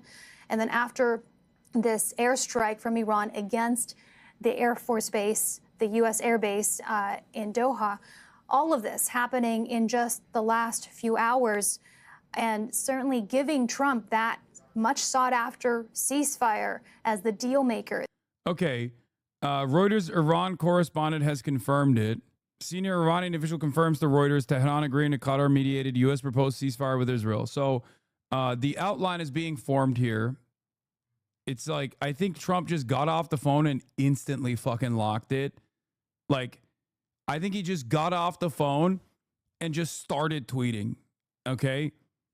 I'm trying to make sense of what took place just now in this like last hour. Okay. And I think he just basically just threw it out there. Okay. And in the process of tweeting like a fucking child, he might have just like written the wrong thing as far as like the boundaries of the ceasefire, which is why everyone was confused. Cause like, I think that the ceasefire is probably not giving a 6-hour window to Israel to continue striking Iran without any retaliation. That feels very weird. That doesn't make any sense. Like, that's not how any of this works, right? So I don't know if that happened. Also, Israeli strikes hits Tehran despite Trump's ceasefire announcement. It's been over 40 minutes since Donald Trump announced that a ceasefire had been reached between Iran and Israel to begin in 6 hours. The Israeli military, since the announcement, issued evacuation warnings to Tehran's District 6 and 7, as well as the Mehran area, citing imminent strikes on regime infrastructure. Shortly afterward, Israeli warplanes launched multiple airstrikes across the Iranian capital, Tehran. Iran's state-affiliated Mer News reported explosions in several neighborhoods in northern and eastern Tehran, along with additional blasts in unnamed cities. In response, Iran has issued an evacuation warning for Israel's Ramat Gan district near Tel Aviv, also reported by Mer. Iran has reportedly downed another Israeli Hermes drone downed in Tehran. I'm not going to lie, this is probably one of the most insane things that I've ever had the displeasure of reporting on in real time. This is truly unique. As I said in the initial possible ceasefire implementation, it is not unique for Israel to strike and strike super hard right at the precipice of a ceasefire. As a matter of fact, this further confirms that the ceasefire is real. What doesn't make sense about the ceasefire boundaries that Trump just tweeted out unceremoniously, but very normal for Trump, is that Iran would agree to a ceasefire for in the next 6 hours, whereas Israel gets to keep bombing for an additional 6 hours. That doesn't make sense. Behind the scenes, the ceasefire was agreed upon through Qatari and American mediation between Israel and Iran. Sources familiar with the matter said after the attack on the American base, Iran conveyed a message to the White House via Qatar that it would not carry out further attacks and that its response was over, according to a source familiar with the details. The White House responded to Iran with its own message emphasizing that it would not respond militarily to the Iranian attack and that the United States was ready to resume negotiations on the nuclear agreement. Talks then continued between the U.S. and Israel and between Qatar and Iran to agree to terms of the ceasefire and the time at which it would begin. Netanyahu has ordered ministers to not comment on the recent developments until further notice. Source Israeli Channel 12. Okay, so considering, okay, here, let's operate on the notion that this ceasefire is real, okay? Let's also further operate on the notion that the ceasefire does not have a 6-hour additional window of striking for Israel because it's a normal ceasefire as opposed to whatever the fuck Trump tweeted out. Okay? Let's say this ceasefire was implemented and it's a real ceasefire. It makes sense that Iran would say yes to it. As I told you time and time again, Iran, given how restrained its retaliation has been against Israel and certainly against the United States of America, just purely symbolic to say, like, we're still here and we have the capabilities of striking your bases. It was an off-ramp for America and it was an off-ramp for Iran, and America took that off-ramp, so it makes sense. This, however, is horrible for Israel. The reason why this is horrible for Israel is because when Israel initially implemented this operation, I don't know, Gay Lion or whatever the fuck they called it, I forget, Lion in the night sky like shooting stars. I could really use a wish right now. When they started the Operation Prosperity Lion, Okay. When they did that, when they said Israel is lion, not India. Okay. Operation Israel is the real lion, not India. Stop saying India is lion too, sir. When they started that, their goal wasn't to just like, I don't know, take out the fucking nuclear facilities or some shit. Their goal was, and the reason why they started with a decapitation strike was to finally hit the big one, hit the big target, destabilize Iran, regime change in Iran. Now, their calculations might have changed in the process over the course of the past 12 days because they were not able to keep up defenses they were not maybe able to keep up their defenses, and they didn't have the capacity to continue going, and they weren't able to bring in America in a more significant way, okay? And therefore, they had to stand down. But ultimately, this would be a big L for Israel's goals, because Israel did not just want to, I don't know, disrupt the nuclear negotiations. They wanted to disrupt the nuclear negotiations with an additional goal. And the goal is, it's okay to accept that you were wrong. Trump W, it's Jover, wrong. Copium, it's okay to accept that you were wrong. Wrong on what? So Israel just wanted to what? Strike Iran? That's what it is for like a couple days to get their nuts off? Like, what do you mean? Israel, from its announcements from the start, signaled that this was the final battle, the crown jewel. Okay? Chair and rope, Hassan. Why don't you just tell me to kill myself? Why do you have to go through this like pussy ass route? I mean, it's not going to happen, but what do you mean chair and rope? Thoughts on 9/11? Trump 2020, baby.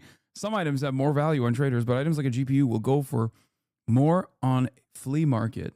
This motherfucker's been following me since 2019. What did Iran really do to Israel? It seems like not much. No, I think the fact that Iran was able to, for 12 days in a row, pummel Israel and keep Israeli society inside of bunkers is pretty significant. You have to remember, Israel's never experienced this kind of retaliation before. What they lost in the process is also super significant, which is precisely the reason why I did not say that this was a W for Iran, but it was an L for Israel. But make no mistake, the fact that Israel's currently striking Tehran with increased intensity does not mean that there is no ceasefire. It actually is further evidence that a ceasefire is imminent. Israel always strikes with extra intensity on the last couple of hours of a ceasefire process. Thank you for the 100 gifted subs, Burgles. Perhaps this could be a way to buy time and replenish Israel's Iron Dome interceptors and then relaunch the aggression later. That could be the case. And this time they could start with like a straightforward decapitation strike to push the entire region into further chaos. I don't think Israel is happy with this situation. No matter what they say, they will probably come around and claim that they got massive W's here. The joint partnership is stronger than ever before, but I don't think they're happy with this effort at all, because their goal was to bring America. Their goal was to basically bring America into the fucking fold and take the war to Iran. Clipped and shipped. Wait, what? You're such a fucking clown. Based Zach Rar. Mocking the working class again, eh, Hassan? Trump too based. You soy losers can't handle it. Put more words in his mouth. Oh my God, all the Trump supporters are crying in the chat. Amazing. You're right, guys. Your glorious God King, he did it. He brought the world back to, I don't know, 12 days prior. Because if you recall, before Israel struck Iran, the position was Iran wasn't striking Israel and Israel wasn't striking Iran. None of the military goals were achieved in the process. They didn't get the enriched uranium. I'm so confused as to why people are celebrating this as though it's like a... I'm so confused as to why people are celebrating this as though this is like a significant W. A question, with Iran striking, can the U.S. invoke NATO like they did Iraq? I mean, they're not going to do that. saying is that, look, if the war ended, if this agreement was reached, Israel still reserved the right to respond and hit Iran if they felt, one, any sort of threat, but also if they saw that Iran was rearming, if they felt that Iran was rebuilding the nuclear facilities that, according to the U.S., have been obliterated, but still there has been nothing official from the Israeli government. It's worth mentioning that Netanyahu himself, along with all of his government officials, have repeatedly broken ceasefire agreements in the past. We saw this in Lebanon and we saw this in Gaza, and it's actually still ongoing in Lebanon because that agreement is still in place, though fragile. During the ceasefire in Gaza several months ago, there were continuous Israeli strikes and hundreds of people who were killed because Israel claimed that there were violations of the agreement, which gave them this green light to respond. They say the same thing about attacking what they call targets in southern Lebanon and assassinating other officials related to Hezbollah. So there are a lot of concerns about a ceasefire agreement when it comes to Israel maintaining it because some of their conditions are so severe. Iran not rebuilding any sort of nuclear facilities, Iran not rearming, not continuing to build weapons, but still nothing official from the Israeli prime minister. All right, that's Al Jazeera's Hamda Salhoud joining us live from Amman in Jordan. Thanks so much, Hamda. Adam Clements is a U.S. foreign policy analyst and former Pentagon official. He joins us now live from Washington, D.C. Adam, thanks so much for being with us here on Al Jazeera. Let me ask you first, there have been so many developments the past few days and the past few hours. Iran now says agreed. Trump, Israel and Iran agree to ceasefire. Iran have not received any ceasefire proposal. Israel declined to comment on ceasefire. Iran now says agreed to U.S. proposed ceasefire with Israel. All while Israel is still striking Iran, and Iran is still stating that they will strike Israel. Israel and U.S. going to strike again when they get close to the nuke, so this ceasefire is just a piece of paper to wipe your ass with?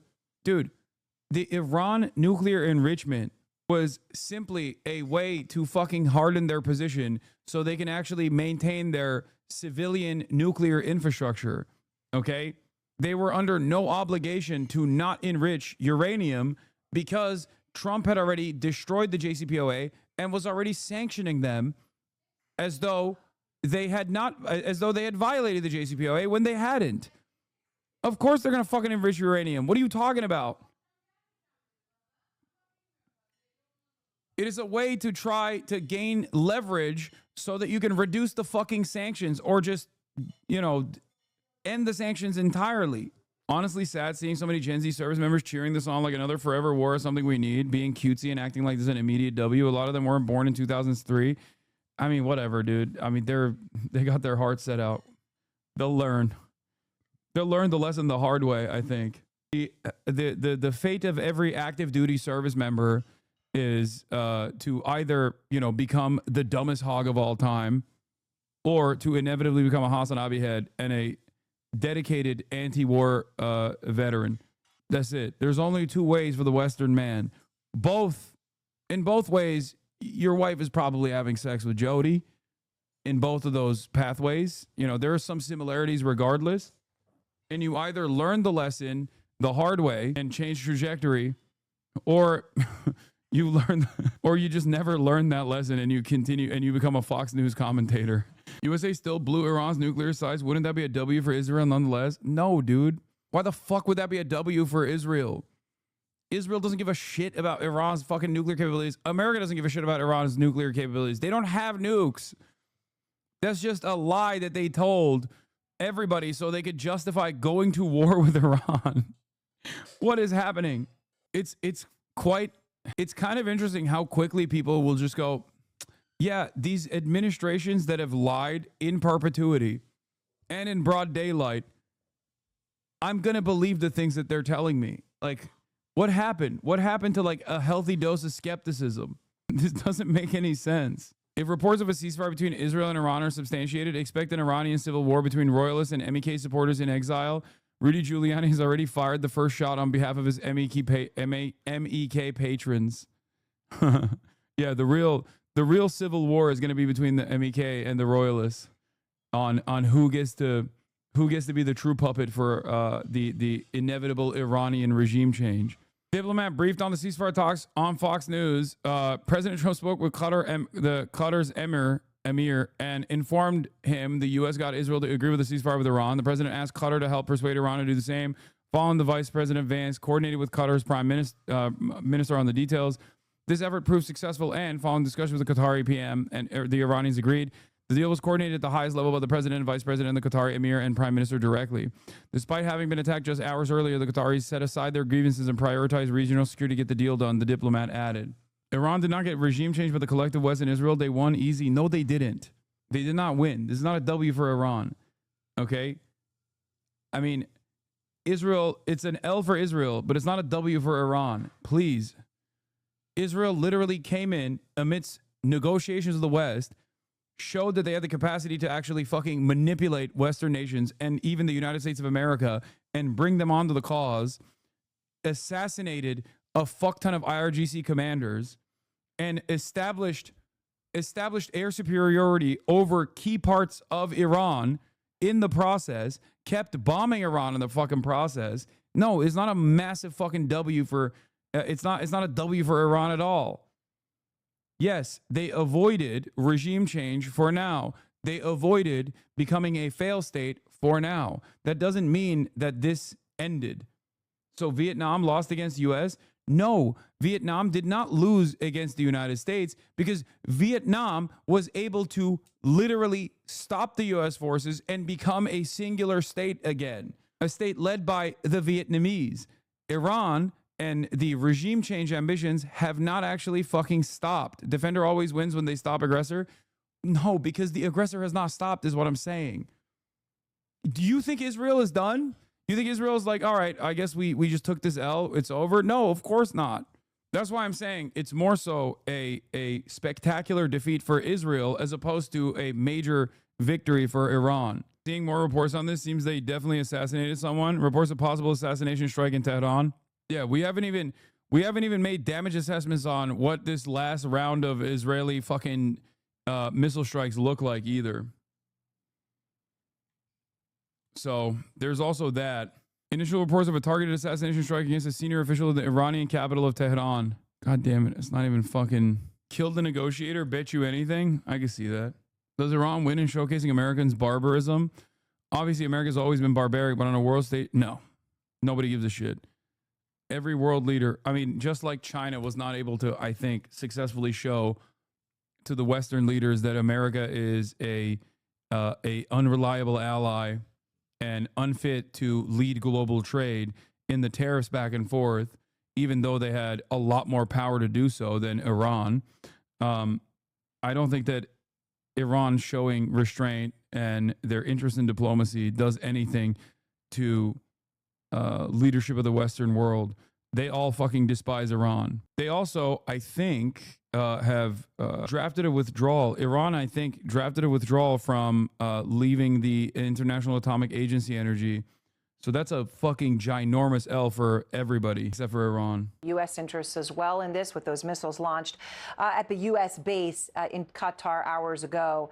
Out front now, Senator Chris Murphy of the Foreign Relations Committee. And Senator Murphy, so Trump says there's this complete and total ceasefire.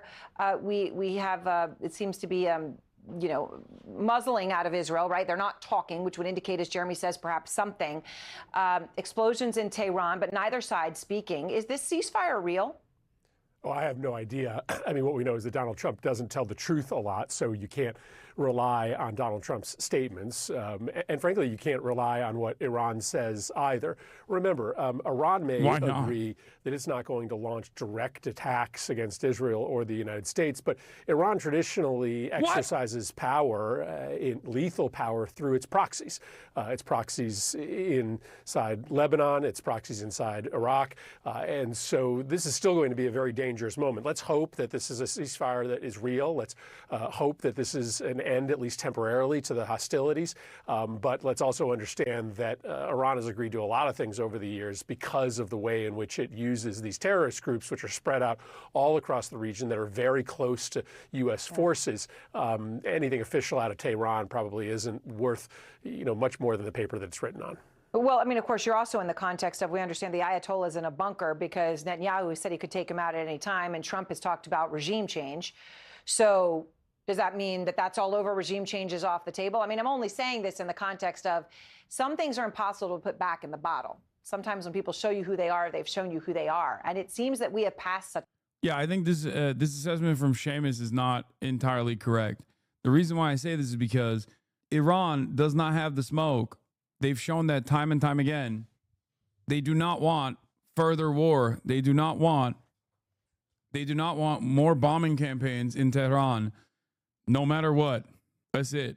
As I said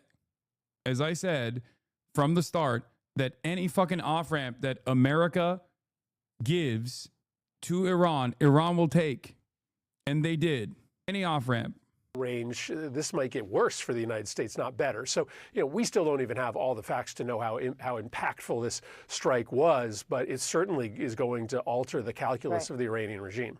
Right, and of course the ceasefire is a pause to, I mean, we hear obviously leveled in the Ukraine war all the time, would be a pause to rebuild.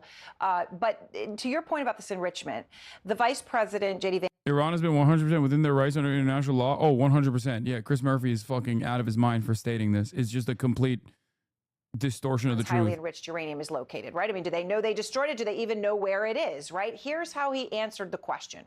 I think that's actually not the question before us. The question before us is, can Iran enrich the uranium to a weapons-grade level? Threat our goal near was the to White bury House? the uranium, and I do think the uranium is buried, but our goal was to eliminate the enrichment and eliminate their ability to convert that enriched fuel into a nuclear weapon. So, Senator, he very clearly did not say that he knew where the uranium was, which would mean that obviously that would flow from there to not know how much there was or its state. Do you think that we know what we need to know here? Okay, the old man is doing the rounds on the media again. He's calling the journalists again. President Trump spoke to me about the ceasefire deal in an exclusive interview. He said, "It's a great day for America. It's a great day for the Middle East. I'm very happy to have been able to get the job done. A lot of people were dying, and it was only going to get worse." When asked how long the ceasefire would be, President Trump said, "I think the ceasefire is unlimited. It's going to go forever." When asked if the war was completely over, he said, "Yes, I don't believe they will ever be shooting at each other again." President Trump also said that of the conflict with Iran, it would have brought the whole Middle East down. He added this about the ceasefire deal. It's a wonderful day for the world, in my opinion. Okay, I need to make something clear here. Here was a really cool way that Trump could have avoided all of this. Telling Israel not to strike Iran, because we have only, at best, set the time frame back. Yeah, frame drops, I know. We have only set the time frame back to 12 days ago, and there's been a lot in those 12 days that's bad for both Iran and Israel. So this is not a W. Why are people, who the fuck would look at this and go, that's cool, this is actually dope? Unless somehow this also, through back channels, is telling Israel to just cut it out with fucking Gaza or some shit, which I heavily doubt. There was no W here at all. Trump allowed this event to unfold. He created chaos. People were like, this is the worst type of chaos. What the fuck are you doing? And then 12 days later, he was like, all right, chaos over. Look, I saved it. It's like, but you started it. You let the chaos happen. You fucking let the chaos happen for 12 days only to turn around and I guess like stop even more chaos from taking place. Like, how is this a W? This is the same principle behind the fucking tariff stuff. Like, this is the same shit. Oh, I'm going to do maximum tariffs. Okay, I'm not going to do maximum tariffs. Oh, you're fucking brilliant, sir. Thank you so much. How many more times does this have to happen? The only way I see this, the only way what I feel like took place is Israel's air defenses are diminished, and we'll see. If Iran actually retaliates in this last barrage of missiles, we'll see how much the Israeli air defenses are diminished, okay?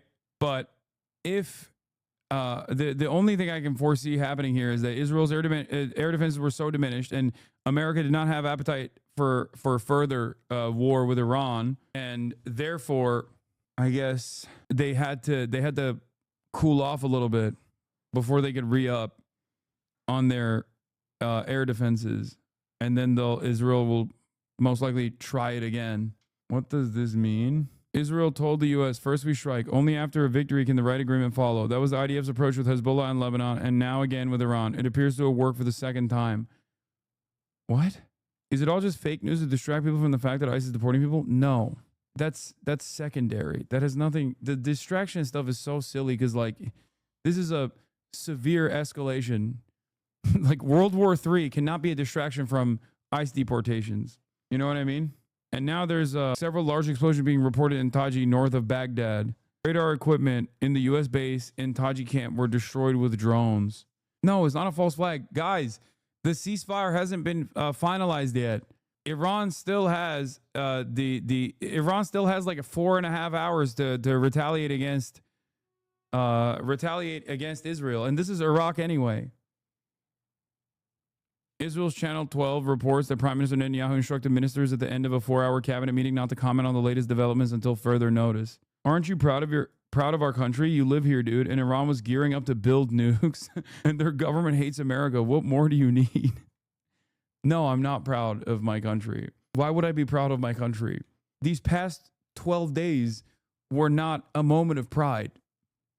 It was a shameful experience. More than 600 Iranians, until this last batch of bombings took place, more than 600 Iranians were killed, thousands injured. On the Israel side, 25 plus Israelis were killed, hundreds injured. Some of them were, having panic attacks, which the Israeli government considers an injury. And none of that had to happen at all. Because what you think was Iran gearing up to build nukes was just a lie that you decided to believe. They did not. If anything, they might now. They probably won't because they are, like I said, restrained to a fault. But they weren't before. As a panic attack haver, do not be ableist. I'm sorry. You cannot fucking consider war casualties. You cannot add panic attacks into the number of casualties of war. Okay? Yeah, it's really fucked up. When bombs are flying overhead, you're going to have a panic attack. Many people will. That's insane. That's an insane way to do stat padding. There's like children whose legs are chopped off or stuck under the rubble and will never be the same again. And you're adding fucking someone having a panic attack into that number because that's what a casualty is. That's casualty numbers are like, people that have been severely, gravely injured, almost, they didn't die, but they almost died. Are you saying that Iran had no intention of obtaining a nuclear bomb? Iran has imperialist agendas too. I don't care if Iran has imperialist agendas or not. There is no intelligence that shows that Iran was on the verge of making a nuclear weapon. There's none. It's just made up. And they didn't even do a good job making it up. So I don't understand where you're coming from. Like this is what's so frustrating about this process is that it's not like the American government even had like a Colin Powell moment. Like they didn't even like go on the national stage with like a trustworthy individual and go to the UN and be like, we have serious information that they have fucking nukes or anything like that. They just basically were like, yeah, Israel told us they have nukes. We believe them. That's it. That's it. Like they didn't even try hard and motherfuckers are still believing in it. That's what's so crazy about it. Marco Rubio literally on national television said, it doesn't matter if Iran is making nukes or not. No, it does matter. That's the most important part of this. Reports are now suggesting that surface-to-air missile launcher and radar were targeted and are now burning at Camp Taji on the north of the Iraqi capital of Baghdad. Is this the America-hating Twitch stream? No. This is the actual America-loving Twitch stream. I want America to do better. I want America to do better for you, dumb fuck. Like, I'm doing all right. If anything, I want America to do right by you. And it's so weird to me that motherfuckers that are having a tough go at it are just like sitting around posturing angrily and going, no, you don't understand. I don't deserve healthcare. I'm a cuck. I don't deserve healthcare. Every dollar should go to Israel. Like, what is this? Like, do you have no dignity? Do you have no interest? Do you have no self-preservation skills? I don't get it. Why are you yelling at me? It makes no sense. What is this? Iran's Ayatollah reportedly in a bunker refuses to surrender? He is currently the head of the judiciary. He's been very aligned with the IRGC for a number of years, so he's very conservative. What is happening on CNN? Kind of viewed as the security candidate. He's 68 years old. And the third is Mohsen Iraqi. He's a former religious advisor to the Supreme Leader. He would be viewed as kind of a traditionalist candidate and really putting more emphasis on the religious legitimacy of the regime. I think it's important to appreciate that all of these gentlemen are about my age. They're in their 60s, upper 60s here, and they were all young men, 20, 21 years old when the revolution took place back in 1979. So they've seen this through that lens for what is going the bulk on of their adult lives, and I think are all very much committed to the same principles that the current Supreme Leader is. A continuation, not a change. The Ayatollah's son was once top of the list, but according to the New York Times, no longer on it. What do you think of that? Well, I think what do they know that we don't know? Is this are they just like wish casting? Like what's happening? Excluded him is there a coup? Because he didn't necessarily like the idea of family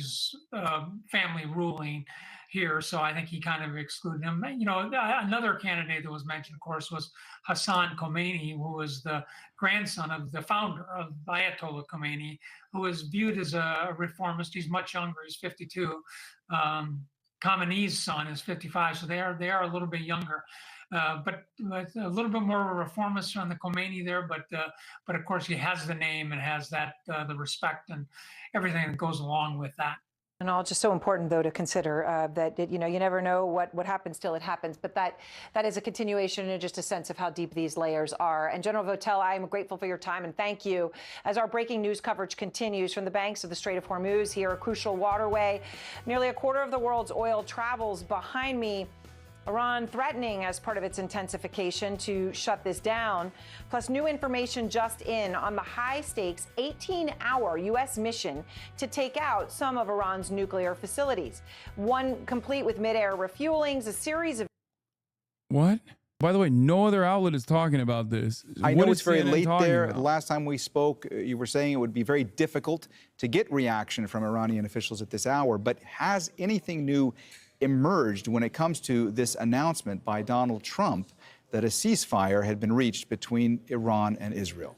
Yes, the new emerging development on the ground here in Tehran is more of sounds of explosion that we can hear related to the interception of flying objects by the air defense system. Also, we sensed a relatively massive explosion here at the Bureau before we start this live coverage. A few minutes ago, we just sensed the impact of explosion. But still, speaking of your question, we haven't received any confirmation about any deal being reached between Iran and the United States about a possible ceasefire that we heard from the U.S. President Donald Trump. We have to keep waiting for confirmation of whether or not Iran is going to accept that. But still, the reality on the ground, as I told you earlier, was that we've received this strong messages by the Iranian military officials saying that as long as Israeli strikes continue, and right now what we see is the continuation of these strikes, Iran is not going to stop there. Iran is going to strike back to respond to actually Israeli strikes, and now we see this continuation. So with that said, we're not sure whether Iran is going to accept any deal for ceasefire regarding this latest developments that we can see. Also, I told you earlier, we've got this statement from the Supreme Leader of the country, Ayatollah Ali Khamenei, a couple of days ago, who came out in a video message saying that we're not going to accept any imposed peace. And the question here is that whether Iran is going to interpret this proposal. That we allocated nearly all the B-2 bombers in existence and used more than half of our GBU-57s to strike this sovereign country on behalf of the genocidal apartheid shows how far we've come in acting like their proxy. No, you don't understand. It was a big W because we don't even know if it actually successfully destroyed Fordow. Okay. We don't even know if they actually successfully destroyed Fordow. And also on top of that, we know for a fact that we didn't get any of the fucking enriched uranium. And, great stuff.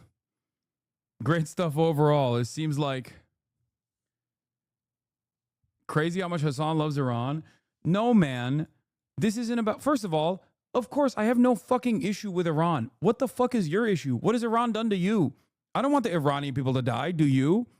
What's wrong? What's wrong with you?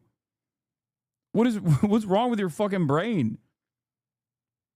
I don't want anybody to die. Why are you seeing everything from this like incredibly narrow lens where you're like, nope, there's good and then there's bad. The Iranian government is evil. Motherfucker, we're evil. Does that mean we should get nuked? We're far more evil than fucking the Iranian government is.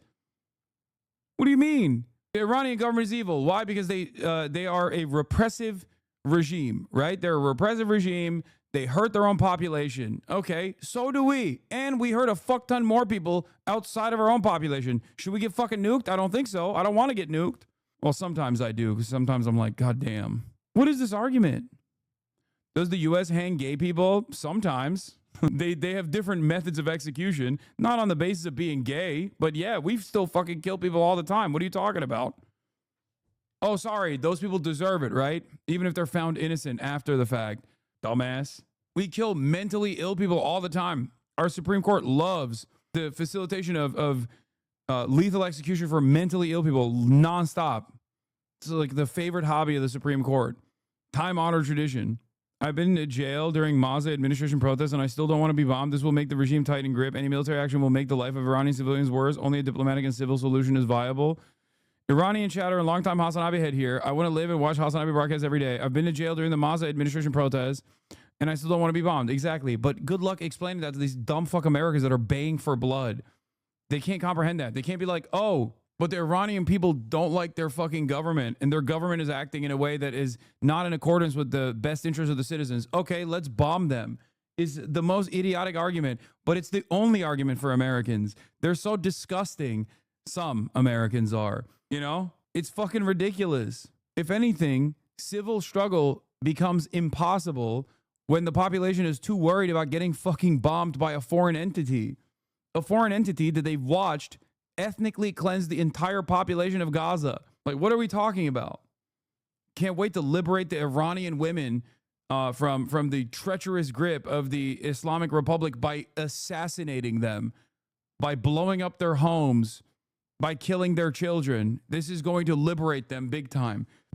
I can't believe that we are living in the ashes of the failure that was the war on terror, and there are still Americans who fucking eat this propaganda completely. They just go, no, that's the only way to do it. It's not just the Americans. The Pahlavis Iranian diaspora are also asking for the same thing. It doesn't matter. They're fucking, they serve no purpose other than chirp. It's idiotic. Okay, so do the fucking Cubans that want Cuba to be bombed. So do Miami Cubans. They chirp up about how little we've bombed Cuba on a fucking yearly basis. Does that mean we should bomb Cuba? No. As well, there were Israeli officials saying that because of the pressure from President Trump, the Israelis were now trying to wrap all of this up by the end of the week. This is before the announcement from the American president. So it's still a little bit unclear where we stand now because there has been no word from Israeli officials. All right, that's Al Jazeera's Hamda Sahoud joining us live from Amman in Jordan. Thanks so much, Hamda. Joining us live now from Washington, D.C. is national... Don't fucking lose it. Trump called his favorite Israeli agent, Barak Ravid. President Trump just told me in a phone call, this is the end of the war. This is a great and wonderful thing for Israel and the world. Someone should inform the fucking Iranian citizens in Tehran that are currently experiencing explosions. Hey guys, you've been liberated. We don't like the administration, but getting bombed from the fucking genocidal regime, hell no. Good luck. Like I'm saying, there are a fuck ton of Iranians in here. I mean, obviously I hear you. I'm trying to explain to Americans who will never listen that it is insane this idea that like bombing Iran is going to allow the Iranians to feel liberty once again is the same exact dumb fuck bullshit that we said in Iraq. It's the same thing that we said in Afghanistan, same thing we said in Iraq. It's the same thing Israel said in Gaza. It's so stupid, but it doesn't matter. It's a lie, but it doesn't even fucking matter. Okay? Because that's just a lie for like the dumbest people to repeat over and over again. I don't think anybody like serious believes that shit. I don't even think this is a fell for it again award, honestly. If you were willing to entertain this idea that the people feel safer when they're being bombed by a foreign entity, then you're the most easily tricked adult of all time. Didn't bomb civilians, strategical strike on nuclear facilities that intend to create overall hurt, multiple countries, USA being number one. No, it's not. That's not true. There's another lie that you just believed for no reason. That's the WMD lie. Just like Saddam had WMDs and he was willing to use it on America is the lie that the American government told to invade Iraq. That is also a lie. Okay? It was not a fucking strategical strike on nuclear facilities. First of all, that in and of itself is already a war crime. I like that we have decided that fucking nuclear power plants and nuclear facilities are just now open targets. What do you think would have happened if the United States actually successfully blew up a nuclear facility? Do you think the civilians would be happy with the fucking radiation poisoning? And also, more than 600 Iranians were killed in the process. So clearly, it was the idea that they weren't targeting civilians is also bullshit. Do you remember when Zaporizhzhia nuclear plant was under bombardment in the Ukraine-Russian war and how the media was panicking rightfully, all while blaming Russia for playing with fire? Exactly. I do remember. So what was the point of the strike again? I'm confused. Okay, good. If you're asking this question with sincerity, then that's good. This is the first step towards having a healthy dose of skepticism towards this current administration, which you should apply to every administration regardless. Okay, great. Iran did not have nukes. Our own intelligence showed that Iran did not have nukes and did not have the capacity to develop nukes. Okay, that's our own intelligence community's assessment. The only people that were saying Iran is about to get a nuke tomorrow, any day now, was Israel. They've been saying that. The same guy, Benjamin Netanyahu, has been saying that since 1992, for the record. And I think everyone knows at this point that when Israel is saying something, it's most likely a lie. Okay? So what was the point of this strike? The point of this strike was basically to entertain our most valuable ally, Israel's genocidal ambitions. That was the only point. Israel wanted regime change in Iran. They started this amidst a denuclearization negotiation that Iran was conducting with the United States of America. They started this under the cover, the protective cover of said denuclearization agreement. Okay? Israel did this specifically for regime change. The nukes, the fake nukes lie was the casus belli. It was bullshit. Nobody really believed it, but it didn't really matter ultimately. The entire point of the strike was so that we were playing ball with Israel. We were playing ball with Israel and showing them that we are willing and able to also strike Iran and maybe even go to war with Iran at the behest of Israel. Okay? But the Iranian retaliation was also significantly limited against the American bases. And in the aftermath of the Iranian retaliation and its limitations, the American government came back and apparently put together this ceasefire, told Israel to stand down, which they will in a couple hours, and told Iran to stand down, which I suspect they took gladly. So now that the ceasefire has been implemented, there was no real fucking goal here.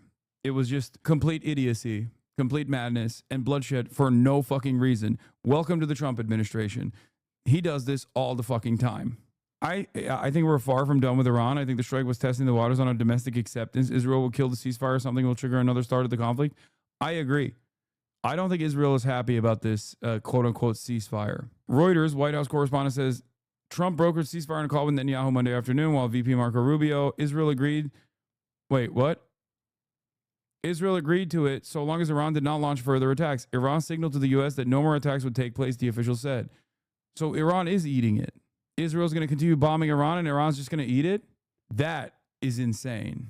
If the Iranian leadership actually said yes to this, they might as well have signed off on their own death warrant. Gotcha. Well, it's always good to hear two sides of the story. Understand and could believe your point of view.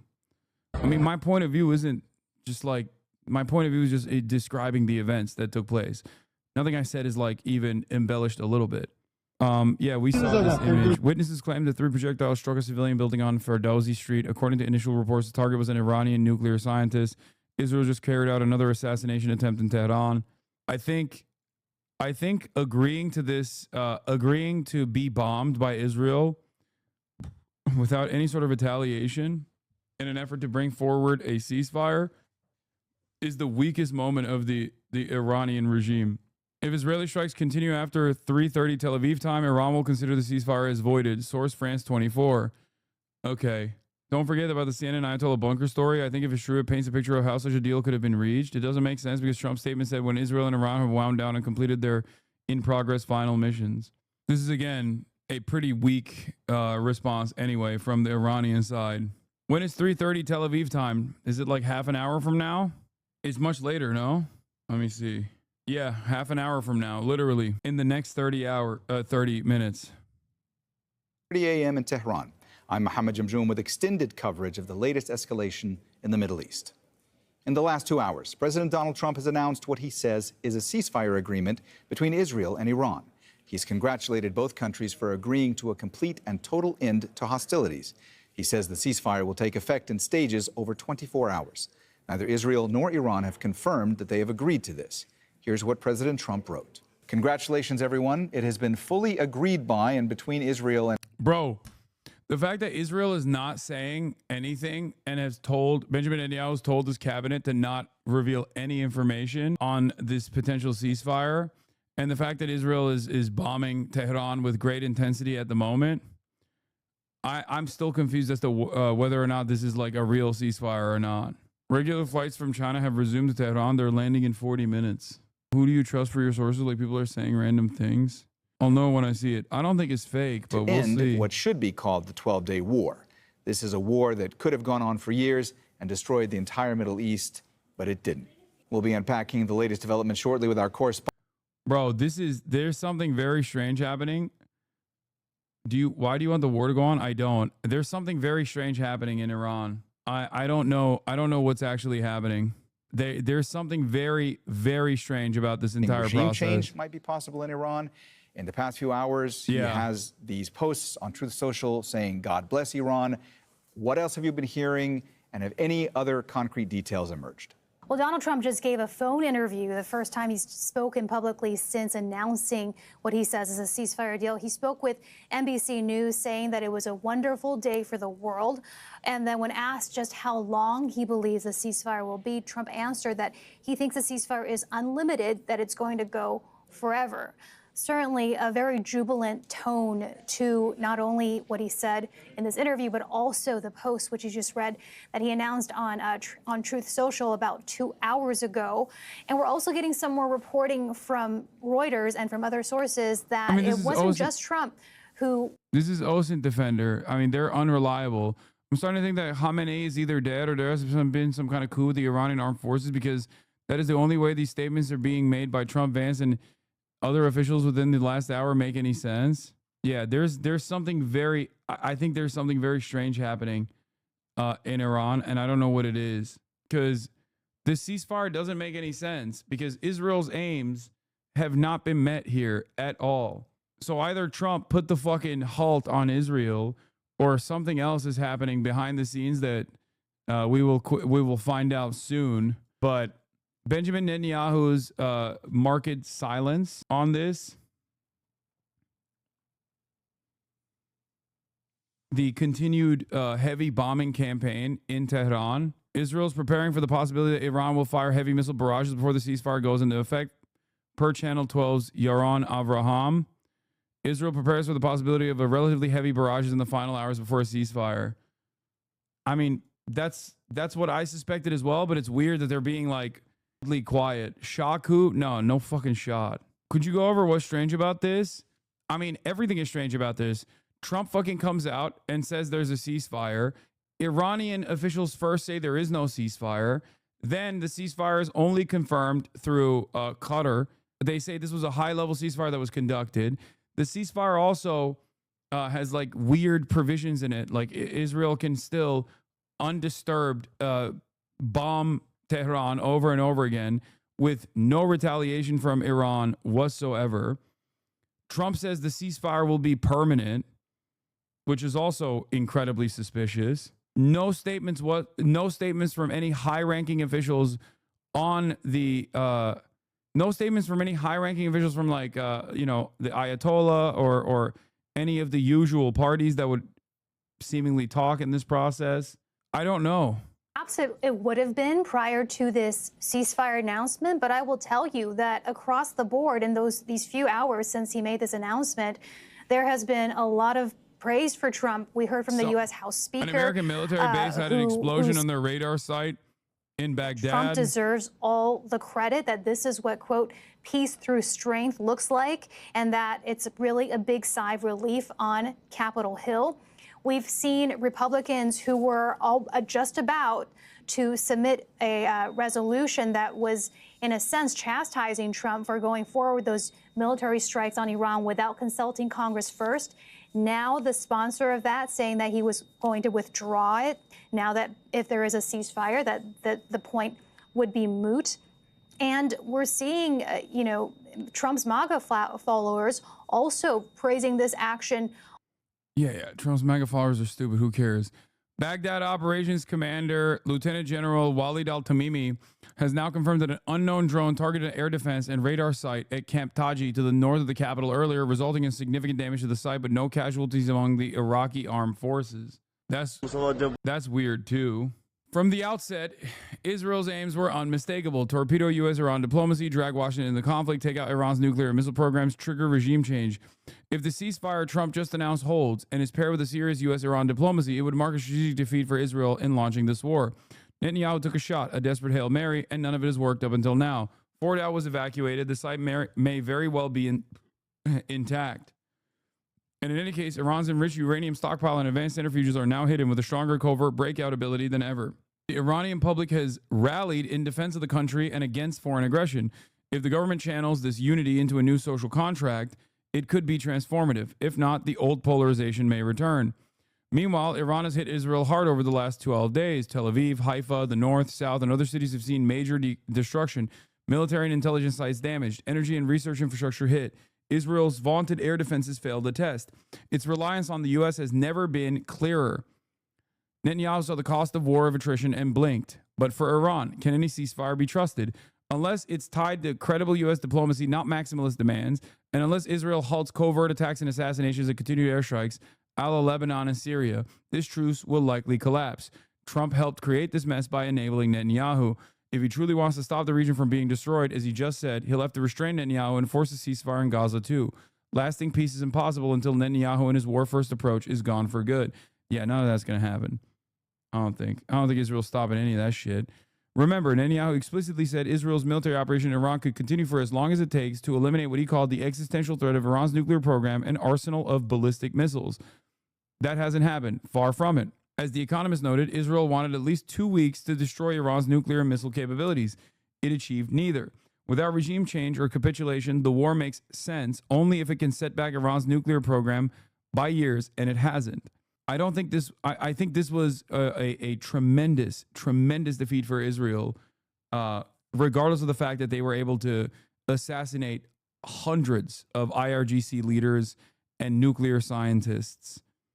Okay, I do not think that I do not think that Benjamin Netanyahu got his ambitions out of this. A second explosion in the Iraqi army? What? What the fuck's going on in Iraq, bro?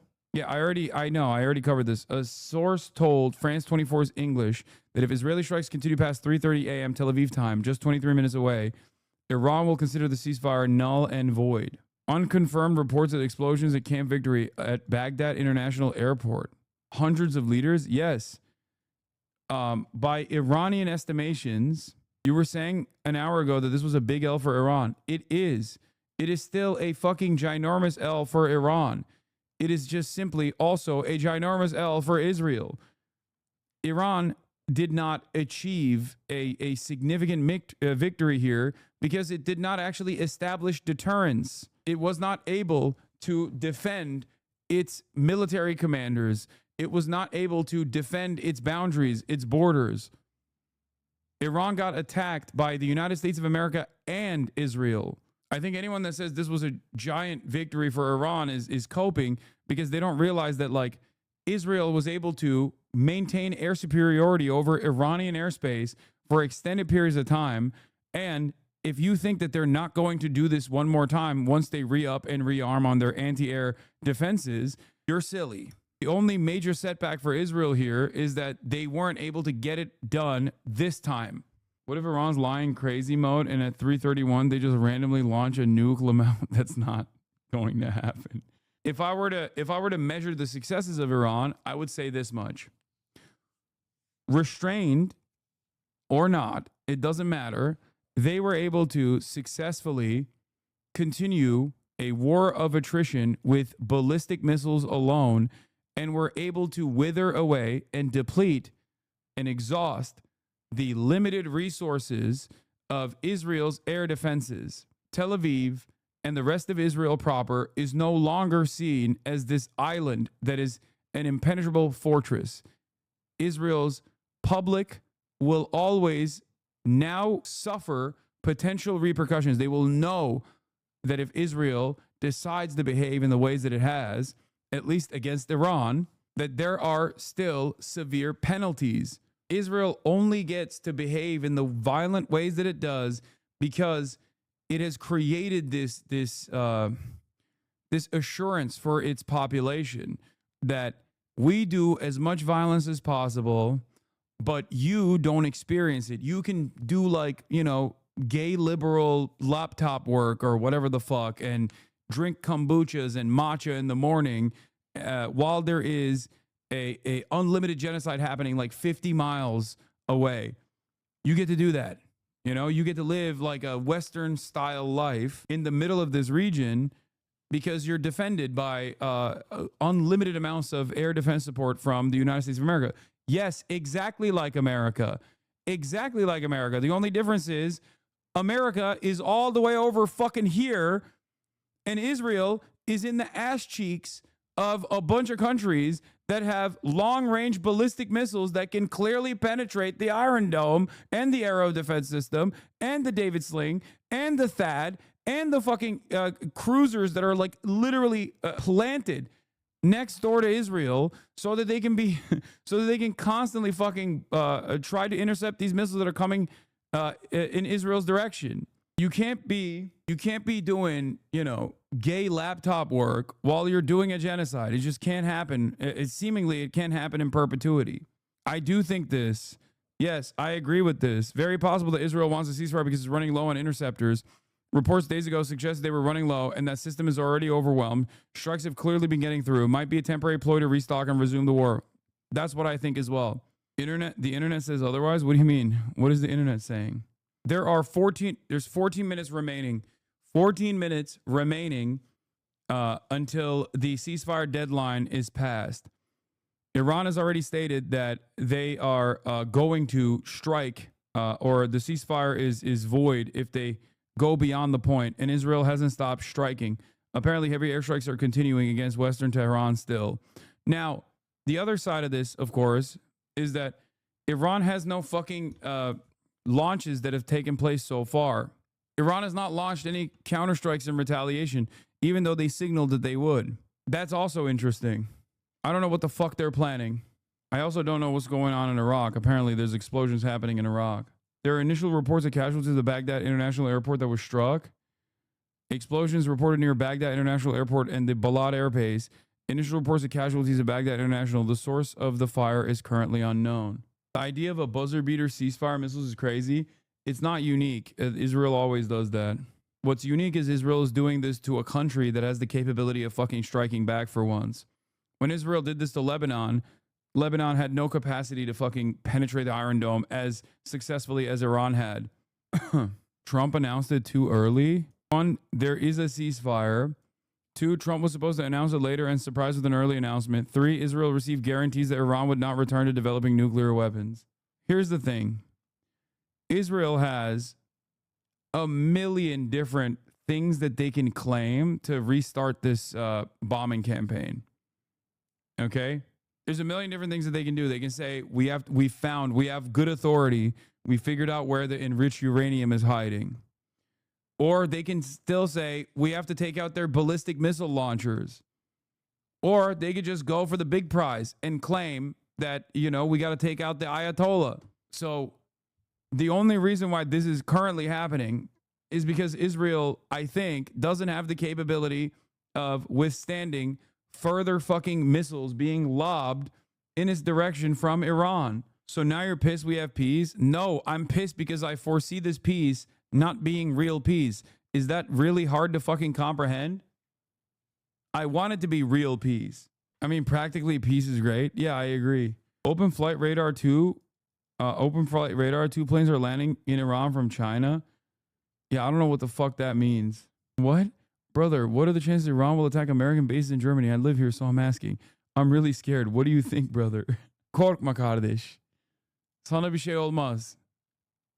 There was a rumor based on flight data that China sent a number of large military cargo planes to Iran. Tucker Carlson says, thank God. Wuhan judicial coup swan. Thank God I was wrong. Fixed it. Thank Trump, you mean. Can't wait to see the podcast of you apologizing. Can Tucker and Trump be friends again? Whoever said about the planes flying into Iran, those are Iranian passenger planes returning home. I don't know anything about the fucking planes. I don't look at flight radar. What? Probability of Russia and China to give Iran a nuke to establish true deterrence? Very, very low. Following Iran's retaliatory strikes on the U.S. Air Force Base in Doha, Trump called the Emir of Qatar and told him he could get Israel to agree to a ceasefire and asked for his help getting Iran to commit to a deal. The Prime Minister of Qatar, Sheikh Mohammed bin Abdulrahman Al Thani, then coordinated with Vice President J.D. Vance on the U.S. proposed ceasefire, and the Prime Minister spoke with the Iranians to seal the deal, the source said. Israel agreed to the ceasefire deal on the condition that Iran stop attacking their country, a senior White House official told CNN. Iran agreed to those terms, the source said. During the negotiations, Trump directly communicated with Netanyahu. Dude, I'm almost certain this is the Israeli air defenses. I have no idea what's going on. I'm going to be real with you all. I am also here now. Yeah, this is before we even factor in the lack of response or the confusing responses that we have heard from the Iranian side. Yeah, another Iranian nuclear scientist was reportedly eliminated tonight in Tehran by a precision strike from the Israeli Air Force. Yeah, 7 more minutes. 7 more minutes. Once Israeli interceptors are stockpiled again, it will continue. That's what I think too. We already covered this morning. Yeah. Iranian Parliament Committee approves general plan to suspend cooperation with the International Atomic Energy Agency. I think Iran plans to launch a barrage last minute and want time announcements with the barrage. Want the time announcements with the barrage? No. I think Iran is currently under heavy bombardment, so it's making it probably very difficult to launch any sort of barrage. They would have done that already. There's 7 minutes left. Iran's Noor News reports that tonight's explosion in Tehran and Karaj were the largest seen in the past 12 days. Did you see this unhinged post by Trump this morning about the nukes? Oh, about Russia? Yeah, he threatened Russia a little bit too. 5 minutes remaining. Tehran Times? I don't know what Tehran Times is. Straight truth.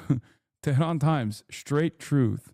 Why is everyone saying Israel can restock interceptors but failing to acknowledge that Iran can also get to rebuild a lot more ballistic missiles? Because Israel is a belligerent nation, and also they probably did strike a bunch of fucking ballistic missile factories. Tehran Times is a state-owned newspaper. Is the English language newspaper of the Iranian government. It's owned by Mayor. Okay. I think there's instability. Okay. Judging by what the state media is saying, there might be some weird fissures in the Iranian government right now. Maybe power struggle between the IRGC and the Ayatollah. I don't know. We have no way of knowing. We shall see what happens. 4 minutes remaining until the ceasefire is established. 4 minutes. The same senior diplomatic source that confirmed that to France 24 that if Israel continues after that the ceasefire was implemented is also the person that said if Israeli strikes continue after 3:30 Tel Aviv time, Iran will consider the ceasefire as voided. 3 minutes remaining until ceasefire. Israel's also, of course, pummeling Gaza. Can you just bring the Ayatollah on stream and ask him what's up? Yeah. Do we have live cams in Tehran or no? And before Israel launched the missile just before the deadline, but it lands perfectly after the deadline, but they still say it counts. 2 minutes. No internet in Iran still? We have. I'm watching with you. 1 minute. Israeli Air Force is continuing to carry out strikes across Tehran and western Iran. I mean, I don't know. Okay, stop. All right, it's time. Let's see what this means. Iranian Fars News reports that informed sources denied Trump's ceasefire claim. Speaking of Fars News, the source stated that the ceasefire proposal announced by U.S. President Donald Trump is completely false and was intended to distract from the recent humiliation the United States suffered. Oh yeah, they were so humiliated. The source added that Iran has not received any official or unofficial. This doesn't make any sense. This doesn't make any sense. Who are they talking to, bro? Who are they fucking talking to?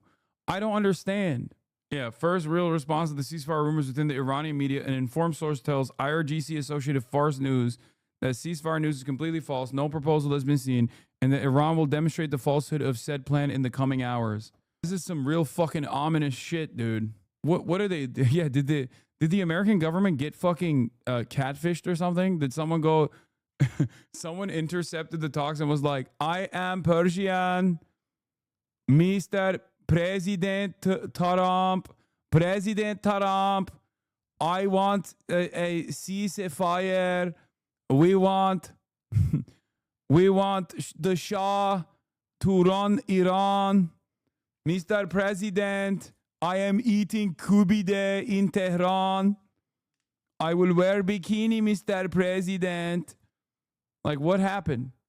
I am Ayatollah Khamenei, Mr. President. Israel agreed to ceasefire on the condition that Iran stops the strikes, White House official says less than 1 minute ago.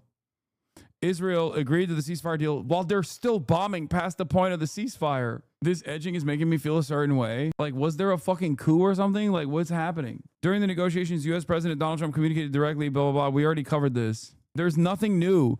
The outlets like Al Jazeera that are far more reliable, despite the fact that it was supposedly conducted by the fucking emir of Qatar, have been saying, we don't know if there's a real ceasefire or not. And now the most reliable news so far coming from Fars, the ceasefire proposal put forward by U.S. President Donald Trump is completely false. No official or unofficial ceasefire proposal has been received from Iran. I don't get it. I wonder if there is like a power struggle between the IRGC and the Ayatollah. I don't know. I have no idea. And the military is still saying like no ceasefire is taking place. Israel says yes. Now Israel's giving confirmation to CNN that they have agreed to the ceasefire while they're still bombing. Homefront Command states that defense policies remain unchanged. No educational activities, no gatherings, only essential businesses may operate. The public is urged to continue following official instructions.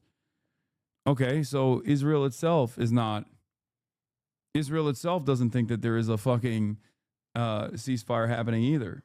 Israeli Army radio citing sources, there's a possibility of rocket barrages being launched towards Israel. Iran just struck Iraq? What? No, you don't know if this is fucking Iran that did this. What are you talking about, chatter? You freaked me out. I thought there was like time to test your theory. I know shit's happening in Iraq as well. We don't know why it's happening. I feel like they just did this bullshit to be like, see, Iran is not to be trusted. They said that they wanted to implement a ceasefire, but they're not abiding by the ceasefire. We just got to pack it up. In response to this media fabrication, the Islamic Republic of Iran will soon demonstrate on the ground and in the field the falsehoods of this claim to the Zionist regime. Yeah, I think they're just like, they're going to claim that Iran is actually not abiding by the ceasefire that they never saw. But it happened so fast. I don't think people are going to fucking think that this was like, I don't think people are going to believe that Iran actually violated Trump's big, beautiful ceasefire. Like, you know what I mean? I mean, the cult will, but they're fucking stupid. And that's not enough, especially because there's no appetite. There's no appetite for fucking going to war with Iran. Iranian who negotiated a ceasefire. Mr. President. Who the fuck did they talk to? No, what makes this weirder is Qatar, okay? Like, that gives it a point of legitimacy, a point of authority. When the emir is saying that they facilitated a ceasefire with Iran, that gives it a point of fucking legitimacy. Because, like, yeah, I can see the Americans lying, but I'd be shocked if the fucking the emir of Qatar is lying at the behest of America. Sure, they are still obviously pro-America. They have a massive American military base. U.S. Central Command is there. But even then, it's just like, that makes no sense. That also violates the sole purpose of Qatar being a mediator in these negotiations. They wouldn't just like do some fuck shit here so that America could go and and do a psyop like this. No, it's not Muslim on Muslim betrayal. There are two places where these actual negotiations take place: Qatar and Oman. Okay, neither of these countries would place themselves in the crosshairs like this. Partially because they also have a financial investment in the stability of the region and have proximity to Iran that are in the crosshairs. But also, Qatar is supposed to be like the middleman for these kinds of negotiations to take place. Under Zeffirello, who is a CIA agent, they took the engineers and scientists It's to the literally, site if not by the minute, certainly by the hour, in terms of the events and how quickly things have transpired over the course of these past 24, 48 hours. And so to be at a point where we're talking about the terms of a ceasefire, where Israel has said this is happening, Iran has said this is happening. This is a much better place than where we were just mere hours ago when we learned of the missile attack there within Qatar. So it is moving quickly, but we're all very. I am certainly very hopeful at the moment that we are in right now, that in fact with the decisive measures that the president and his national security team have taken, that we could be in a place where Iran has a graceful exit here.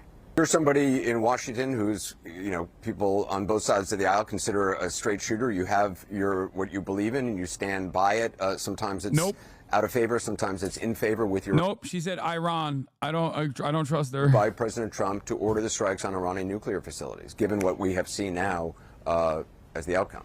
Well, again, I would just caution that we are all seeing things in real time. There are many questions that I think we have. Certainly, those of us in Congress are going to be seeking answers tomorrow at this classified briefing. I think that will be very, very instructive.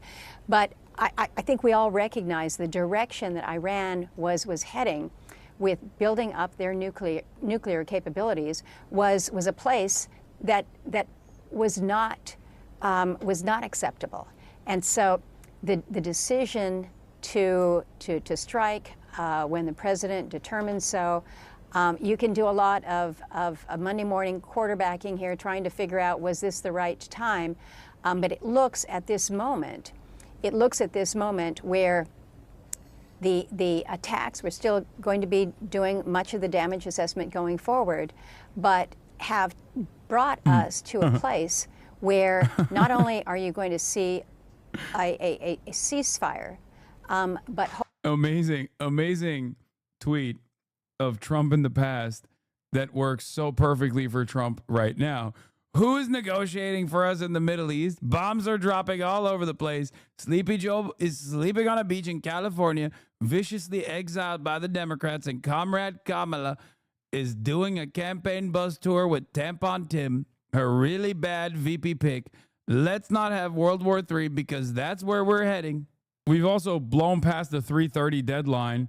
And since then, more Iranian news sources, more reliable Iranian news sources are saying that they never even saw a fucking ceasefire. So I don't know what the hell's going on.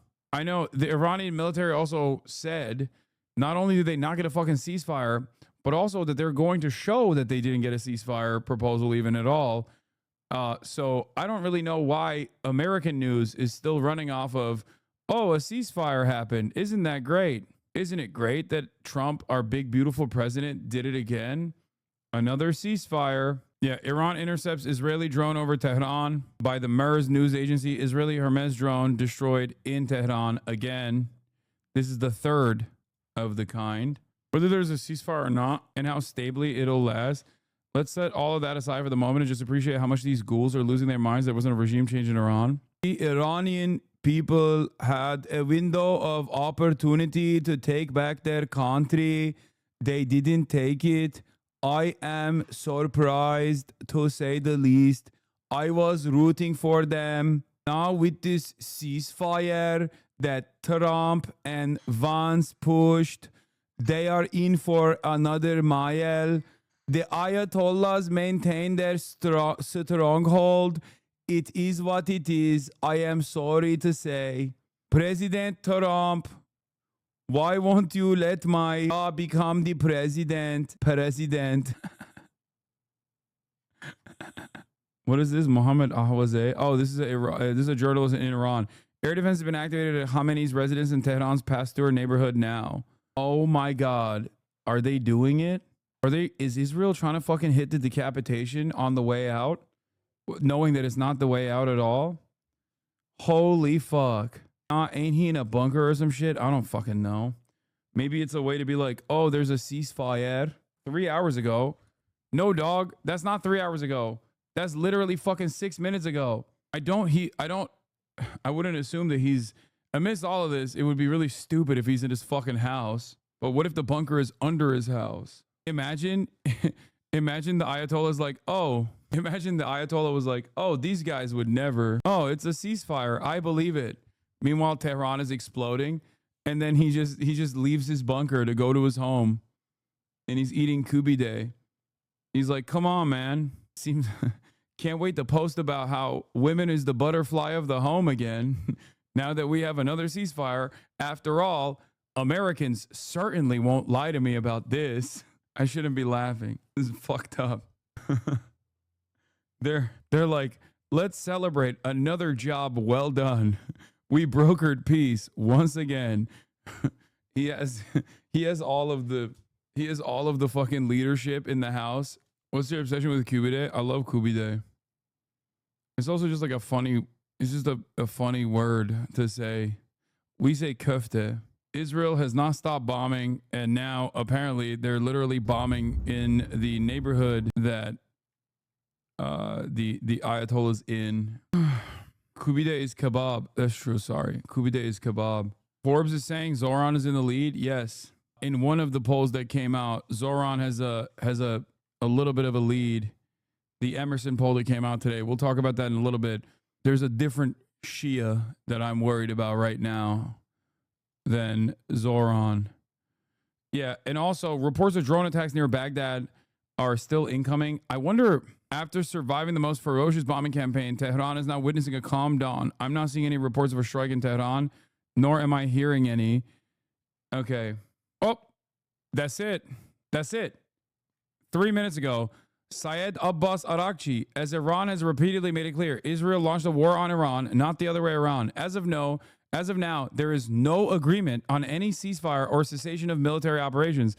However, provided that the Israeli regime stops its illegal aggression against the Iranian people no later than 4 a.m. Tehran time, we have no intention to continue our... Oh, never mind. The final decision on the cessation of our military operations will be made later. Dude, they literally pushed it back. Oh, they pushed it back. They said 3:30. Now they're saying 4. Fake demons is right. Oh, no, 4 a.m. in Tehran. No, actually, that was literally fucking... Never mind. 4 a.m. in Tehran is I thought the initial thing that they said was Tel Aviv time, so I got it wrong. Yes, it is already past Tehran time. They're still bombing. Wait, why the fuck did he post this now? It's already past 4 a.m. in Tehran. That's right. They're half hour apart. As of now, there's no agreement, but then he announced an agreement. Yeah, this doesn't make any fucking sense. Why are you so horny for Iran to stay in the war? I'm not. Iran to stay in the war. Iran is getting bombed right now as we speak. Like, I think the last time Iran bombed Israel was like, earlier last night. What the fuck do you mean? What are they supposed to do? Not de-escalate? Dog, what are you talking about? Iran is still in the process of being bombed. There are some Iranian officials that have stated that there's no ceasefire that was ever given to them. Syed Abbas Arakchi, which is a foreign minister, came out and said that there was no agreement on any ceasefire or cessation of military operations, except apparently there is one that they are abiding by. I'm like, you're misunderstanding my position here. I want there to be a real fucking ceasefire, like a complete ceasefire. I just don't think that Israel is going to abide by one. And the Iranian government is giving different information. But while we're having this conversation, it seems like they're bombing Ayatollah Khamenei's building, like his neighborhood. So it doesn't seem like Israel is invested in this ceasefire at all. Do you feel like this is a de-escalation from the Israeli side? How the fuck can you be a 41-month subscriber? This is going to look really good for Trump. I'm surprised you aren't seeing that. Why are you so horny for Iran to stay in the war? If you think any of the things that happened in the past 12 days looks good for Donald Trump, your calculation is fucking insane. Like, you're predisposed to thinking you also have to be operating with the notion that Iran has to be bombed. Because unless you genuinely think as a liberal or as a Republican that Iran must have been bombed, okay, but we don't want to go into a longer conflict, you can't look at the past 12 days and be like, this was a spectacular W, considering that there was so much endless bloodshed. We only rolled the clock back to 12 days ago if this ceasefire is real and actually implemented. I don't want Iran to stay in this war. I just don't want any more war. I want an actual long-lasting ceasefire. And you coming in here to be like, wow, this is really fucked up, dude. You want more war to happen? Why won't you just give the W to the big guy, you know? If Iran doesn't retaliate to the U.S., this will look great for Trump. I did the math on his last bombing campaign. Can't believe you showed that on streaming coming bang. Unfortunately, that's not how the world works. This always hits differences. Fridays are my Mondays. What? I'm so confused by the things that you're saying. Why do you keep saying you want a ceasefire with no justice and an ongoing genocide? Would you be whining in 1942 that the Soviet Union should have had a ceasefire so Hitler could continue his Holocaust? You like the libs MLK described? No, dumbass. Do you think Iran gives a fuck about what's going on with the Palestinians? Are you kidding me? Have they brought up the Palestinians at all? Have they actually struck Israel at all for the Palestinians? No. The only time a Palestinian fucking died and Iran retaliated was because that Palestinian died in Tehran. He was assassinated in Tehran. It was a violation of Iranian sovereignty. Yeah, it'd be great if Iran was like, we're lobbing these ballistic missiles for Palestine. You should stop. You should stop fucking killing Palestinians. That would dramatically change the calculation here. Not that it fucking matters, because they also internally are making this assessment to ensure stability of the regime. And if they were to say, oh, we're bombing Israel because of Palestine, then Iranians would get mad. Then they'd be like, why the fuck are you putting our lives on the line? Yeah, I mean, if anything, it's like there's aspects of this that are worse than 12 days ago, because Iran now has a righteous cause to fucking leave the International Atomic Energy Agency. What do you mean? Of course they're doing it for Palestine. I think you guys miscalculate Iran's interest in Palestinian emancipation. The reason why Iran defends the axis of resistance is still for their own benefit. That is the reason why they designed a million different red lines that were supposed to kick in the moment that Israel invaded Gaza. None of those red lines actually were implemented. Hezbollah was the only militancy in the region that actually followed through on the promise, and so did the Ansar Allah regime. Now you can say, well, they're also backed by Iran. This is true. They are. But Iran itself did not do anything, and it has the most capabilities to do something. It's demonstrated by the past fucking 12 days of relentless Iranian bombing campaigns in Tel Aviv. And in the process of Israel basically bouldering through every single fucking red line commitment that they created, that the Iranian axis of resistance had created, Israel made work of every single different regional actor, slowly but surely, in the process of ethnically cleansing the Palestinians, and inevitably directed their crosshairs at Iran. That was eventually going to happen. Iran's interest in Palestinian emancipation is born out of their interest in destabilizing American and Israeli influence in the region. It's not born out of a real emancipatory goal. I think some of you have forgotten that reality. It's just they are aligned because Hamas and the Palestinian population is a destabilizing force against Israel's ambitions in the region. And I'm sure there's plenty of people who are, genuinely on board. But make no mistake, if Iran was as invested in defending the Palestinians, they would have acted in a much more aggressive manner towards Israel for the past fucking 20 months of ethnic cleansing. Iran did not even help its own direct Iran was unable to even help Hezbollah in the process. Anytime Iran has retaliated towards Israel is when Israel attacked Iran first. Yeah, bro, sure. Since 1979, RGC's lost like 500 generals defending Palestine and South Lebanon, gives 5% of its annual military budget to Hamas, Hezbollah, yet you still call them non-emancipatory. They're literally the only altruistic state in the ME. Dude, I'm not minimizing their fucking impact.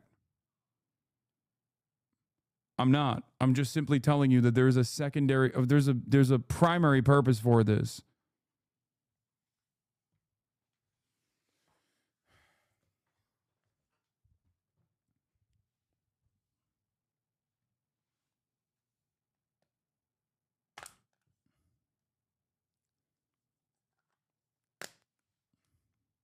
Also, no state is altruistic to others. Don't be ridiculous. Reports of the bombings have stopped in Tehran, which would be consistent with some of the agreed upon deadlines stipulated in the ceasefire. Everyone I've spoken to said this was the worst night of the last 12. Yeah, I mean, it still feels like Donald Trump's early ceasefire was real, but I don't know. I said no state is altruistic. This guy said America is. Brother, what are you saying?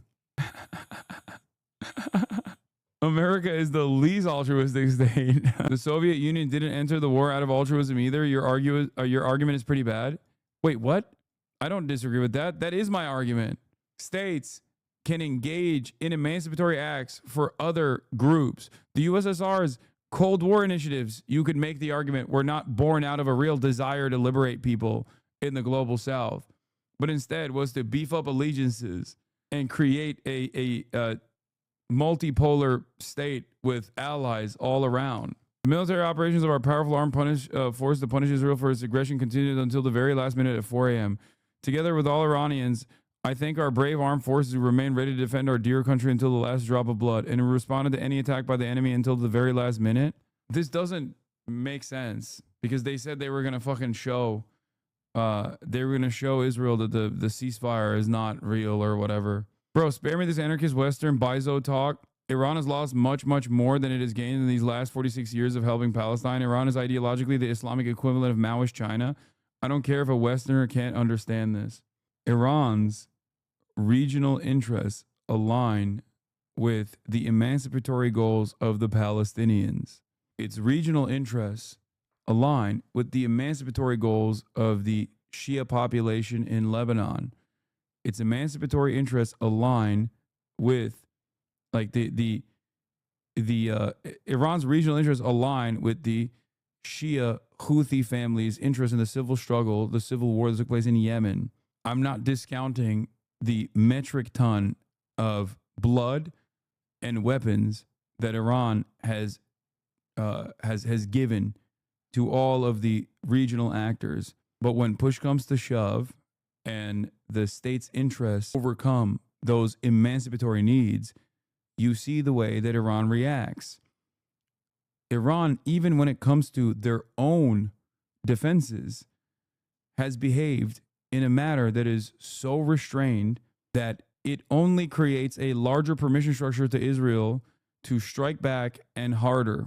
Yeah, also Maoist China is not the best example as far as foreign policy goes, because there were some pretty fucking big issues with with Mao's allegiances in the region anyway. I know what you meant when you said that, okay? I think you were thinking more Korea and less Khmer Rouge, for example. That's what I suspect. You were saying more like, look at what they did in Korea, like look at how much they helped out in Korea versus what they were doing with Pol Pot. But my point remains. All of Iran's top brass, including Arakchi, Khamenei, and every single general were young men during the Iran-Iraq War. That war was basically the Western Front of World War I. In my opinion, the Iranian leadership is reluctant to risk all-out war, especially as they know that's exactly what Israel wants. They're really in a rock and a hard place right now. Sure. Yes, I agree with that. What?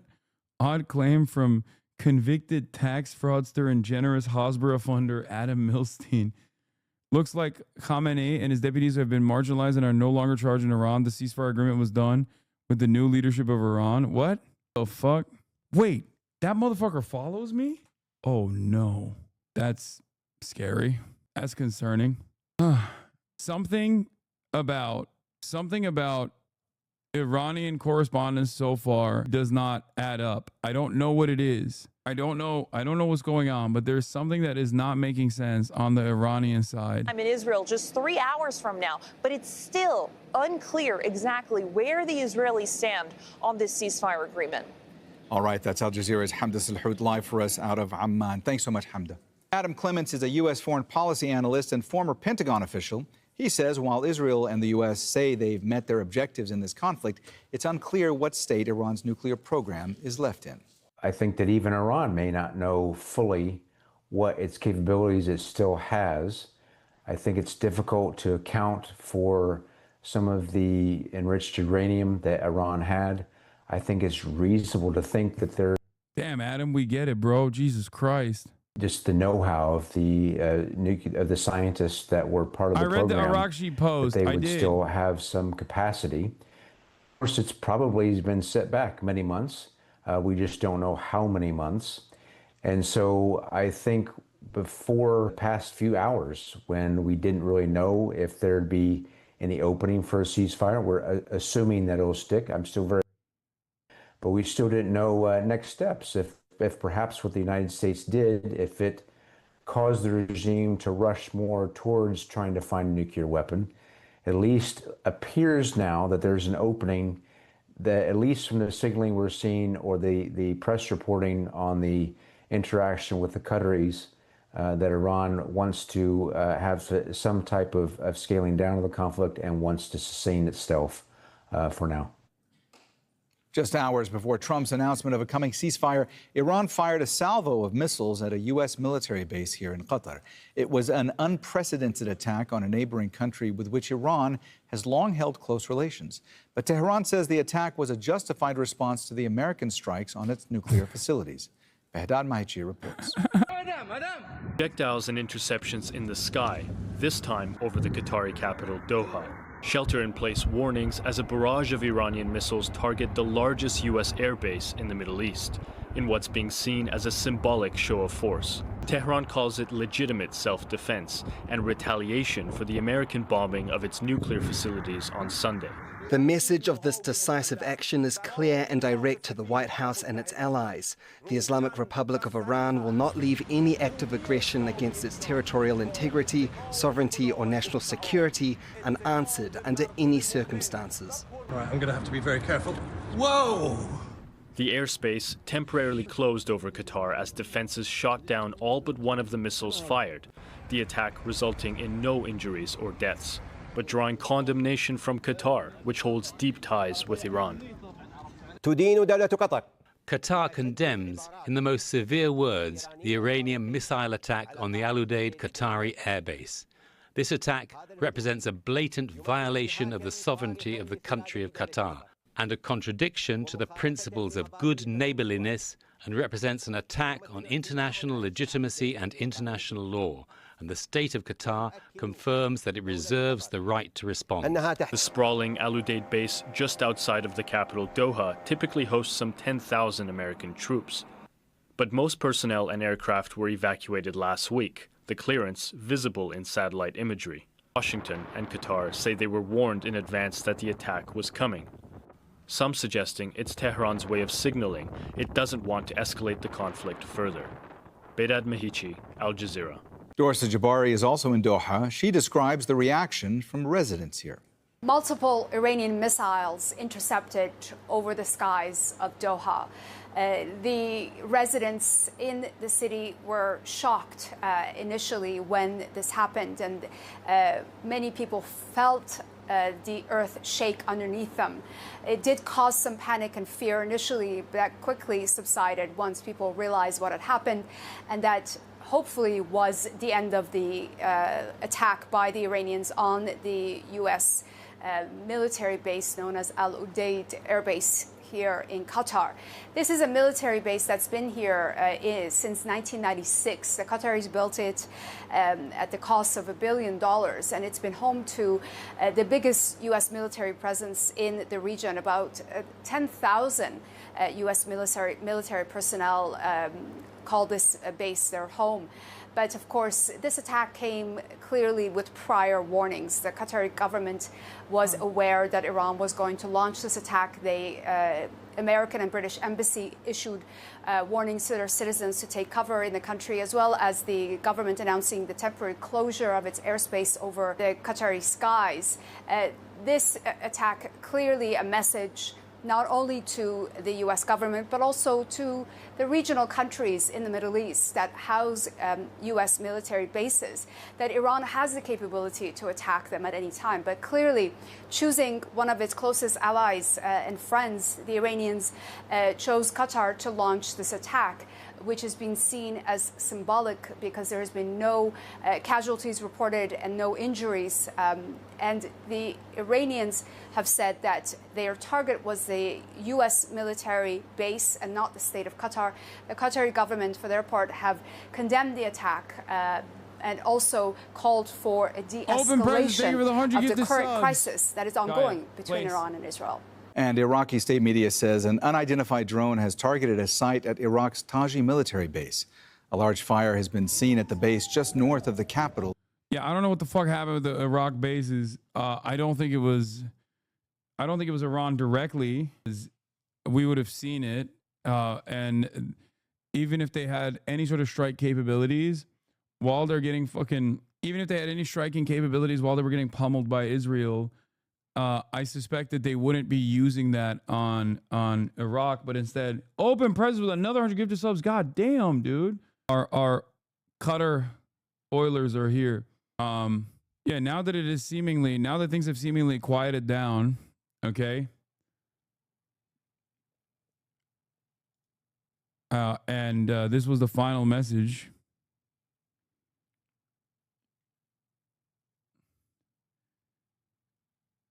Okay, a couple things. One, I don't know what is going on the Iranian side, the Iranian leadership. There are inconsistencies in the messaging. It could be born out of like how fast this ceasefire was implemented. I do believe that the Iranian leadership would absolutely dive at the first shot of a ceasefire, though. That tracks with their track record. So I can totally see that.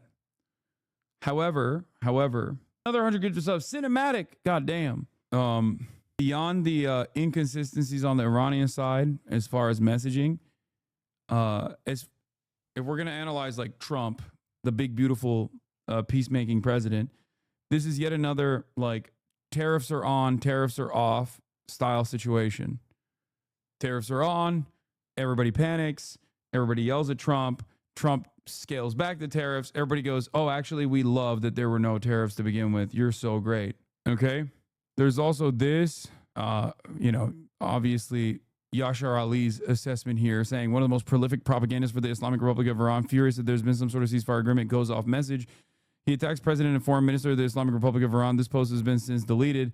I don't care. Like the assessment of Yashar Ali aside, this tweet in and of itself also, I think, is more about the inconsistencies of this deal. I don't know who that fucking person is overall. I don't know why. I don't understand what is happening with the Iranian side, because they said that they wouldn't surrender.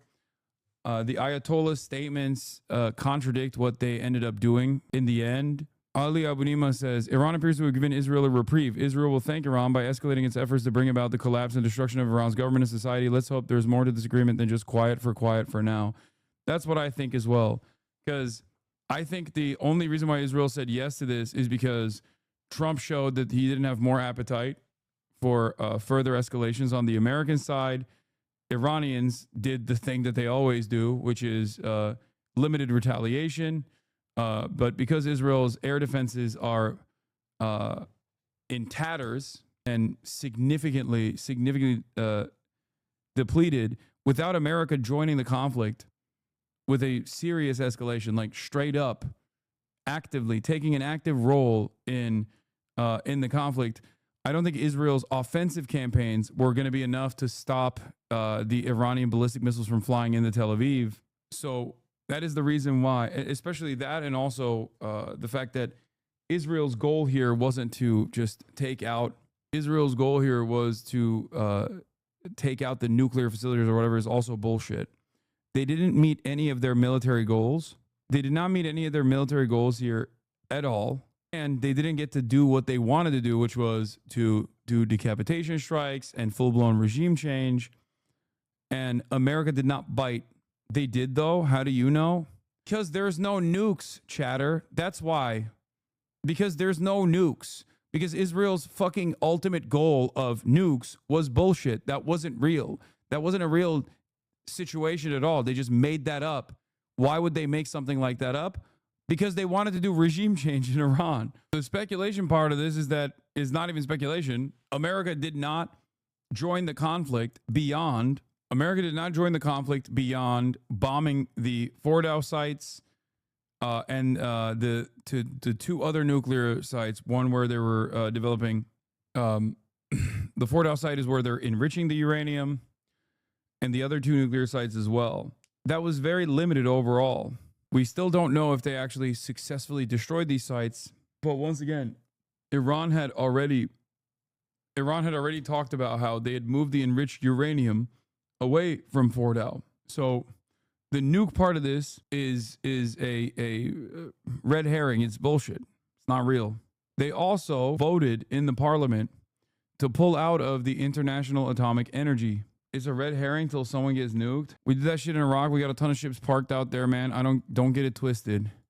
Yeah, okay, but if you understand we did that shit in Iraq, you understand that it was a fucking massive failure. It didn't even happen in Iran this time. Iraq is what Israel wants to do in Iran.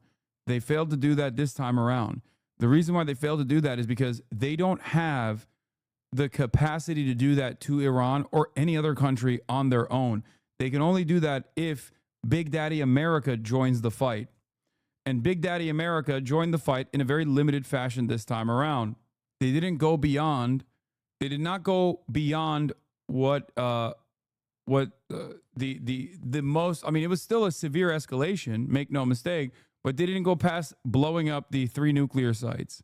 In the process, Israel realized that they did not have the air defense capabilities and was more willing to back away from further escalation, which is why I assume when Iran did the exact same thing that they've done, like they did in 2020 after the Qasem Soleimani assassination, like they've done in all of the Operation True Promises so far, when they attacked in a retaliatory manner in an effort to maintain some semblance of sovereignty, in an effort to save face and get a symbolic retaliation in the books, America was fine with that de-escalation, so this ceasefire was implemented.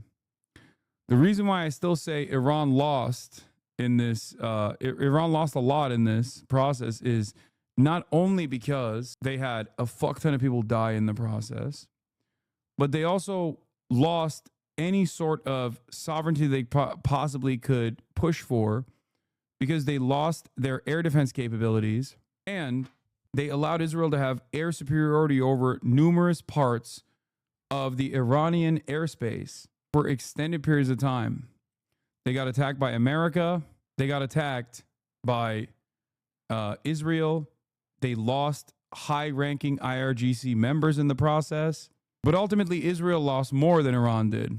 So I don't think that this is a victory for Iran, especially considering that I suspect Israel is going to simply re-up and rearm their air defenses, take note of the holes that exist within their anti-air defense capabilities, like they did after Operation True Promise 2, okay? They will also be able to re-up and rearm in the process and then try this out one more time. If you think that this is done for Israel, you're wrong. I don't think Israel is done with Iran. I don't think Israel's done with Iran at all. Sufficient retaliation from Iran in this process would mean that Israel would be running to America to demand a ceasefire, to get a ceasefire done, because they were incurring too many penalties from Iran. They would be their counterstrikes and their Air Force targets in Iran would also be diminished. But that didn't happen. Iran's retaliation, on the other hand, especially on the last day of this ceasefire just now, was incredibly diminished. They claimed that they were going to strike Iran one last time, and they never did. And they basically let Israel unload without any sort of retaliation back at Israel whatsoever.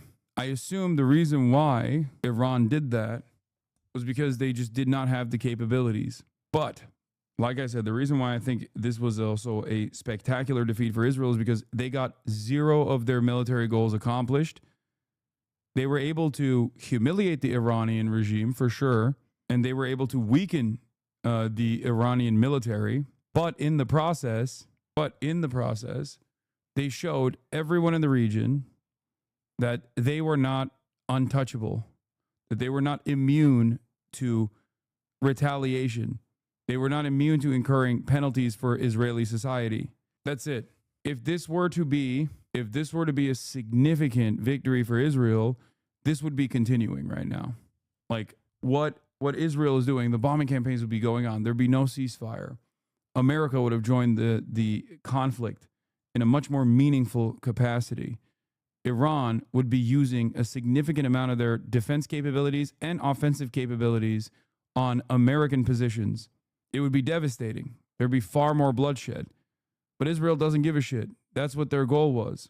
This is why I think this was humiliating for Benjamin Netanyahu as well. The amount of bloodshed that Israel was able to cause in Iran without achieving any of their specific military goals is a humiliation for Benjamin Netanyahu. That on top of the rest of the world literally either celebrating or staying quiet, watching Tel Aviv buildings get demolished by Iranian ballistic missiles probably also doesn't feel great for Israeli society in general. Dan Cohen says at this point the default assumption must be that any ceasefire is another ploy by the U.S. and Israel to seduce Iran into lowering its guard so they can assassinate Khamenei and attempt their long-term stated goal of regime change. It would be foolish, to put it mildly, to trust Netanyahu and Trump. I agree with that. But if I can see that, and fucking random Twitter analysts can see that, I am assuming that the IRGC and the Ayatollah is also aware of this reality. A senior U.S. official said the blueprint for Monday's ceasefire agreement came from discussions with Iranian officials who made it clear to the Trump admin that they would come back to the negotiating table and discuss their nuclear program on the condition that Israel stops bombing them. What I said. U.S. Senator Lindsey Graham seemingly not too happy about the ceasefire. You'll see in the upcoming hours, if not the upcoming days, who actually lost, or what kind of humiliations took place, because Israeli officials are going to start speaking. There's going to be a lot of anger and resentment and be like, what was this all for? We lost 25 of our big, beautiful citizens. We lost entire city blocks, reduced to rubble, and you couldn't even fucking take out the Ayatollah. How dare you? You know, shit like that. Let's see what Israel's greatest defender in America has to say. So what would I say about the ceasefire? If the ceasefire is genuine and will lead to peace, it is a major league accomplishment. If the ceasefire is used to rearm and regroup by Iran, we've gone backwards. How can you determine the difference? So what would I say? Yeah. I just don't trust the American government, and I don't trust the Israeli government at all when they say they want a ceasefire.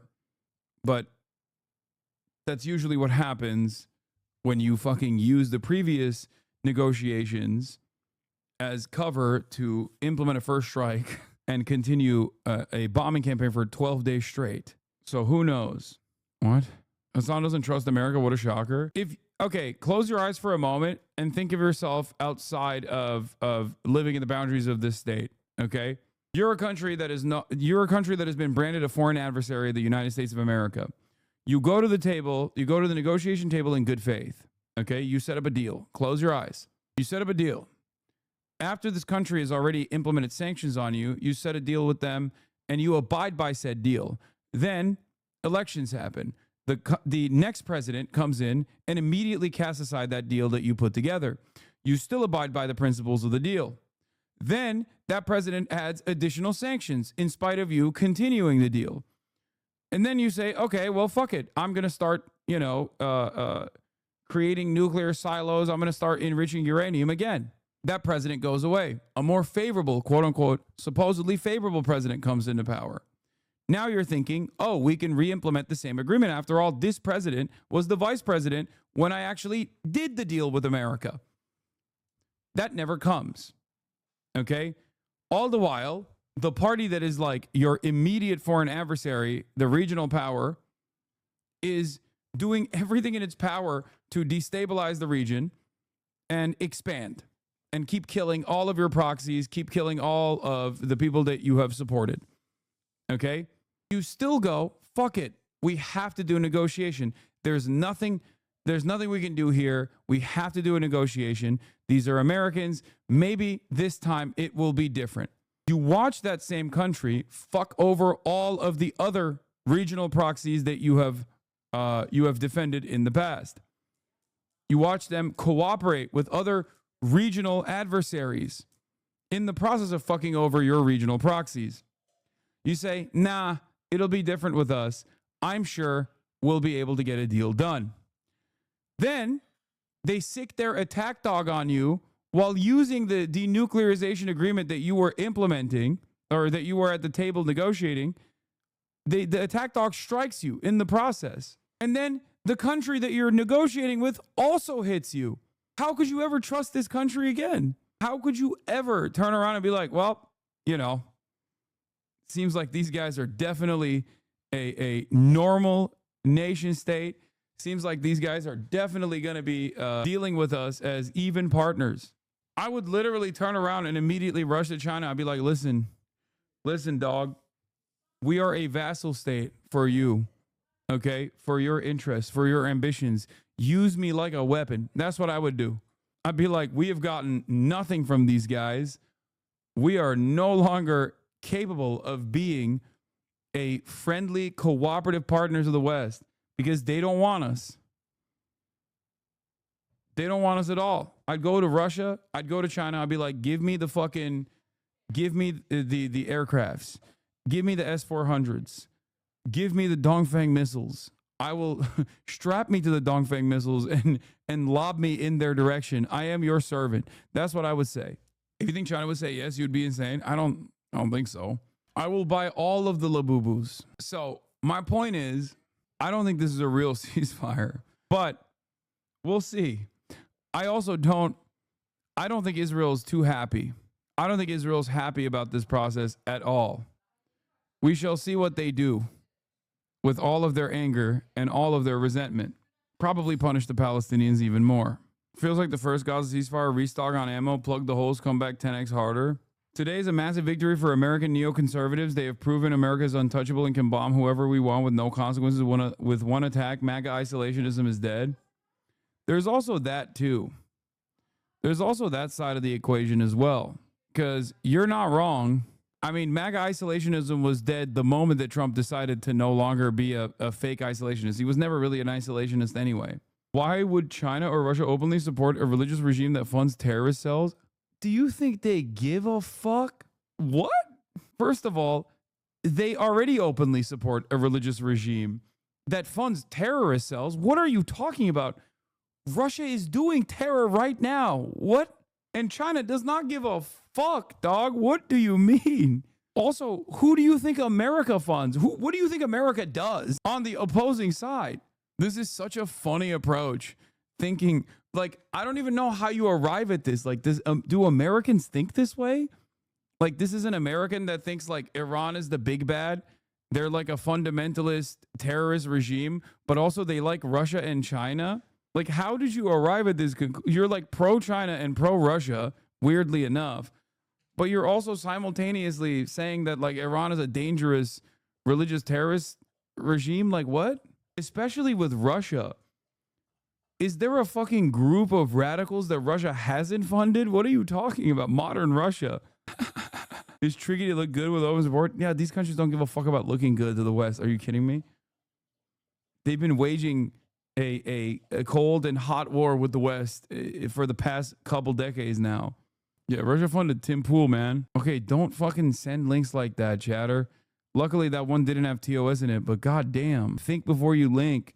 Anyway, now after 12 days of back and forth bombing and a severe escalation from the United States of America, we are going to hear an unlimited amount of unrestrained MAGA propaganda about how fucking brilliant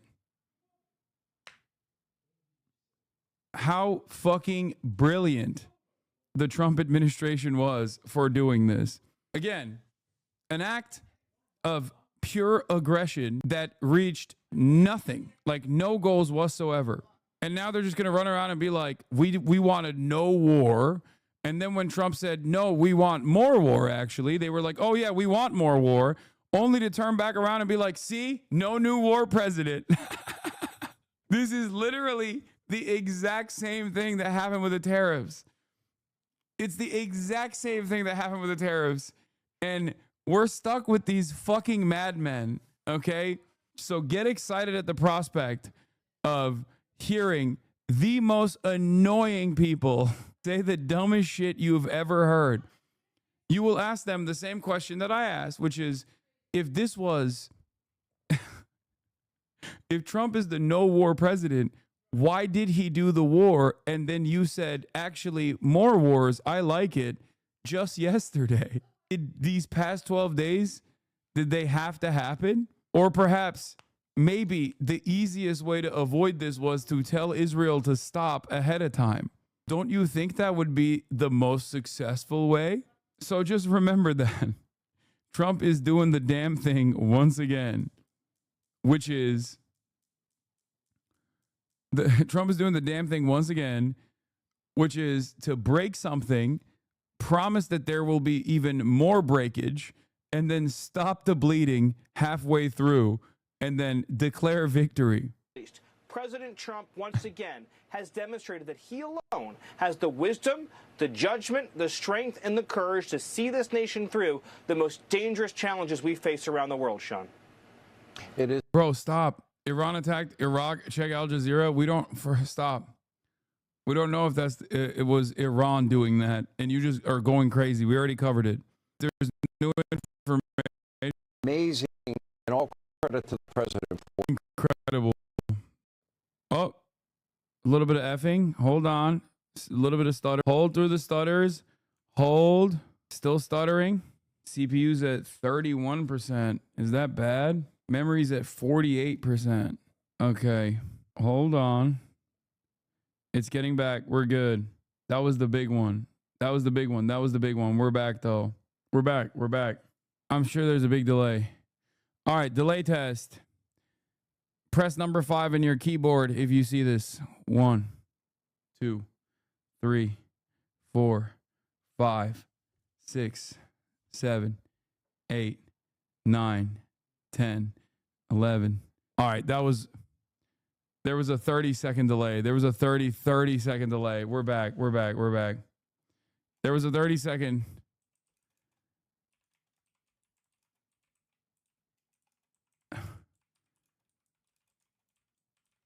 There was a 30-second delay.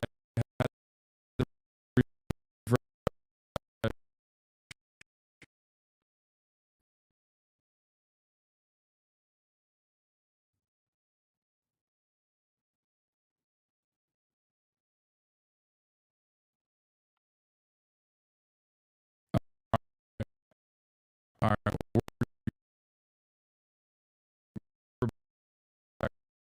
We're good.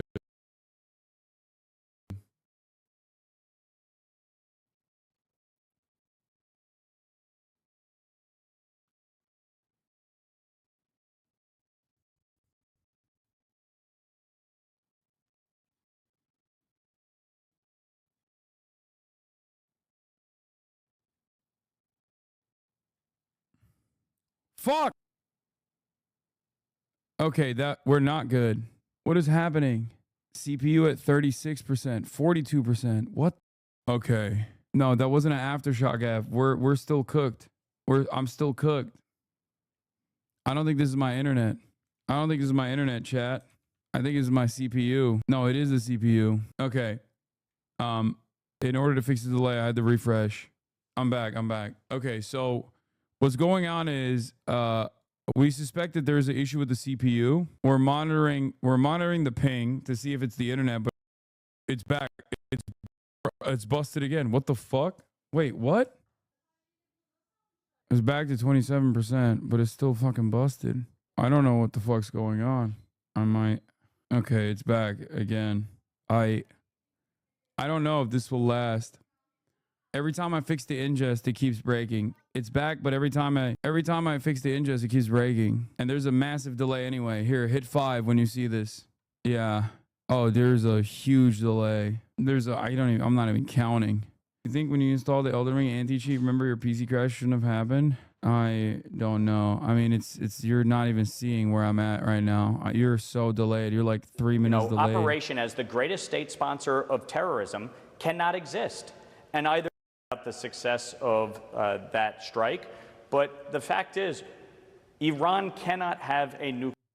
Dude, every time I fucking fix the ingest, every time I hit a reset and fix the ingest, it quite literally bricks again. I had to do it. There was like a fucking 2-minute delay and I fixed the ingest. Let's see if it fucking bricks again. But basically what ends up happening is right now we're back. There's no delay because I just fixed the ingest, right? But every time I hit the ingest fix, it literally goes back to a fucking massive stutter for like 2 minutes. And then you guys are delayed for like 2 minutes. And I don't know what it is. Damn, this guy's good.